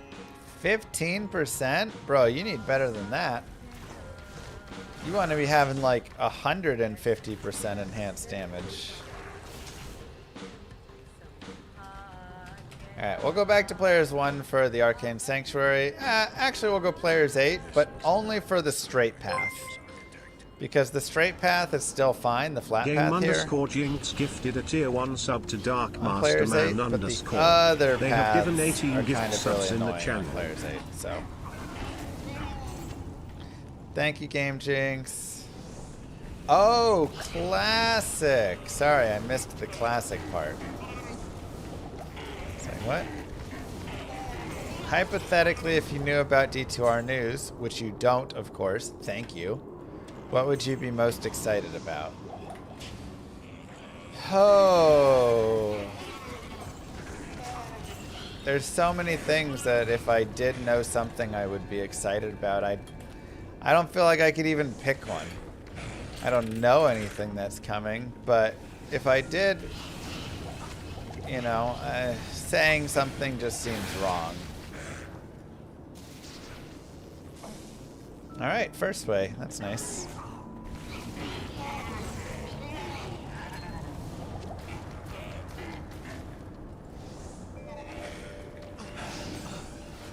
Any recommendations on build I can SSF without feeling like a sucker? I mean, any of them. Remember, it goes circle, moon, square, sun, double down arrow, triangle, circle over moon. That is your ordering from left to right. So when you look in your quest log, you know which way to go.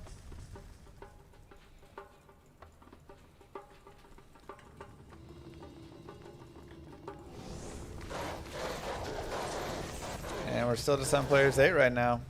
Just jamming. Enjoying some juicy experience. Do be careful a little bit in here. But again, great way. You can just, with this character, you can over level a lot. It's really nice.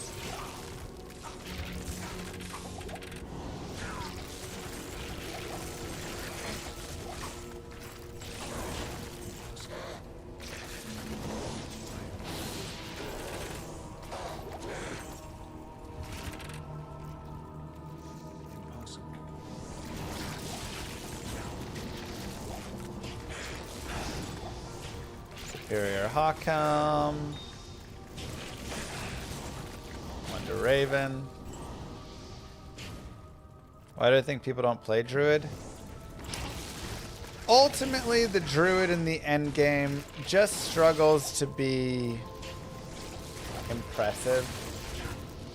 He's like good, but not the best at anything. Like, a physical mauling, you know, druid or fury druid is okay, but you can't teleport when in form, and that's kind of problematic in, you know, this day and age of the game. A summon druid is like mid at best, and there's just better summoners that exist. So why are you playing the summon druid when you can go play better summoners? And he doesn't have something like Corpse Explosion or Blood Boil to really like take advantage of the summon, you know, like add in his own thing. When he's summoner, he's mostly just like chilling there recasting his ravens over and over again. The Fire Druid is alright, but like, you know, a Fire Sorceress is just kind of better. But like, you know, he's decent. And the Elemental Druid is decent, but does run into the issue of tornadoes have horrible pathing. So it feels pretty rough. More fissure, more vitality. Feels pretty rough trying to cast tornadoes and them just going in every direction you don't want. So when you kind of look at those four things, you go, yeah, I just can't quite find a good enough reason to play him.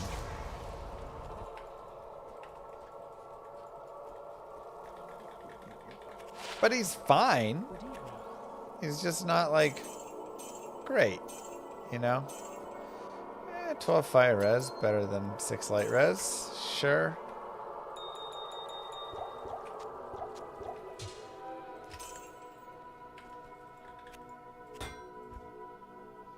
Hmm, 20 fire res on a helm? Yeah, you know what? I'll go ahead and use that. Now, before we go to Duriel, we'll go ahead and get up some thawing potions.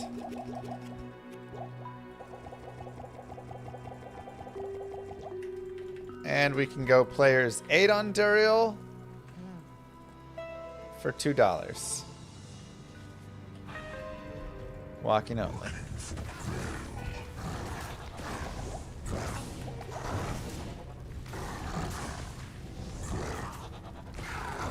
Now, normally I'm not recommending players 8 Duriel.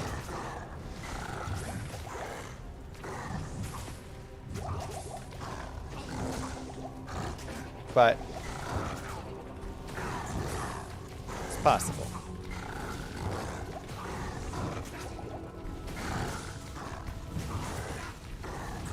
If you can do walking only players 8 Duriel, you can do anything.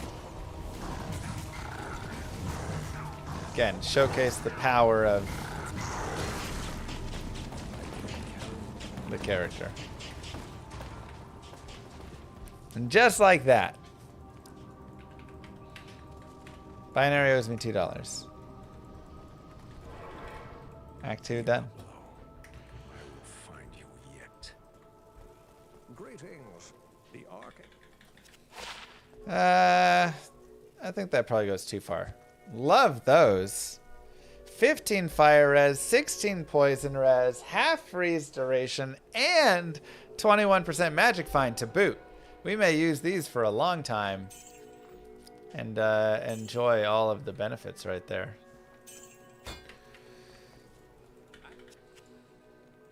Get a couple stamina potions for Act 3.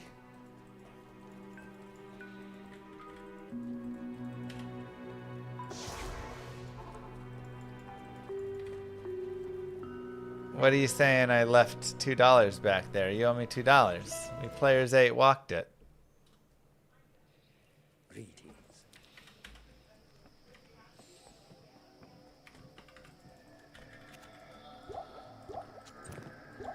Pay up. Baby Lilith wants her steak.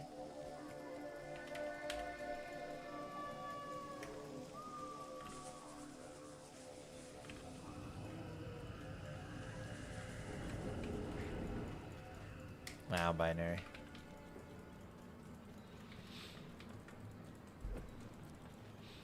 Speaking of getting Baby Lilith steak, exclamation mark VOD. Keep it up on your side monitor while you hang out and watch here. Earn points. We have a $20 Steam gift card giveaway happening at the end of the stream. And just every day after stream we'll have giveaways.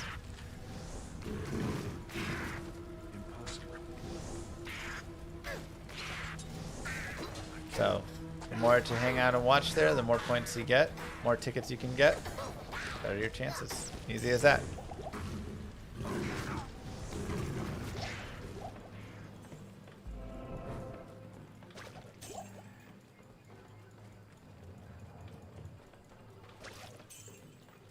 You can literally rewind and check yourself, Binary.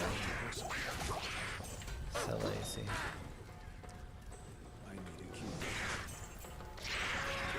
Another tier rune. You definitely start getting tier runes pretty easily here.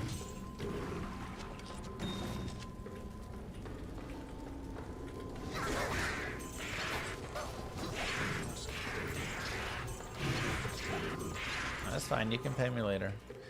Does Wisdom draw out my Cold Wolves as a summon druid? Yes.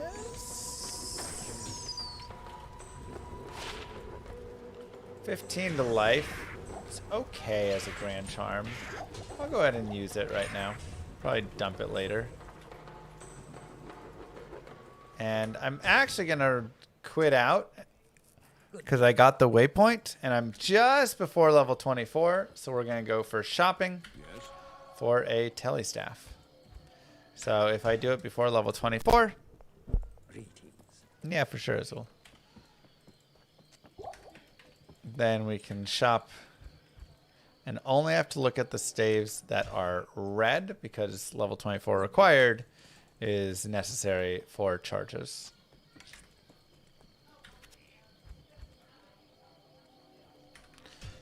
And we're just looking for teleport charges.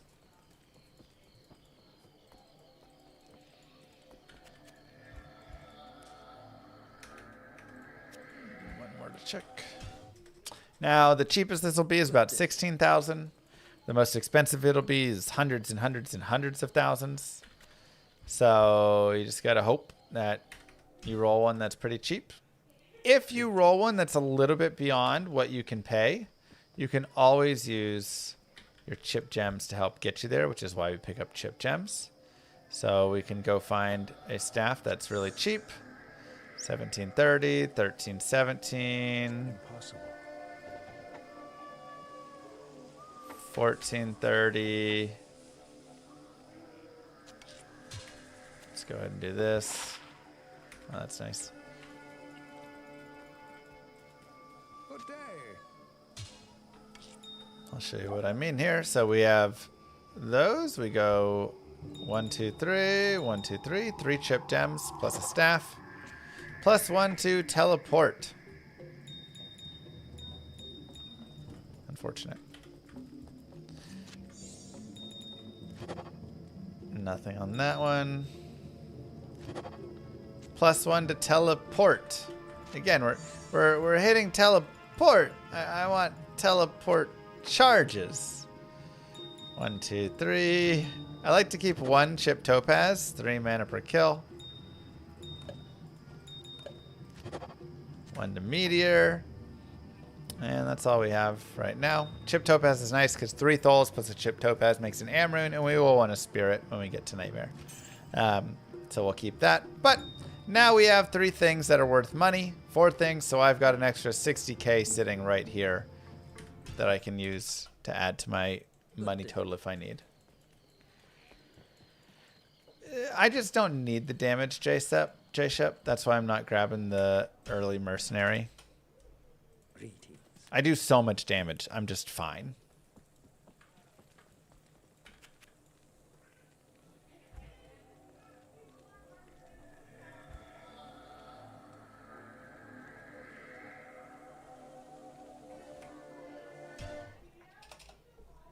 Good day.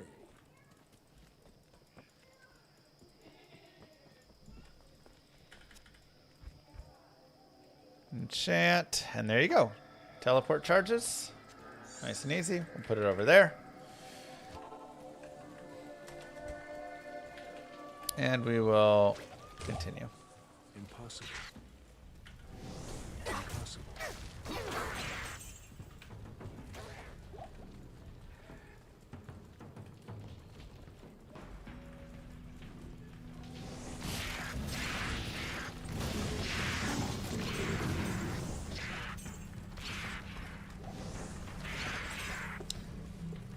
PoE is always an interesting one for me.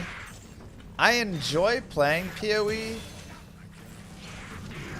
but I do feel a little bit like the complexity of it is too in your face. Like Diablo 2 has a lot of complexity as well. We'll go ahead and put this on our offhand, by the way. Diablo 2 also has a lot of complexity. But when I play Diablo 2, it's like you don't have to know that it has all the complexity. It's more mystery and stuff. When I play PoE, you start the game and open the skill tree and you're like, what? And then it just continues from there. There's so many systems that you're just like, they're in your face complex. I might continue with Fissure. You might say, oh, but Mr. Llama, you are level 24. Don't you want to continue with that? I will say, no thanks. I'm going to continue with Fissure. I don't need Volcano. We'll check really quick to see if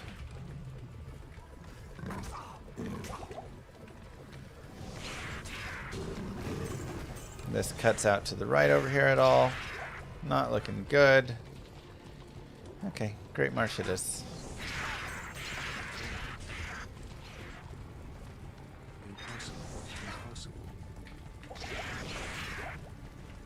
You also don't feel like you can clearly correlate what you click on the skill tree and what happens gameplay-wise?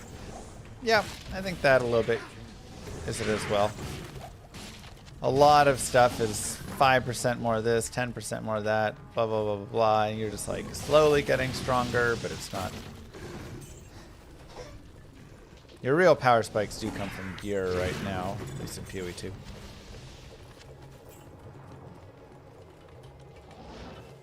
Or whatever.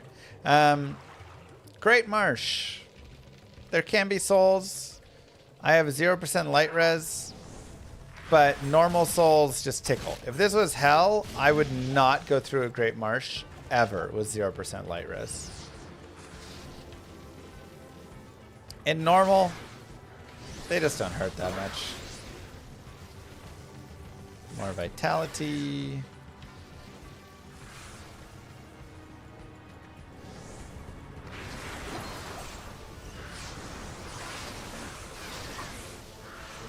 Not a big issue.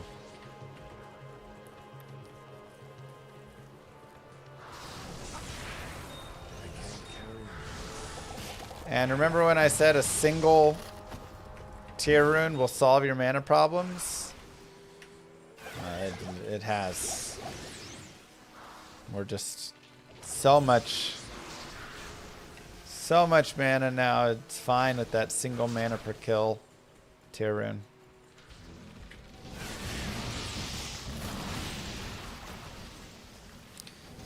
We get Flare Jungle. Great place to pick up even more experience if you want, but again, I don't feel like there's a place really that, at least in this part of the game, that the character struggles to pick up experience. So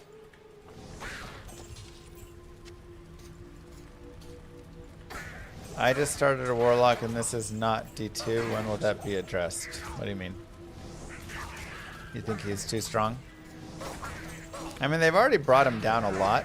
I think they could bring down fire a little bit more early on. And probably the biggest offender, honestly, is just early fire. It's pretty strong.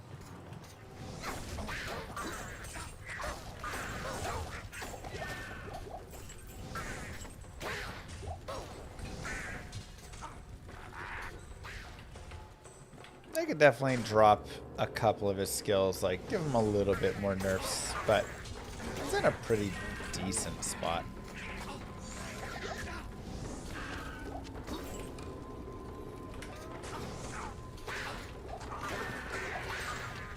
But yeah, the fire is very powerful.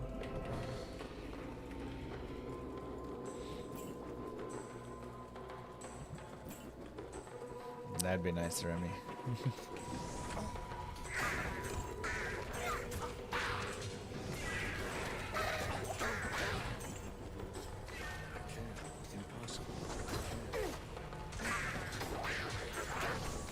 I mean, to be fair, I also just killed bosses on players 8 here pretty easily.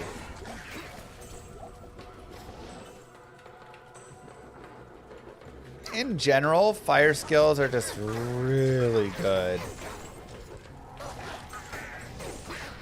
Like, Fissure Druid, Fire, Wake of Fire, Trap Assassin, Flame Wave for the Warlock. All three of those are just players 8 murderers.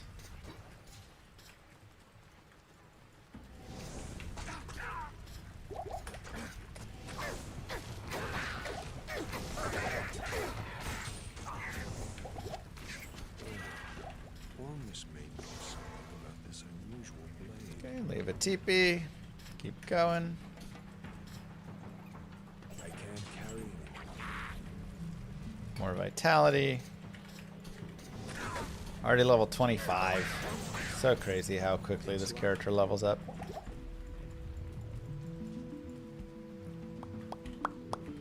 Oh, we're on our telestaff too.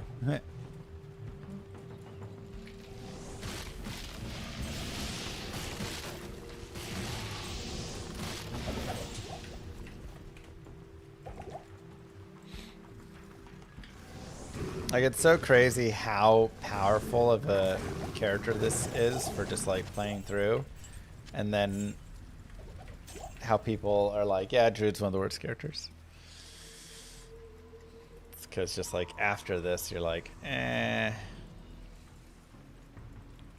to really go. That's great. It's locked. Yeah, we'll go ahead and do Battle Maid Serena for even more experience. Thanks, Nick.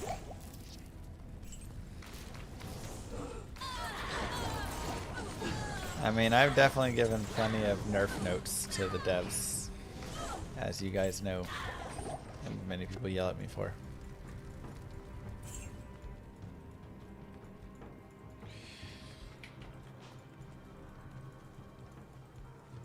No, it hits the entire circle binary.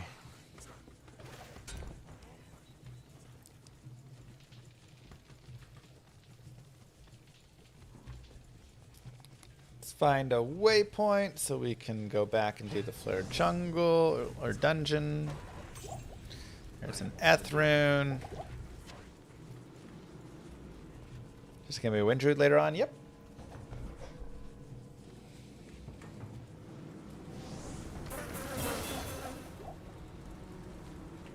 There we go.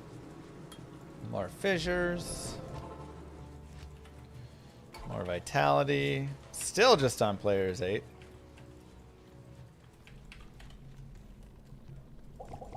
Let's actually do this. Oops. And let's go ahead and start our rejuves. Why not? Also, the fire breath from those guys can be a little nasty. Some things you can do are put a Rao rune in the helm if you need. And you have spare Rao runes. Or find other ways to get some nice fire resist. Oh, perfect leaf.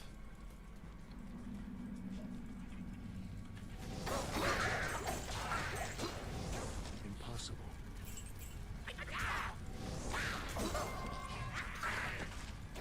Oh.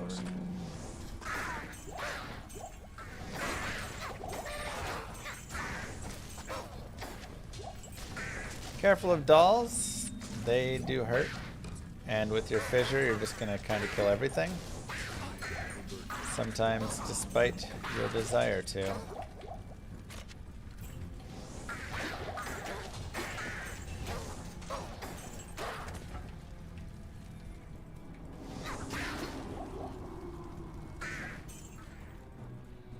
Yeah, probably big lung.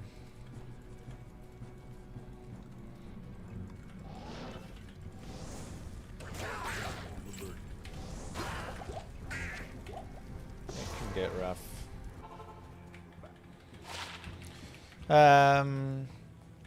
Okay, let's go get the ring. Garbage. Unfortunate. Good to see you.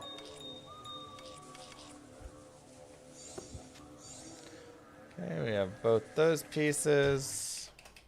Let's go talk to Mischief.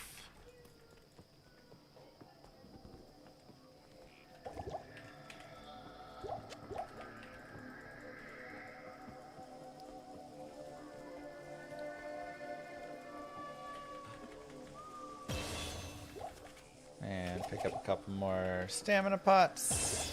Chug that. Get more Vita. And we're moving along. I mean, nice and easy so far. Let's go to the sewers. If you want, you can always farm more Battle Maid Serena. You can just quit out, come back in. You can farm more of the Flare Jungle. Whatever, but you know, like, I mean, again, I'm level 26 in Act 3.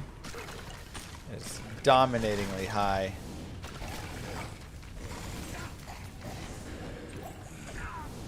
So I don't feel the need to press even more experience right now beyond what I'm just getting moving forward and killing stuff as I go. Some dolls right there. Just gonna try and be careful to not do anything to set up an explosion around the dolls. And if you have dolls chasing you, I'll show this right now. If you have dolls chasing you, one thing you can do is set a fissure way in front and then run. Because there'll be a little delay where the dolls will swing at you and then go for like a hit, and at that point you'll be far enough away. Yep, Paladin finish. That'll be up on YouTube in the next, 3 days. We'll put up the next 3 parts for that. 4 days, whatever.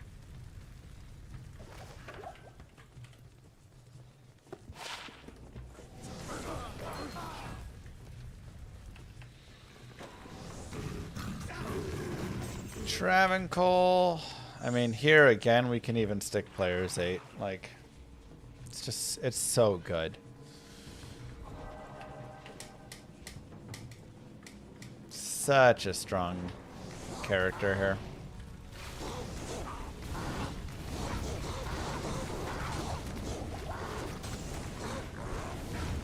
Fire enchanted, don't super care to kill, but if we wanted we could. In a little time, but we'll mostly focus on just killing these guys. Kill Torque.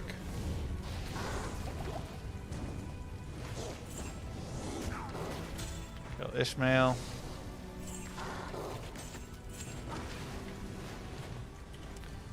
Keep it nice and easy.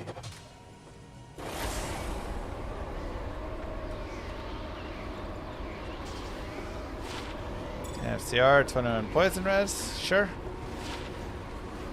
It's a really nice helm. Speaking of mercenary helms. 25 fire res, 10 light res, yes please. What build am I rolling next season? Unknown. Maybe we'll just go back to a classic source, I feel like I haven't just done like a good source starter in a while. And then just go like farm like mad.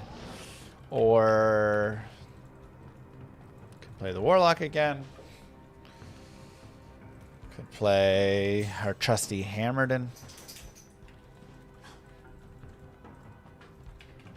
I don't know when the season will start. We'll go players 1 for Mephisto. We could go higher player count, but it's all fine. Could go Fire Druid? We could.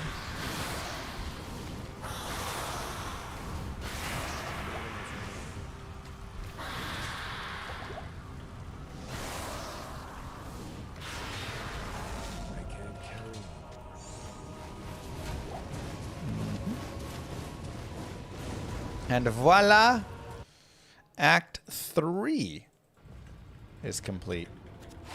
You're breezing through this. Well done.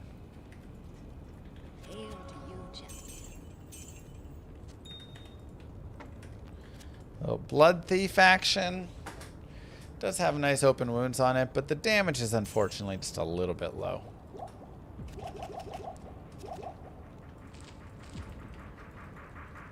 If you're in Act 4 and you do have an Act 2 mercenary, grabbing a nice weapon like this can be really helpful for him. So let's just grab an Act 2 mercenary for the fun of it. Doesn't super matter, but why not? And he will be slightly helpful. We'll grab a Blessed Aim one. I'll put that to good use. He will be slightly helpful with like the fire, a couple fire immunes we'll run into here. Act 4 and 5. Though we can always just use Molten Boulder as well.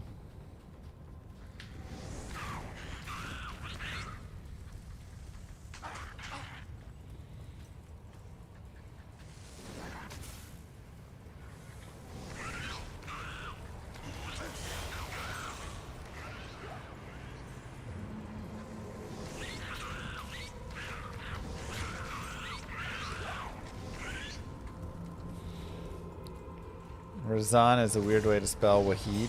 It is a weird way, isn't it?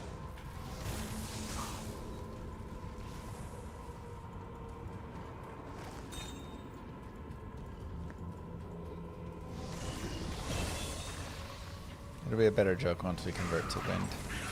Alright, we'll grab Fissure there. And we'll go more vitality. Almost 400 life right now is really nice.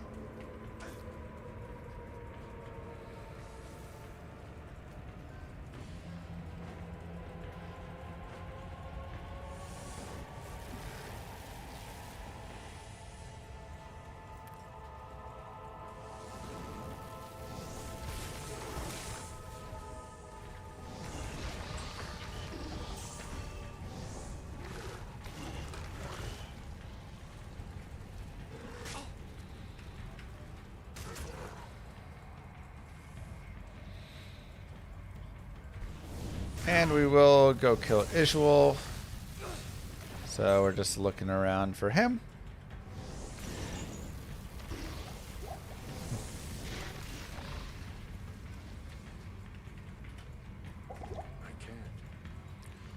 If you don't find him before you find the exit, you can just set a TP, head forward, grab the waypoint, and then go back to your TP. But remember, it's hardcore, and if you get in a situation where you're about to die, just save quit out. The amount of time it takes to run back through the Plains of Despair and get here again is way less time than restarting your entire character. Thanks, Stinky. Glad you've enjoyed them. So, always remember that. The most time you'll have to take will always be restarting your character. It is always worth it to play it a little bit safer.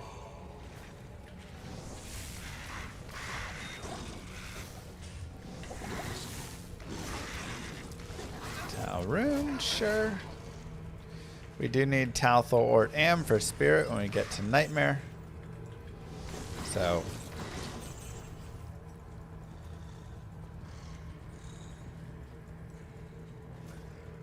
Impossible.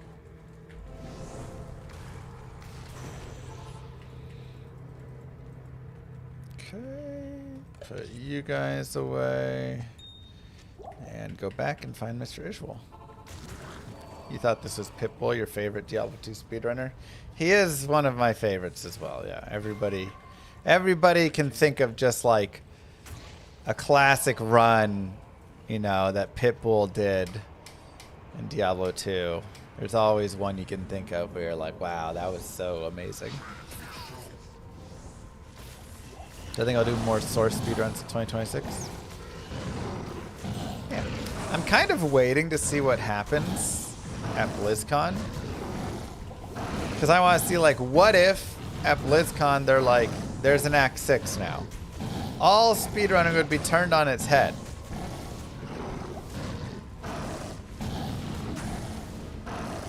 You know? Like, now you gotta speedrun that Source through Act 6. It would almost be really sad to get the record right before that, and then it's now different. Nothing confirmed, just speculating randomly. We'll continue with Firestorm here. I'm not confirming a dang thing, okay? This is all random speculation because I don't know stuff. Do I look like a guy that knows anything? No.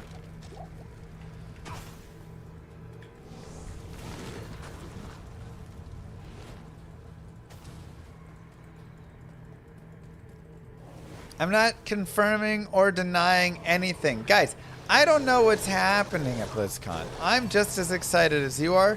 I'm going to be there, sitting in my seat, and you know what? When they announce whatever's happening, I'm going to go a little pee-pee in my Pampers. Most likely. I'm going to be so excited. And that's okay.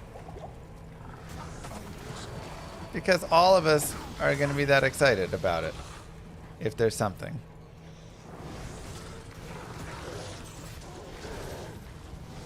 And if there's not something, I'm going to pull out my phone.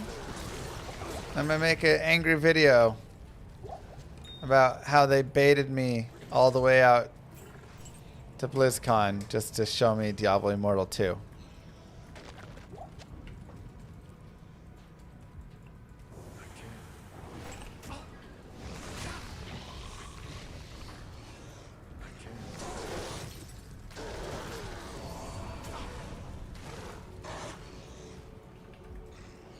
Okay.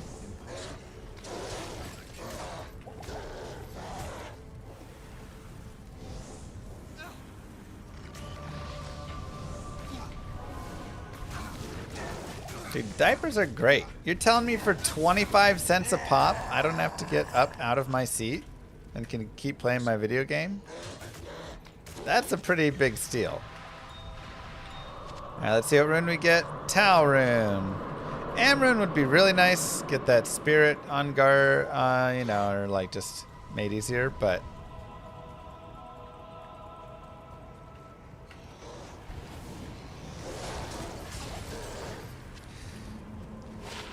can't be worse than what we have, and they are not. 39 cold res, 10 hit recovery. I wish it was run walk. 9 poison res, and 25% MF to go with the 21 MF over here. We are a magic finding machine right now.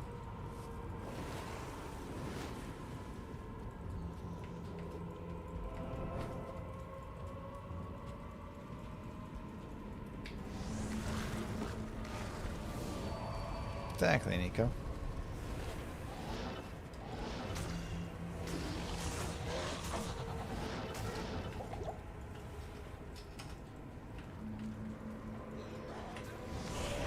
Now for the chaos, I generally like to be on players 1. We also, let's get a perfect diamond.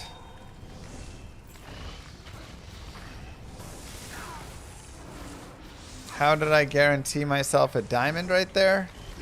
Well, I clicked every gem in my inventory except the perfect diamond, making the perfect diamond the longest since interacted with gem in my inventory.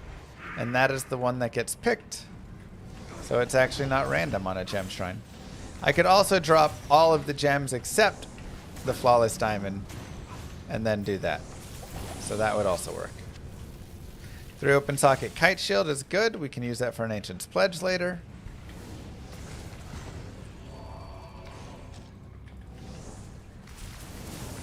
Where to find Mage Fist? I found Mage Fist on my last 2 guided playthroughs. So, you know, they just drop. Where's the best place to search for them? I would assume Nightmare in Dariel.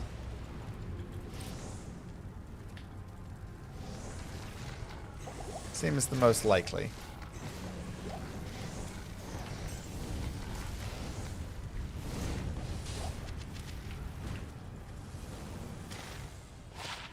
Ooh, and 23 cold res here as well. Dude, our cold res is stacked.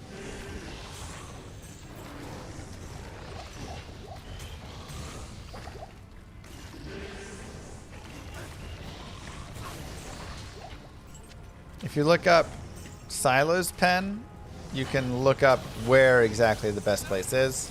But I think it's going to be Nightmare in Dario. I'm not going to tele over into that. That was a lot of mobs right there. A little bit deadly to do so. We'll just walk around and kill stuff on the way instead. And we push the button. Just try and make sure that they don't fast spawn up here. Every now and then they will, and it's really annoying.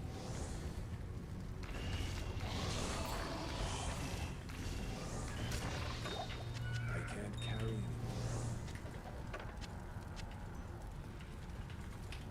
Instead, we'll come down here.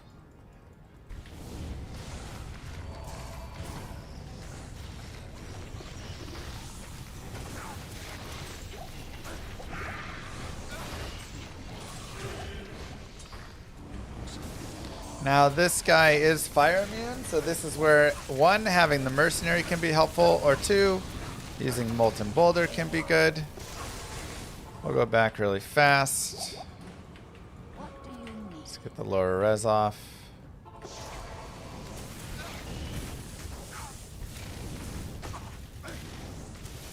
But generally just having a mercenary to kill Grand Vizier is the easiest way to go. And we'll also grab a splint mail for our mercenary. I'll put that to good use. Make sure we're on players 1 for Diablo here. There's a free Tau rune.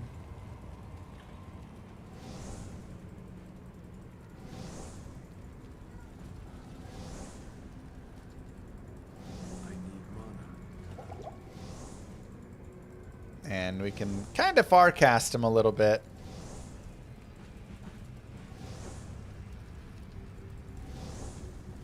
Ah, he ran off.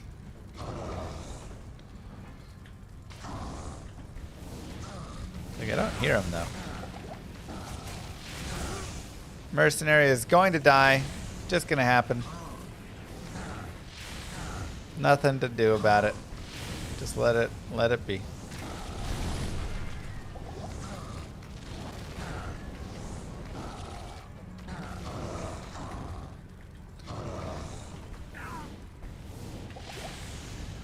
Otherwise, avoid the lightning breath.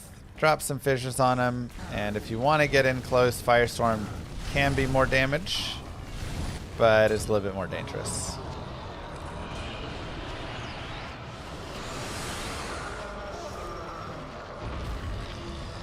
And GG. I wouldn't do Diablo normal, Dakota.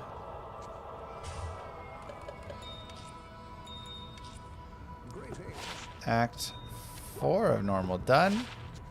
And beautiful. 29 to fire res with 7 energy, 7 mana, and some poison res as well. We'll take it.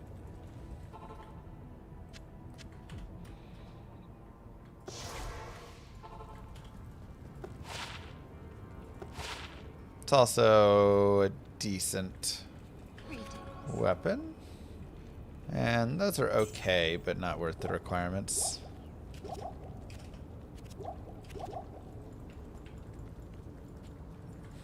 There's no FCR on that one, but it's okay. We'll go ahead and replace Raisin's weapon there.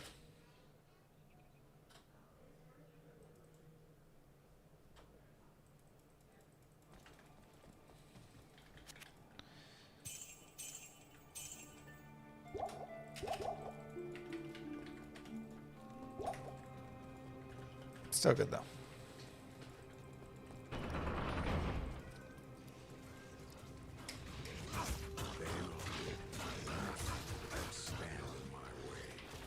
Go back up to players 8.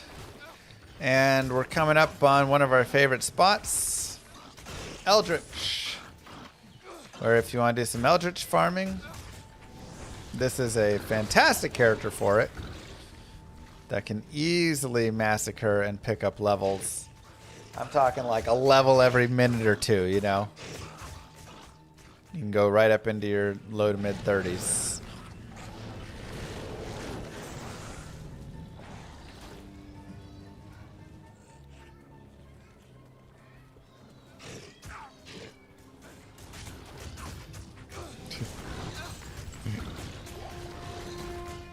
Kids seem like they're getting tired. A lot of whine in those voices right now.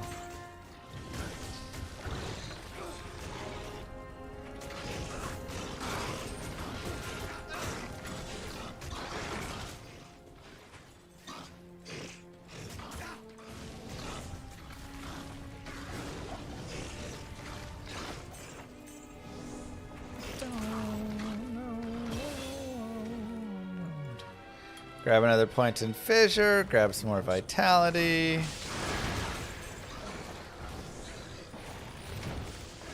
Shank can be a little tanky on players 8. So he'll take a few fissures usually to get down. You're good. We're all just having a good time. Oops. Bye-bye, mercenary. And you can also start looking for broadsword, longsword, crystal sword.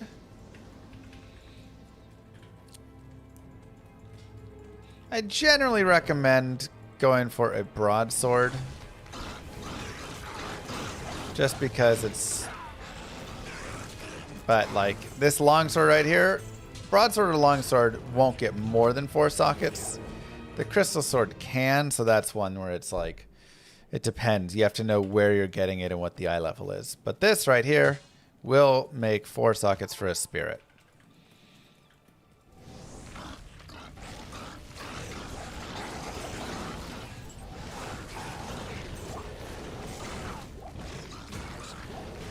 Like I say, if you want to just do some really fast leveling, you can just do this over and over. And spend 10 minutes here, 15 minutes here, whatever, you will be cooking. Easy place to pick up a lot of levels. And sometimes you get multi-boss groups with it, and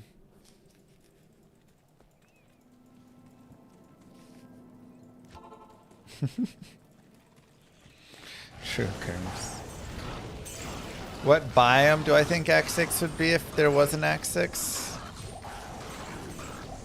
I don't feel like I could say a biome without, you know, it having a people reading and, you know.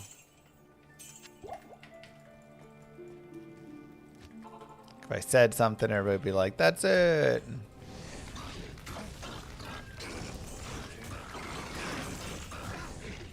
I just don't feel like speculating.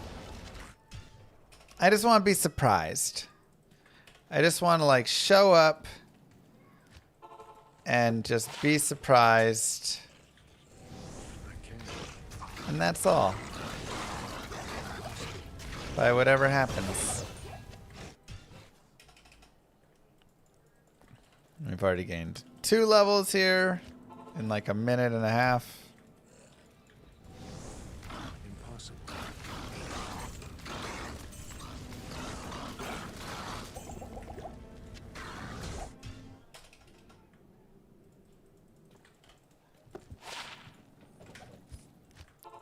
Trash. Probably be on the stage discussing the changes. If I was going to be on stage, they probably would have already reached out to me about that, like setting something up for it, you know? So I don't think that there's going to be any stage thing for me. Wow, and adorned.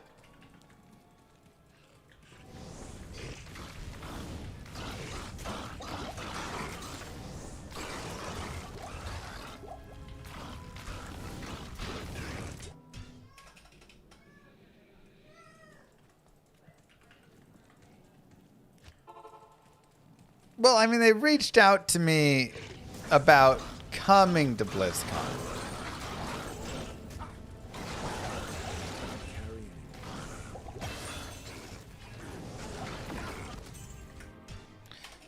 Yeah, I mean, we're literally gaining a level a minute. Salutations. Right around there. Wow, Kano. They also reached out to Kano about coming to BlizzCon, probably. He probably knows what's happening. Kano, what biome is Act 6 gonna be?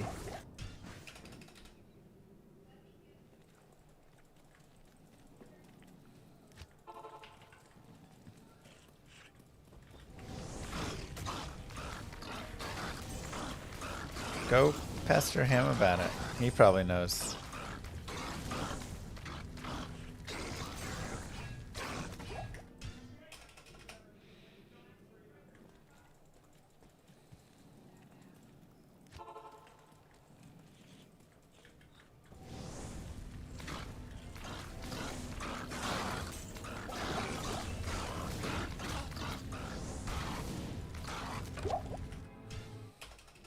Live speedrunning competition on stage? Oh, that would be so cool.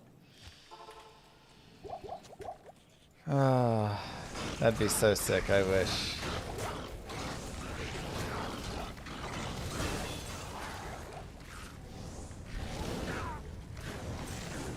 So, I mean, we've gained, what, 4 levels in 4 minutes? 4.5 minutes or something?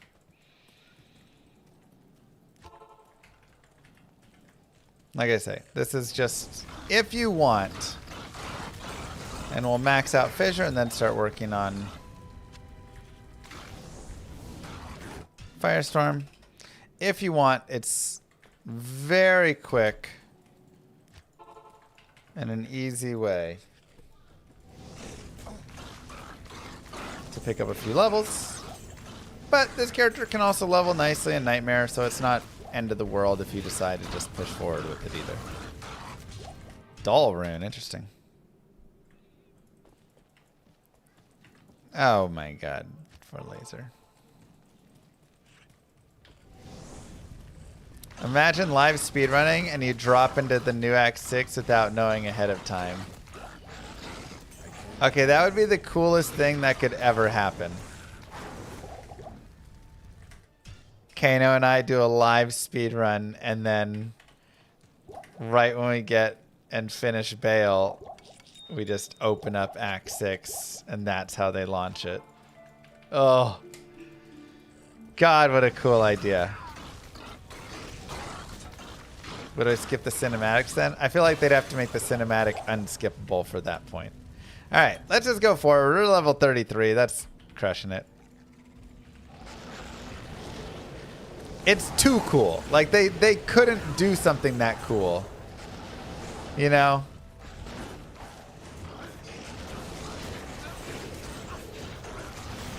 That's too cool for what they would ever do. That's something that, like, Llama RPG would do. Because Llama RPG is such a cool company game that everybody loves. Impossible.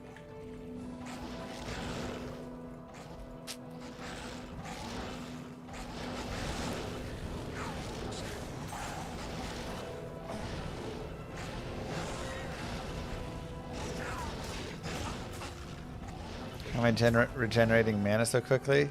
I have a tier rune. I also have 1 mana per kill on a ring, so I get 3 mana per kill right now. And on this class, there's so many things that die. You just drop a fissure, which only costs 15 mana. I have to kill 5 things per fissure to get all my mana back. And fissures kill, on average, more than 5 things.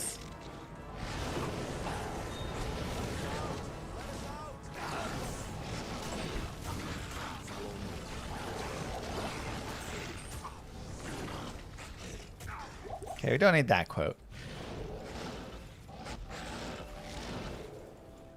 Shadow dropping Reign of the Warlock was pretty cool, not gonna lie. I do agree. The way that they shadow dropped Reign of the Warlock with the slow delay on it after showing it for D4 and then Immortal, that was pretty dope. I will admit, they outdid themselves on that one. If I didn't know that that's what was coming, I would have really been losing it. But even knowing that that's what was coming, I was still pretty excited watching it. Like, it was still pretty hype. So that's always cool. It's like, you know, it's like when I listen to my raps, I still enjoy listening to it. And I'm like, I know what it is. I made this. But I enjoy it still. And that's a nice feeling. I think it was cool one time, but no more shadow drops. Yeah, I mean, now I think we do the speedrunning thing. That's super cool. There's another longsword. Again, that would get 4 sockets. Next new thing now is you have the top streamers of the game on stage announcing it. Boom, new thing.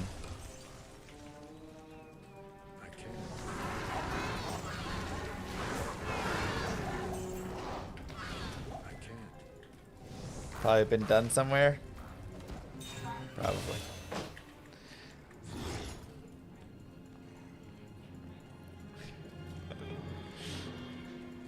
Oh my god. My 1.5-year-old is potty training herself.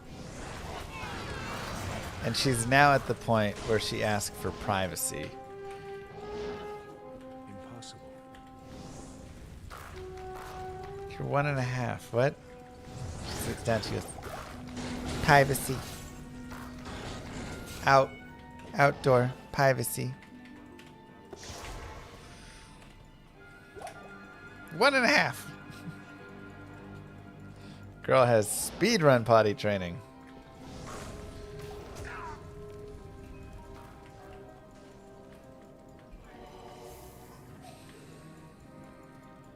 I mean, she's so cute.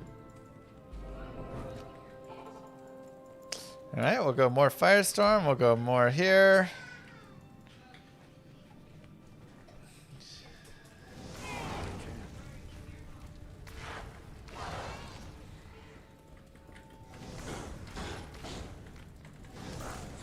Does that mean no MVS during September? We could maybe do it at like the start of September?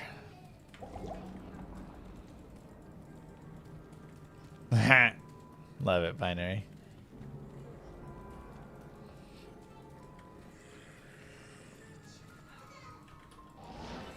BlizzCon's not till September 12th, so probably have to do it before, because I think at the end of September we have like a family vacation thing.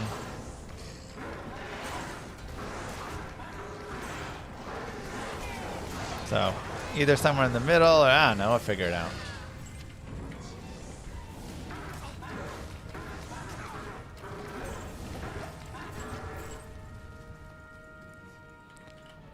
I mean, even my friends, their daughters potty train way better than their boys have. I know, that's the problem. The best September promotions are always like the last week of September, so it's a terrible time to actually go on vacation.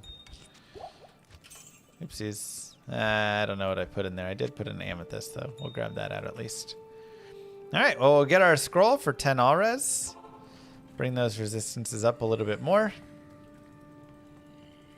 Looking pretty good. Our light res is a little weak, but otherwise...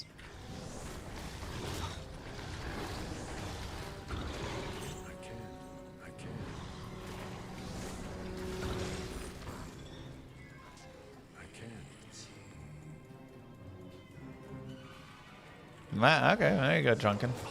Some anecdotal evidence the other way. Yeah, the majority of people I know, the girls have trained easier than the boys.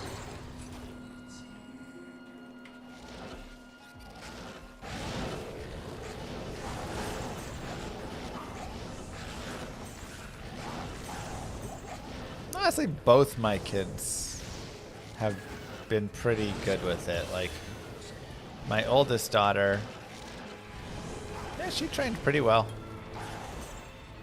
And my youngest is super young and doing it, and she's just training herself. We're not even doing anything.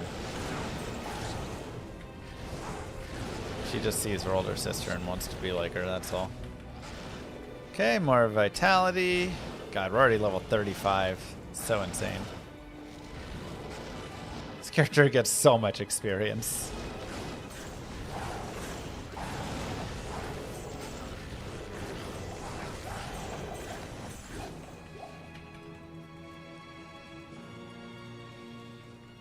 Thanks, Acorn. At Acornism 326 became a member. How can you tell how many sockets a white item will get? If you type sockets into Google and you go to the page, it'll list the number of sockets that every item will get based on the level of the item. To know the level of the item, you have to know the level of the mob that dropped the item. And this is where it can get tricky, because when you get up to Nightmare in Hell, that level is going to be the area and or the area plus 2 or 3, depending if it's champions or uniques.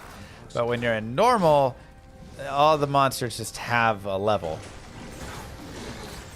So in the Chaos Sanctuary, the undead, Doom Knight dudes walking around we'll go players 1 ancients. We'll drop some, like a crystal sword, and it'll get 3 sockets, but any other mob dropping it in the Chaos Sanctuary, it'll get 4 sockets. If you drop a Chaos Sanctuary or a crystal sword further on in, the Act 2 of Nightmare, it'll get 6 sockets if you socket quest it. So there's a lot of, like...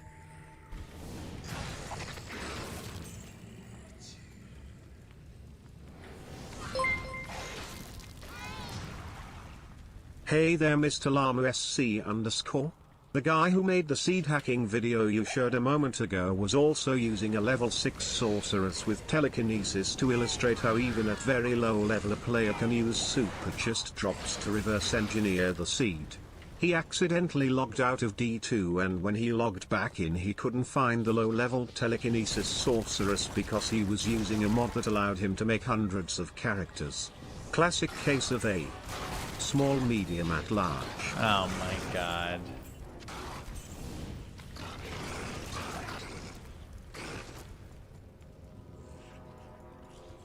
Don't. We ban binary.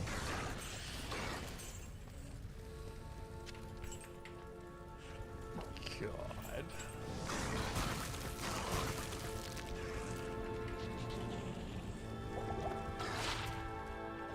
Is any of that even true?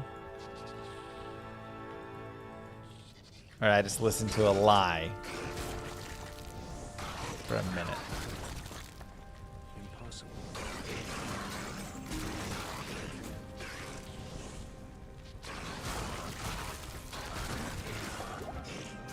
Says the liar?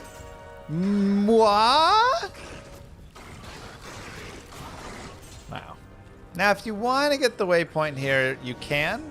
It's not a huge deal, but like, hey, you know, you can pick it up and then you can do another run if you want. Never, we'll just walk in.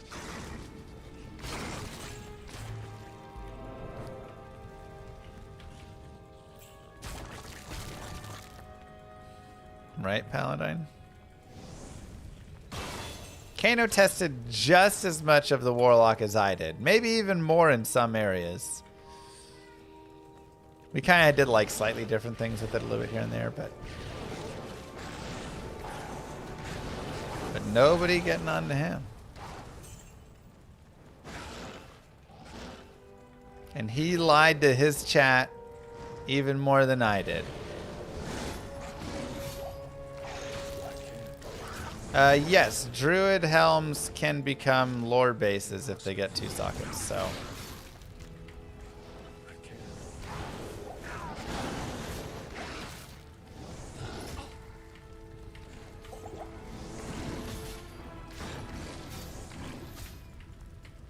Wow. Impossible. But that was the second time for me. Well, it's only 2 times. You get 3 strikes, and I've only had 2 strikes, so you can't be mad at me, okay? But even if there happened to be a 3rd strike soon, you still can't be mad at me because that one doesn't count.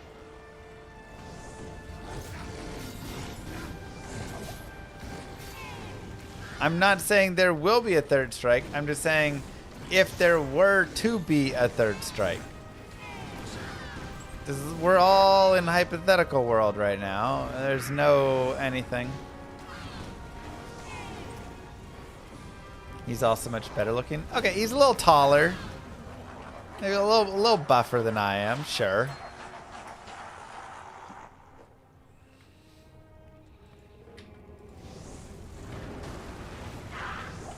Okay, now when you're dealing with Colenso, one thing that can be good is hitting him into like a pillar or, you know, just something that'll stick him. You get extra damage from your Molten Boulder that way. Now we'll go players 8 for wave 2.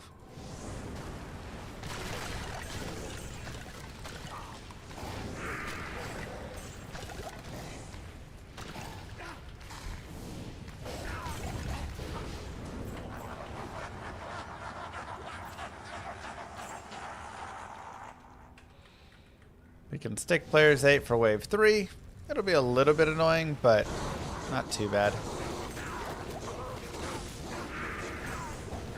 I have good fire res. My light res, like we said, is a little weak. So that's all I really have to care about.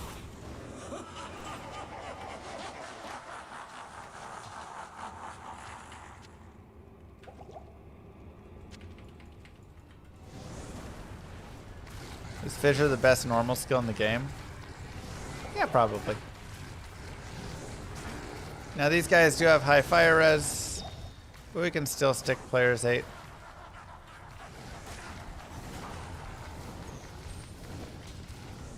And wave 5. They also have high fire res. We can try it. See how it goes. We're pretty high level.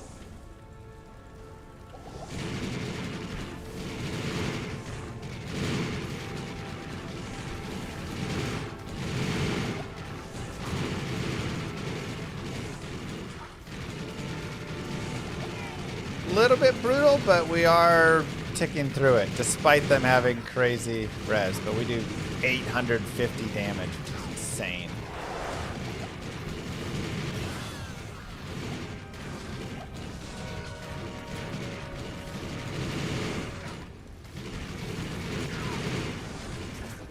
Yep, Opaline made it through. Love all the sounds. It's almost as bad as the lashers.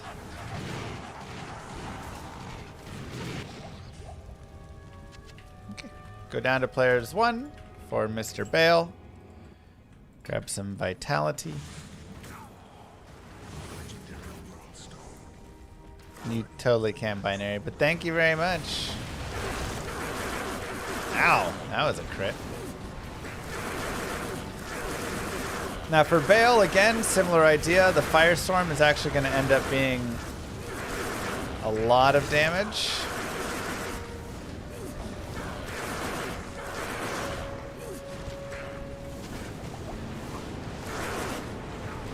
So if you want to run that, you can. It's a little closer in, though. If you want to hang back, you can as well. Doesn't super matter. Either way, GG. Heart normal done. Level 38. Holy cow. Almost 39. That's wild for how fast and easy we breeze through that. I mean, yeah, Fissure is so good. It's so good. Let's take a look at our stuff. Enough strength, just 25 strength for the belt. Everything else vitality. And our skills are the easiest thing in the world. Max and maxing. Pretty much. After that, we can max Volcano for the synergy there as well. Armageddon can also be a fun thing that honestly isn't terrible. So you can consider Armageddon. But first, you just want to get Firestorm, Volcano, and Fissure max. And then you can look at something else like that. You can also look at getting like a Grizzly Bear later or something. For our gear, we have Leaf, +3 to fire skills. Stealth, faster run walk, little FCR. Shop this fire res helm. Nice dual res right here with some energy and mana. Nice dual res here with some magic find and half freeze duration. FCR with mana. Nothing on the belt. 12 fire res. And then some pretty good res on some boots. No fast run walk, unfortunately, but also some magic find. Then a couple random charms with some res and life. Pretty basic and simple.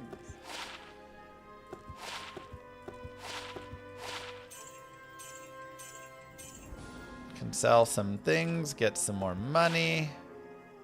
Wow.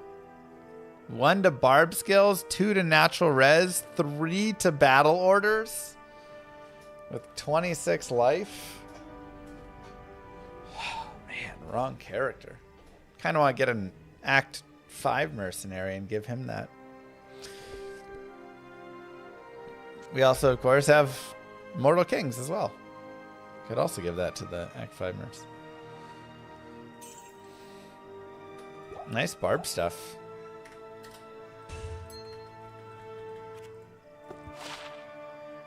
And a 2 open socket armor for some nice stuff.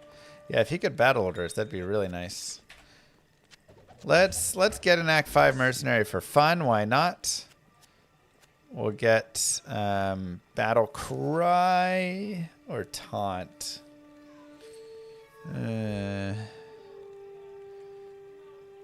Tough choices.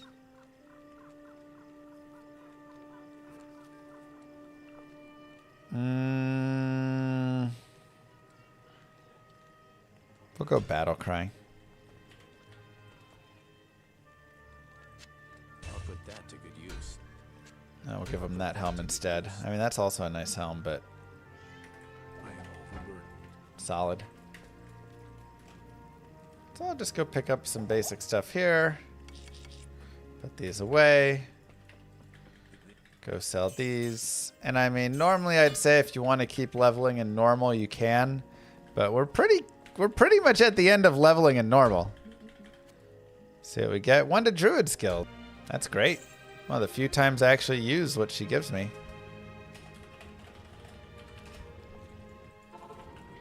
We'll go players 8.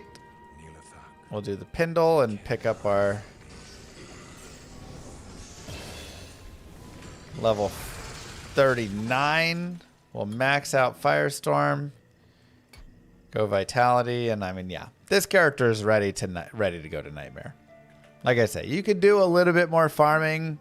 You could go do some Bale runs a little bit into the low 40s and stuff, but we do 1,000 damage. It's time to go over. So that is part normal. GG, everybody. Thank you guys for being here. I hope you're still alive, and I'll see you guys in part Nightmare. Peace. Nah, we forgot Radamant again. Rip.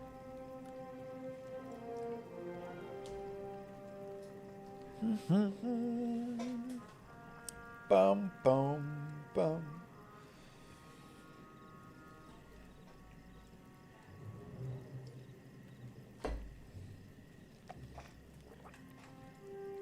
Never remember Radamant? I do not. Can't connect to server. What the heck? All right, we got 45 minutes. Let's do some Llama RPG dev, and then we'll run the giveaway from the VOD channel. So let's get GitHub up.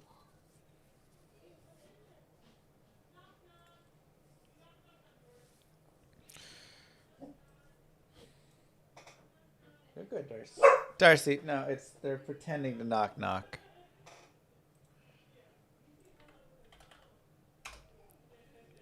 They're pretending, sweetheart. The kids are playing.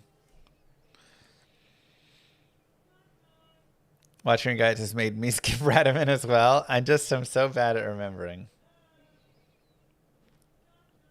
Did you watch the Paladin live, Nico? Also, tomorrow is Thursday, so I'll be doing part Nightmare tomorrow. And honestly, probably Hell too. We'll probably do Nightmare and Hell for the Druid.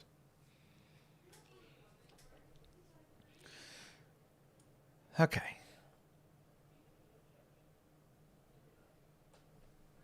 Gotta let it load.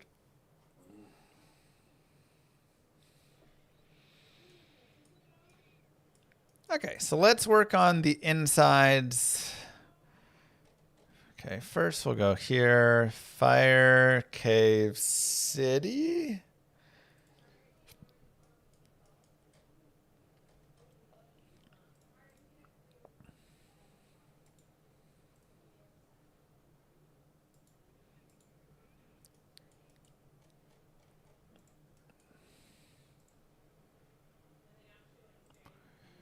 Put him up there, and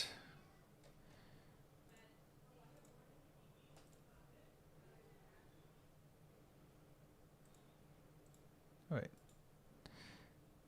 This is positioning, no. Ordering 0. I want cliffs. Will be good. Okay, perfect. This actually looks kind of good. Yeah, this is my game I'm making. What do you mean this actually looks kind of good? Where have you been?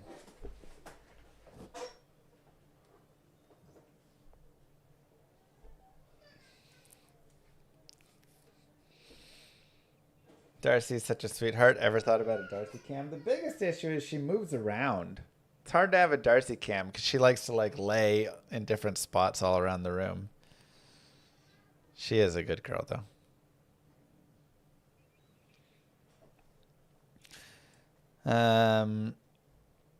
Okay, so we have 1, 2, 3, 4, 5.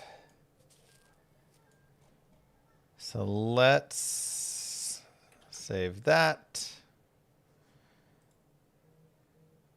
Storm City. Don't need that. Dude, it's so much. This making a game is so much work. It's so stupid. I'm also not gonna lie. I'm pretty stupid for making such a big game. Like, this is all Act 1. All of this design is just Act 1.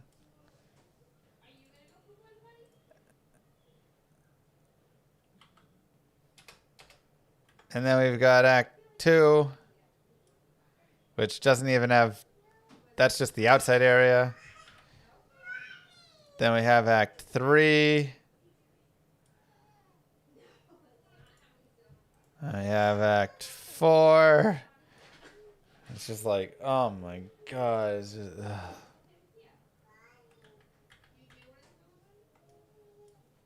just terrible ideas to make this. It's so huge. And every house, you have to make the inside of every single house. And I don't know what I was thinking. Okay, so Act 4 is done. Act 3 is done. Act 6. We want...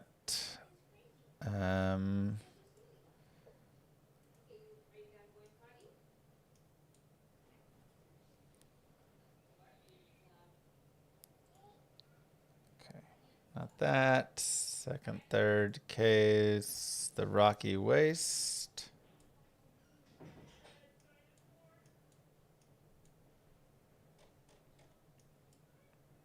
So let's put on cliffs over here. Let's put that.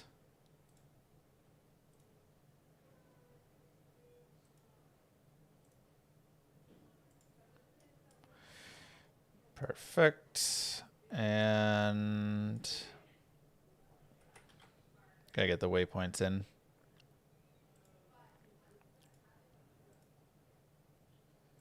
Caves? Is that where that waypoint is?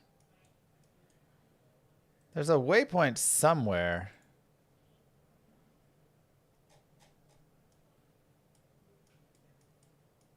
What is this called?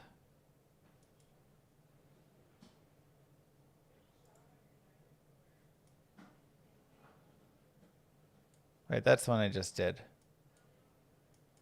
So it's not there. Not there. It's this. What is this guy called?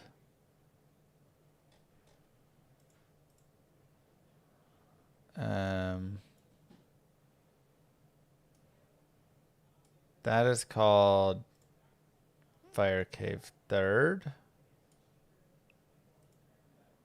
Yeah.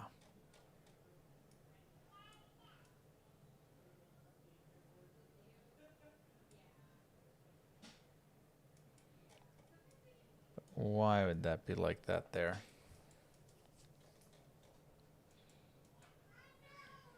Okay. It's fine.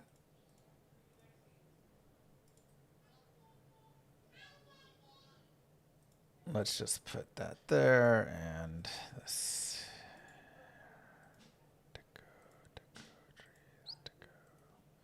That should be probably higher level.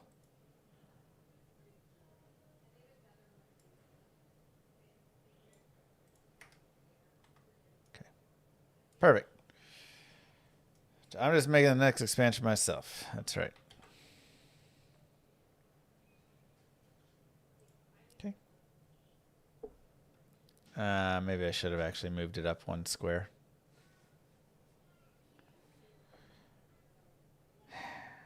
Yeah, let's do it.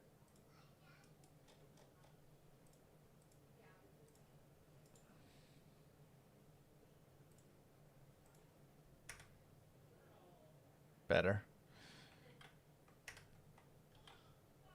Okay, so Fire Cave City, let's create... Act 6 gonna be free, or will it... I don't know nothing.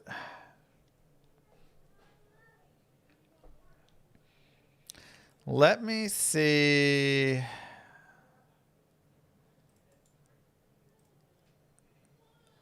How am I doing Act 3? I have all of the Icetown interiors right here. Okay. So let's instantiate Act 4. Open that. Storm City interior. Will this superbly crafted game known as Llama allow us to romance NPCs? Please, kind sir, let us love. There's definitely some thought of that. I don't think NPCs, but I think you could maybe marry someone else in the game.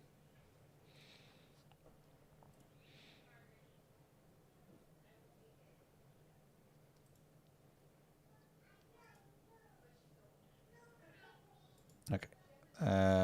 Level world, new inherited scene. We need 5 of these, or did I already make them? No. New inherited scene. Level world, new inherited. Level world, new inherited scene. Okay. And this will be called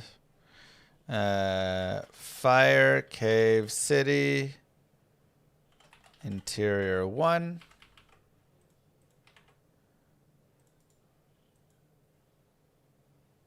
And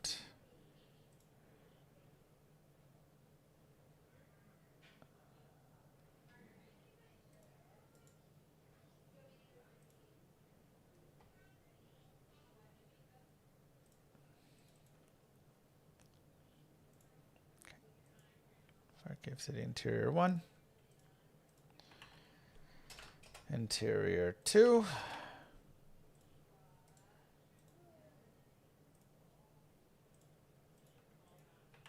Interior 3.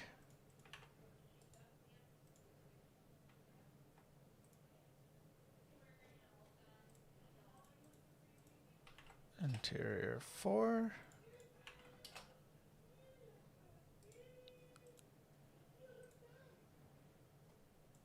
And interior 5.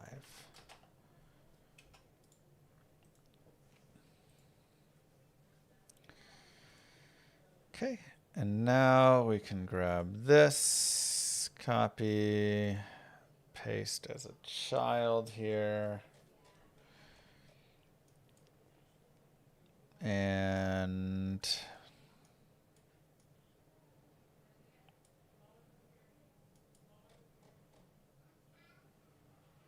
why are there 2 openings there?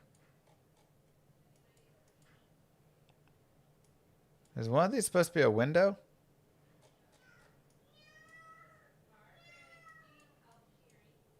I don't know. Okay. So we have right side entrance. Reds, grays.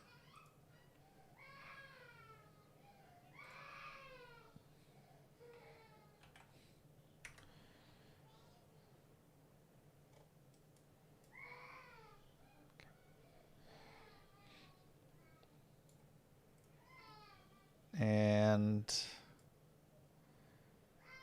I feel like the fire caves we can make a little more cavey.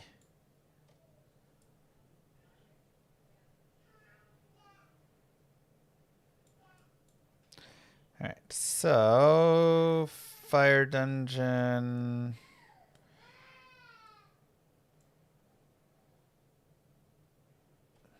Do I want to just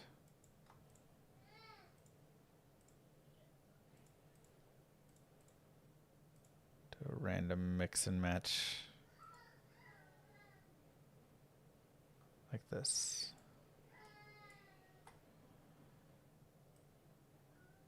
That's pretty good, actually.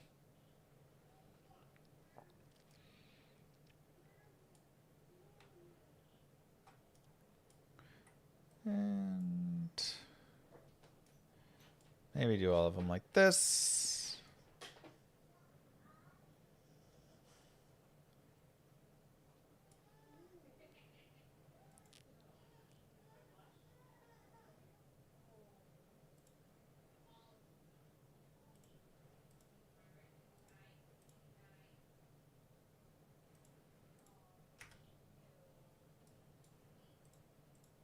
Okay, get rid of some floor objects there.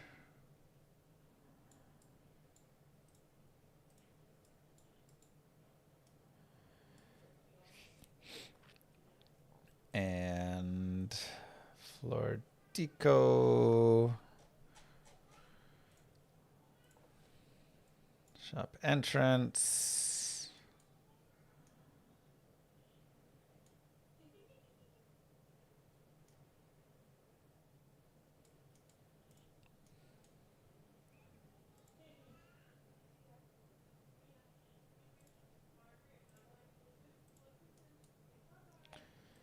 Okay, let's get the outsides now. We got to figure what we want to do for that.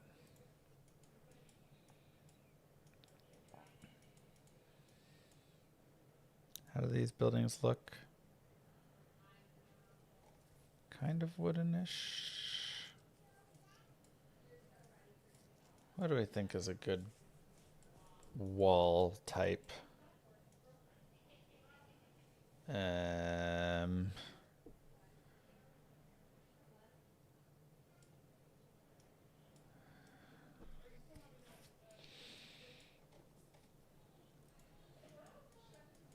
Maybe just like this.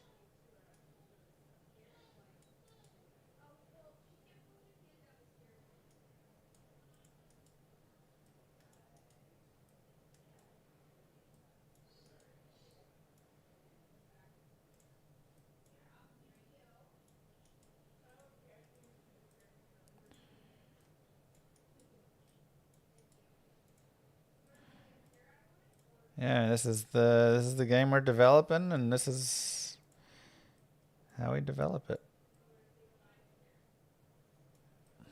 And like I said, there's just a billion things that you have to do. I feel like that's a pretty good little room.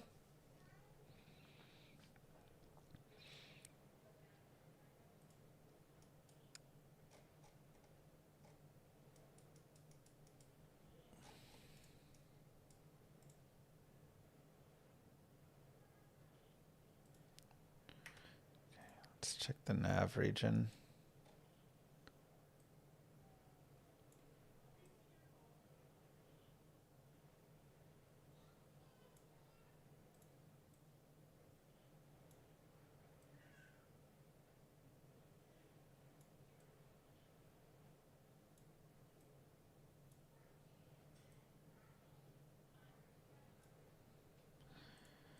Bake it. Many buttons, nice to watch. So many buttons. Okay, wall cover. What ordering is that? -1.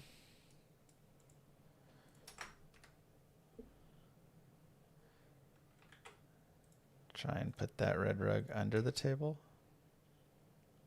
Not a great look.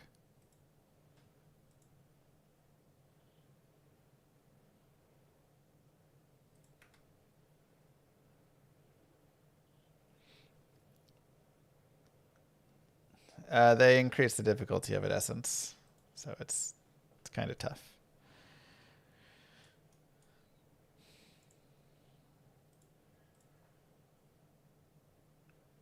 They're kind of tough now.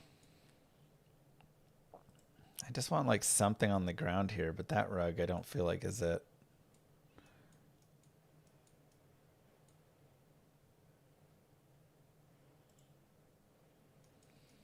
You know? I just want to like make my own rug.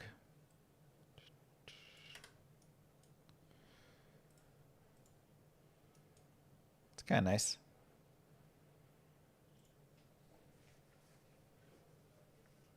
Okay. I think that can be room number 1. Nice and simple. Yeah, they're pretty nasty. Don't worry. Paste as child. Room number 2.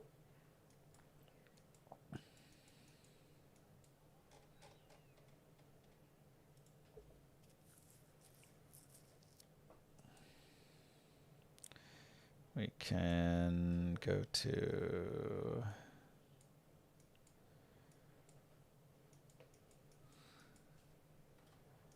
Hey, where's what I was grabbing? Oh, it's in the fire dungeon. That's why.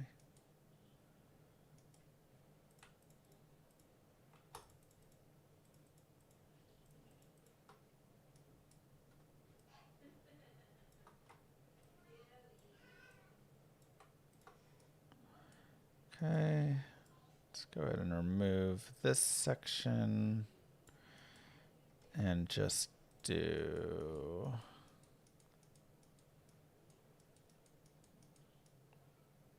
Wait, where'd that go? Is that a dungeon? Oh, yeah. Okay, just go there.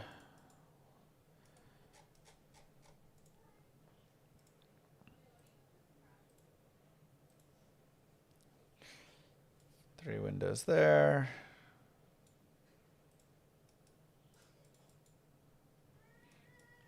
This one we can go to the marketplace.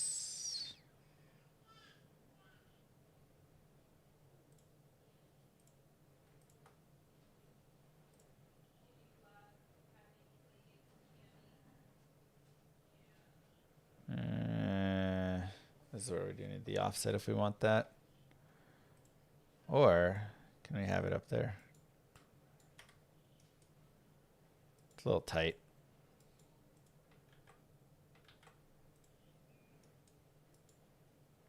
Kind of like building it too out of like other things. How do I think they would build it in a fire dungeon? With this, obviously.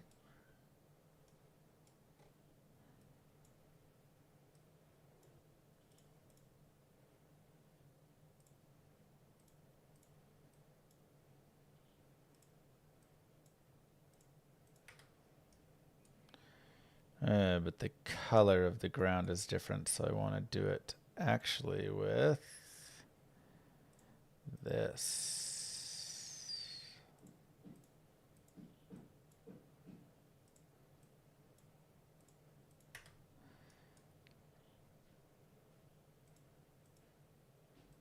Wait, is that actually black and not see-through? What?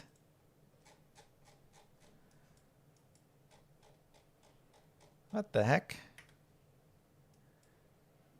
I think that's mistaken the building of that.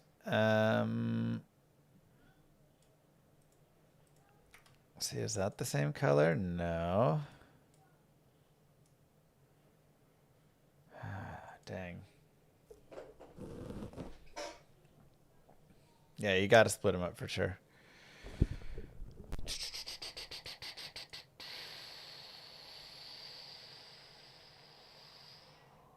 Yeah.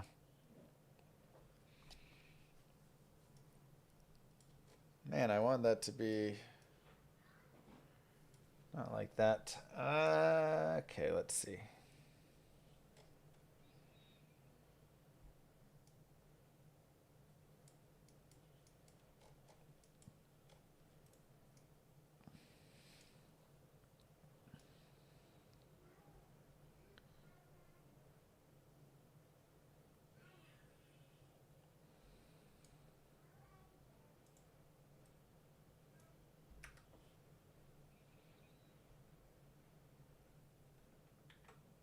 Yeah, this is my game.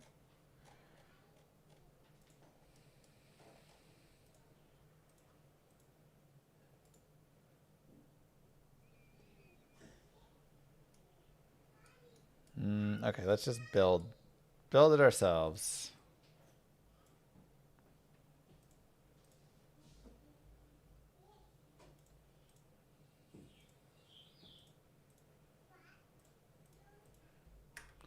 Okay.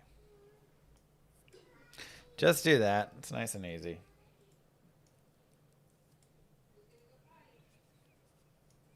And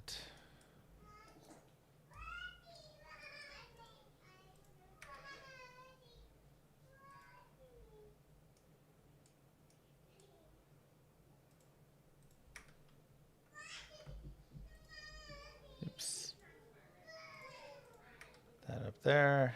Nah. Okay, we do need like a second.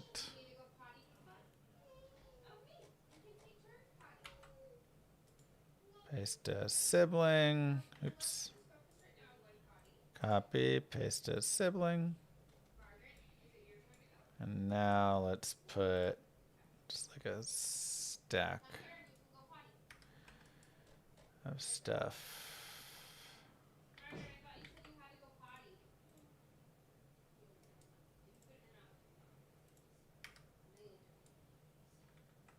Meh, not liking it enough.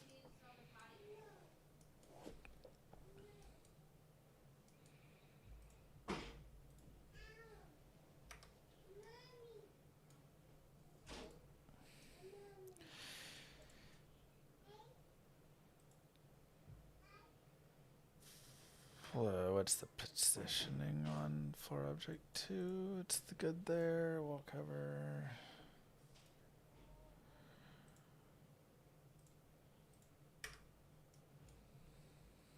No, that's wall cover. We don't want that. We want this under floor object.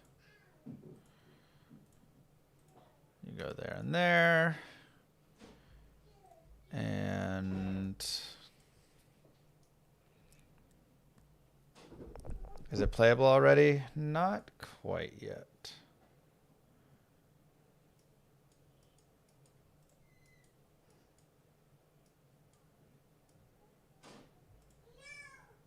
Oh, nice. Perfect. Those can go there later.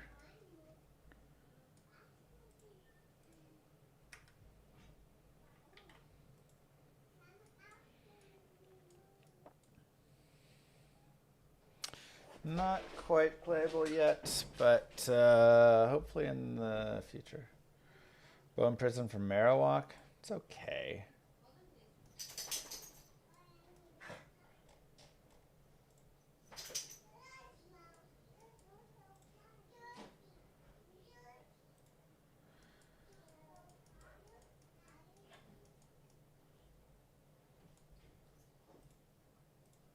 Let's do that there instead.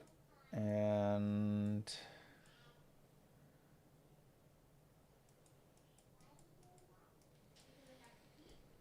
Fire Dungeon has like so many things, but also not a lot of things because so much of it is just tile. It's got to go to regular dungeon, see if there's anything that'd be interesting there. I suppose some rocks could be interesting here.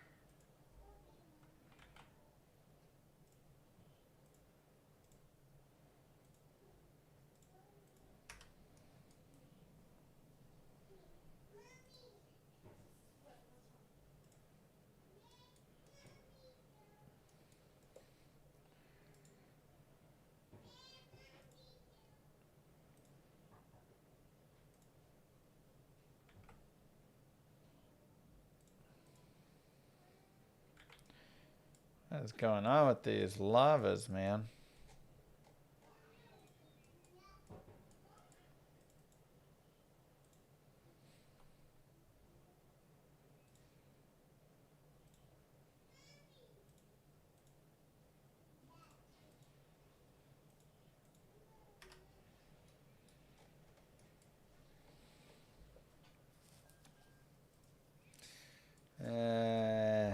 Get rid of that. Just do this instead. Yeah. Looking more serious right now than when speedrunning. I'm trying to, you know, make something that looks like okay enough. Hey, Fame, how you doing? Good enough. We can always improve in the future if needed.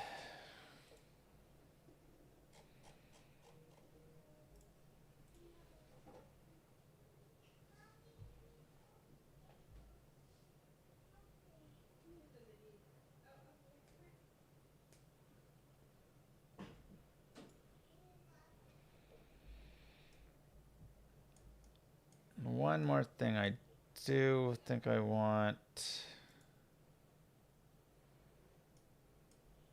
Maybe just like a chair back here. And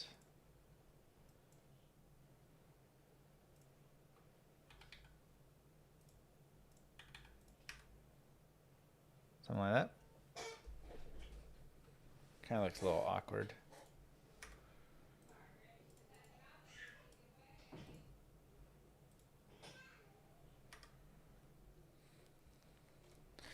Okay. Fire Cave 2. Done.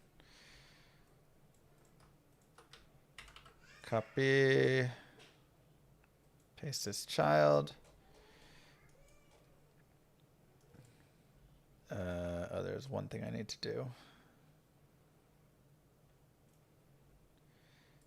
Kill that nav region. Better. Okay, there's 2.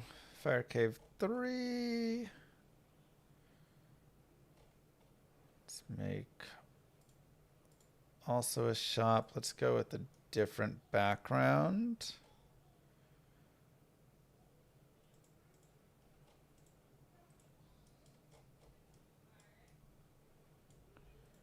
Go with the gray.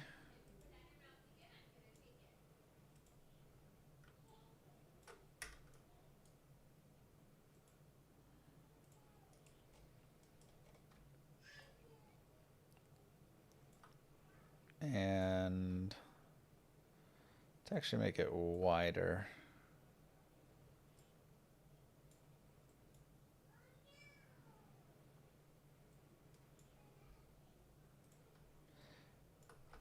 Gotta have a little variety.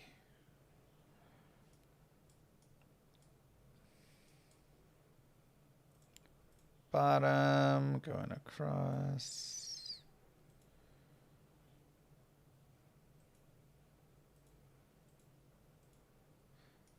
And fire dungeon.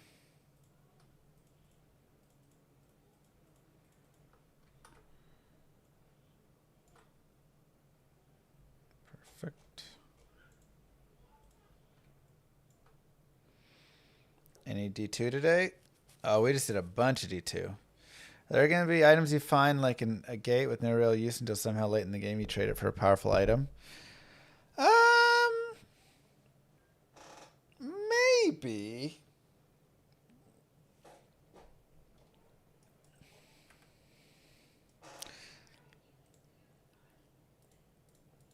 There might be some things kind of like that.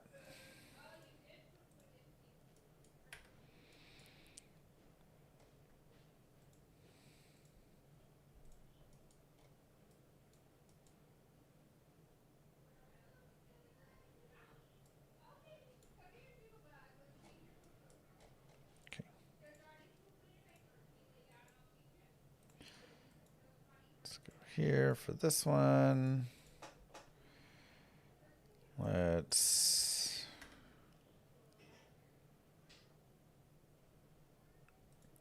grab this.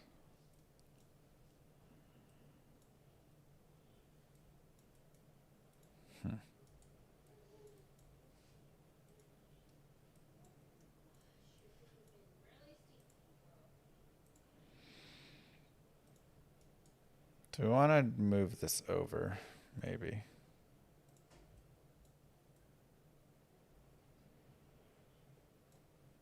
Do that. And then have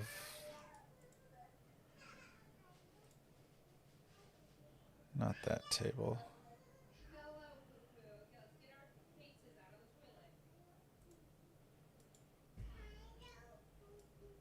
This here, get some chairs. The chairs are always so bad for trying to put those. It's fine.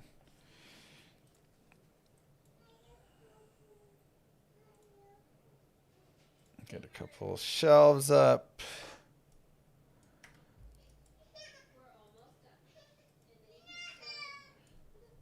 And oh, that's got this.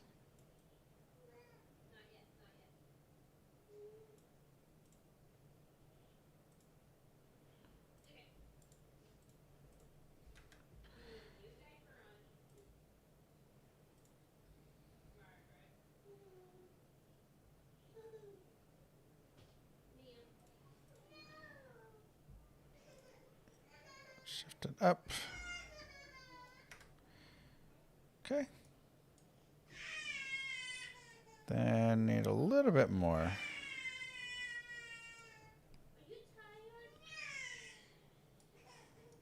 Let's get...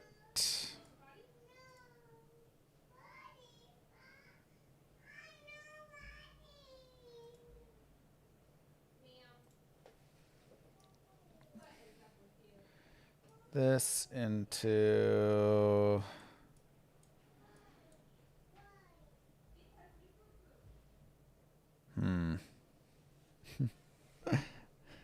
Yeah.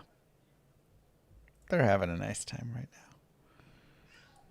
Put that down there. Nice flu. Unfortunate on the necro, but GG first torch.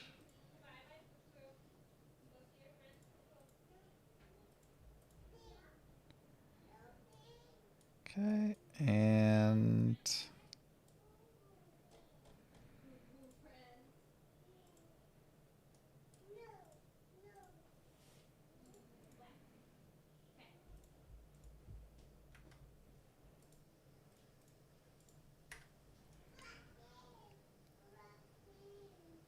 I don't love that there.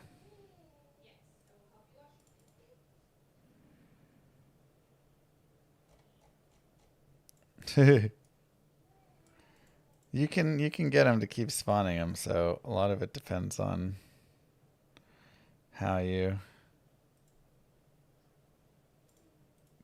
do with all the stuff. That's so weird. Man, it's so hard to figure out what to put in the places.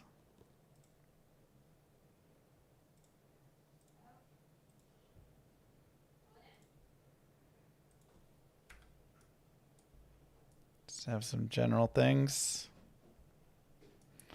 I want some stuff on the wall here. This one could use a little bit of pizzazz. Let's go back to the fire dungeon. I just want like a little bit of yellow, orange lighting somewhere.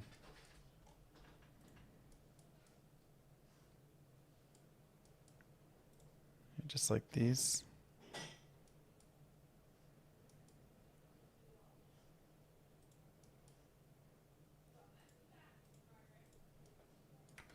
Just kind of like that.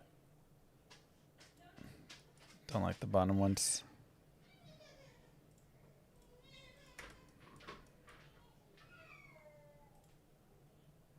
It's not bad.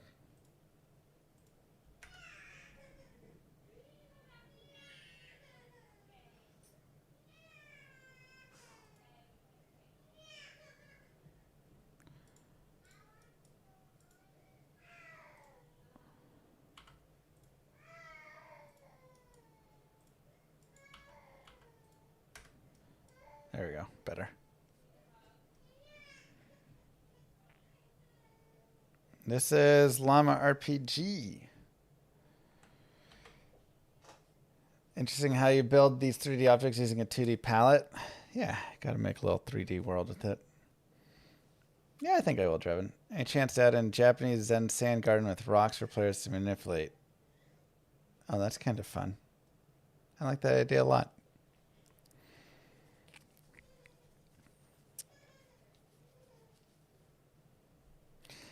So you are a llama, and you're going to be moving around the llama world. And trying to save all the little llamas.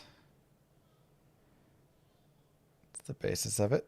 It's an MMORPG.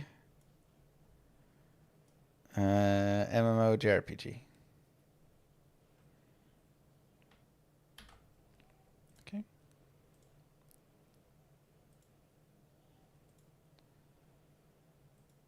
Now let's make a fourth one.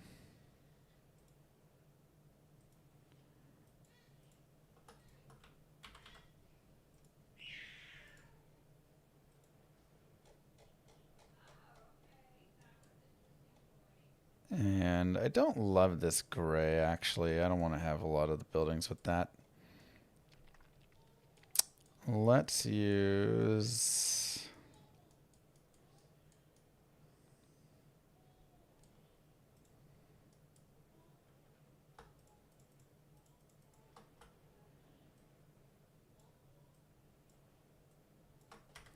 It's kind of a bright flooring, but I like it.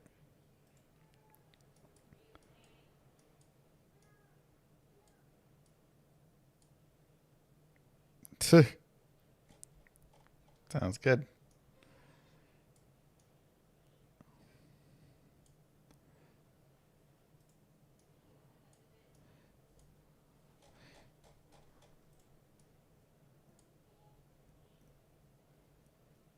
Let's go for maybe this darker color down here.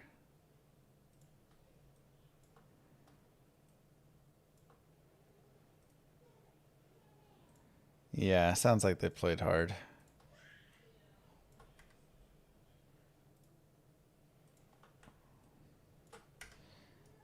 Okay, it's kind of nice.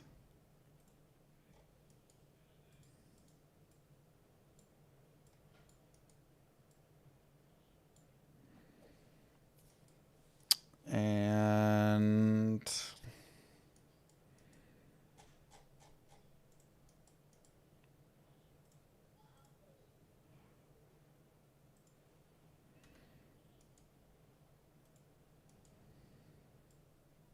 oh, those are under wall cover. Oops.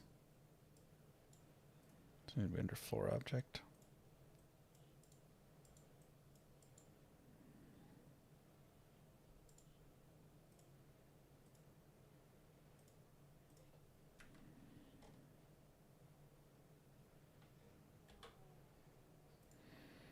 Layers, man.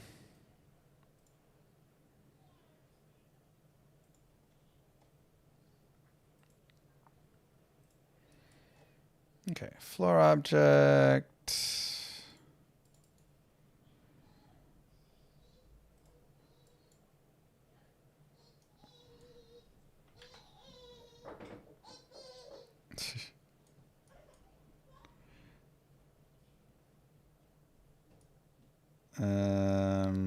Okay, let's do, someone needs a house here. This one can be someone's bedroom. Hello.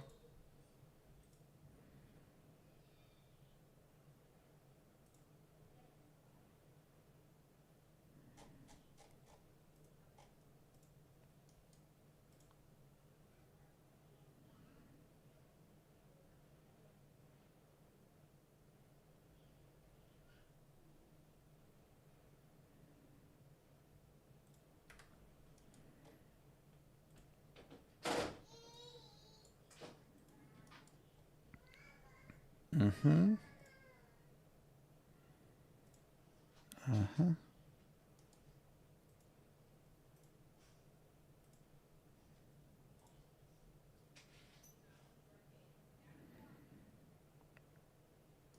And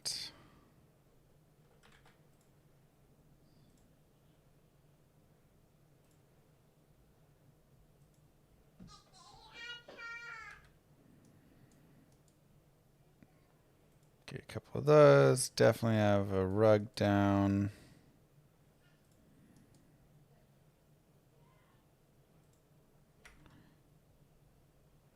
Not a good rug. Let's make a rug. Yeah, we're almost ready. With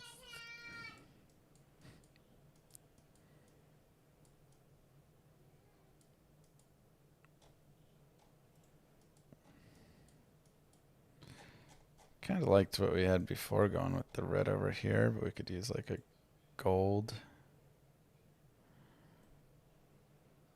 Do like that.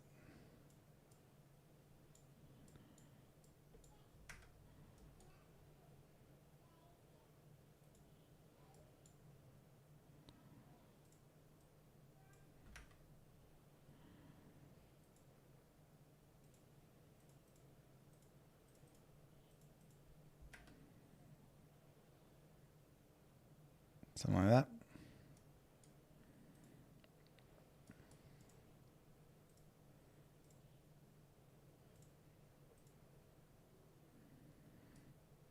And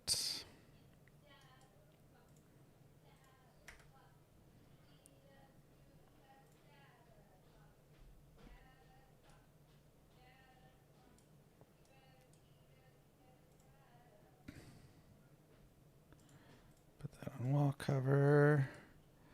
Looking pretty housey so far.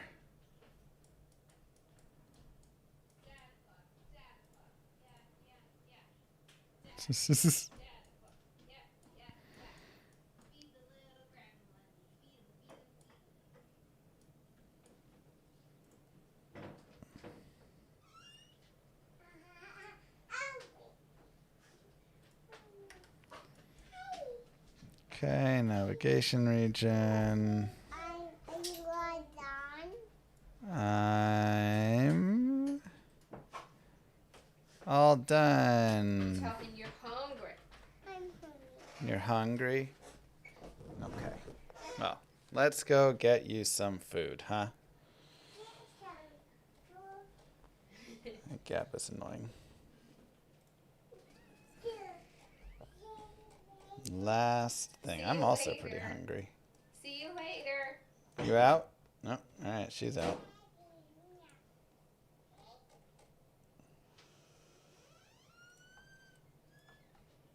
Later, Gator. What those? Because you were leaving. Like that, expecting Harris to never fail going to hell. Expecting to needs conviction. You could, yeah. It's an option. Hammerden's also good because you don't really have too many issues there. All right, 4 of 5 done. That's nice. Well, it is data clock. GG, everybody. Let's roll the winner of the giveaway really fast.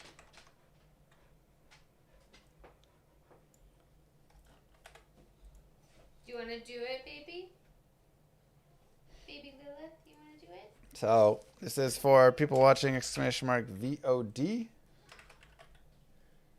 Yes, Daddy let you click the button. Did you want to click it, Daddy? Not yet. Okay. We're Sit gonna Daddy's lap and click. close it. All right, go ahead and Oh, you got it click this button right here. Okay, the winner is 8 Spectre. Congratulations, 8 Spectre. You win a $20 Steam gift card. And we will start another one. This next one will be $25 because it's annoying. Because it's annoying? Yes. Steam doesn't let you buy a $20, so I've been having to send 2 10s. So we're just gonna go to 25. Interesting. Let's go broke. Yeah. Go earn your tickets in !VOD.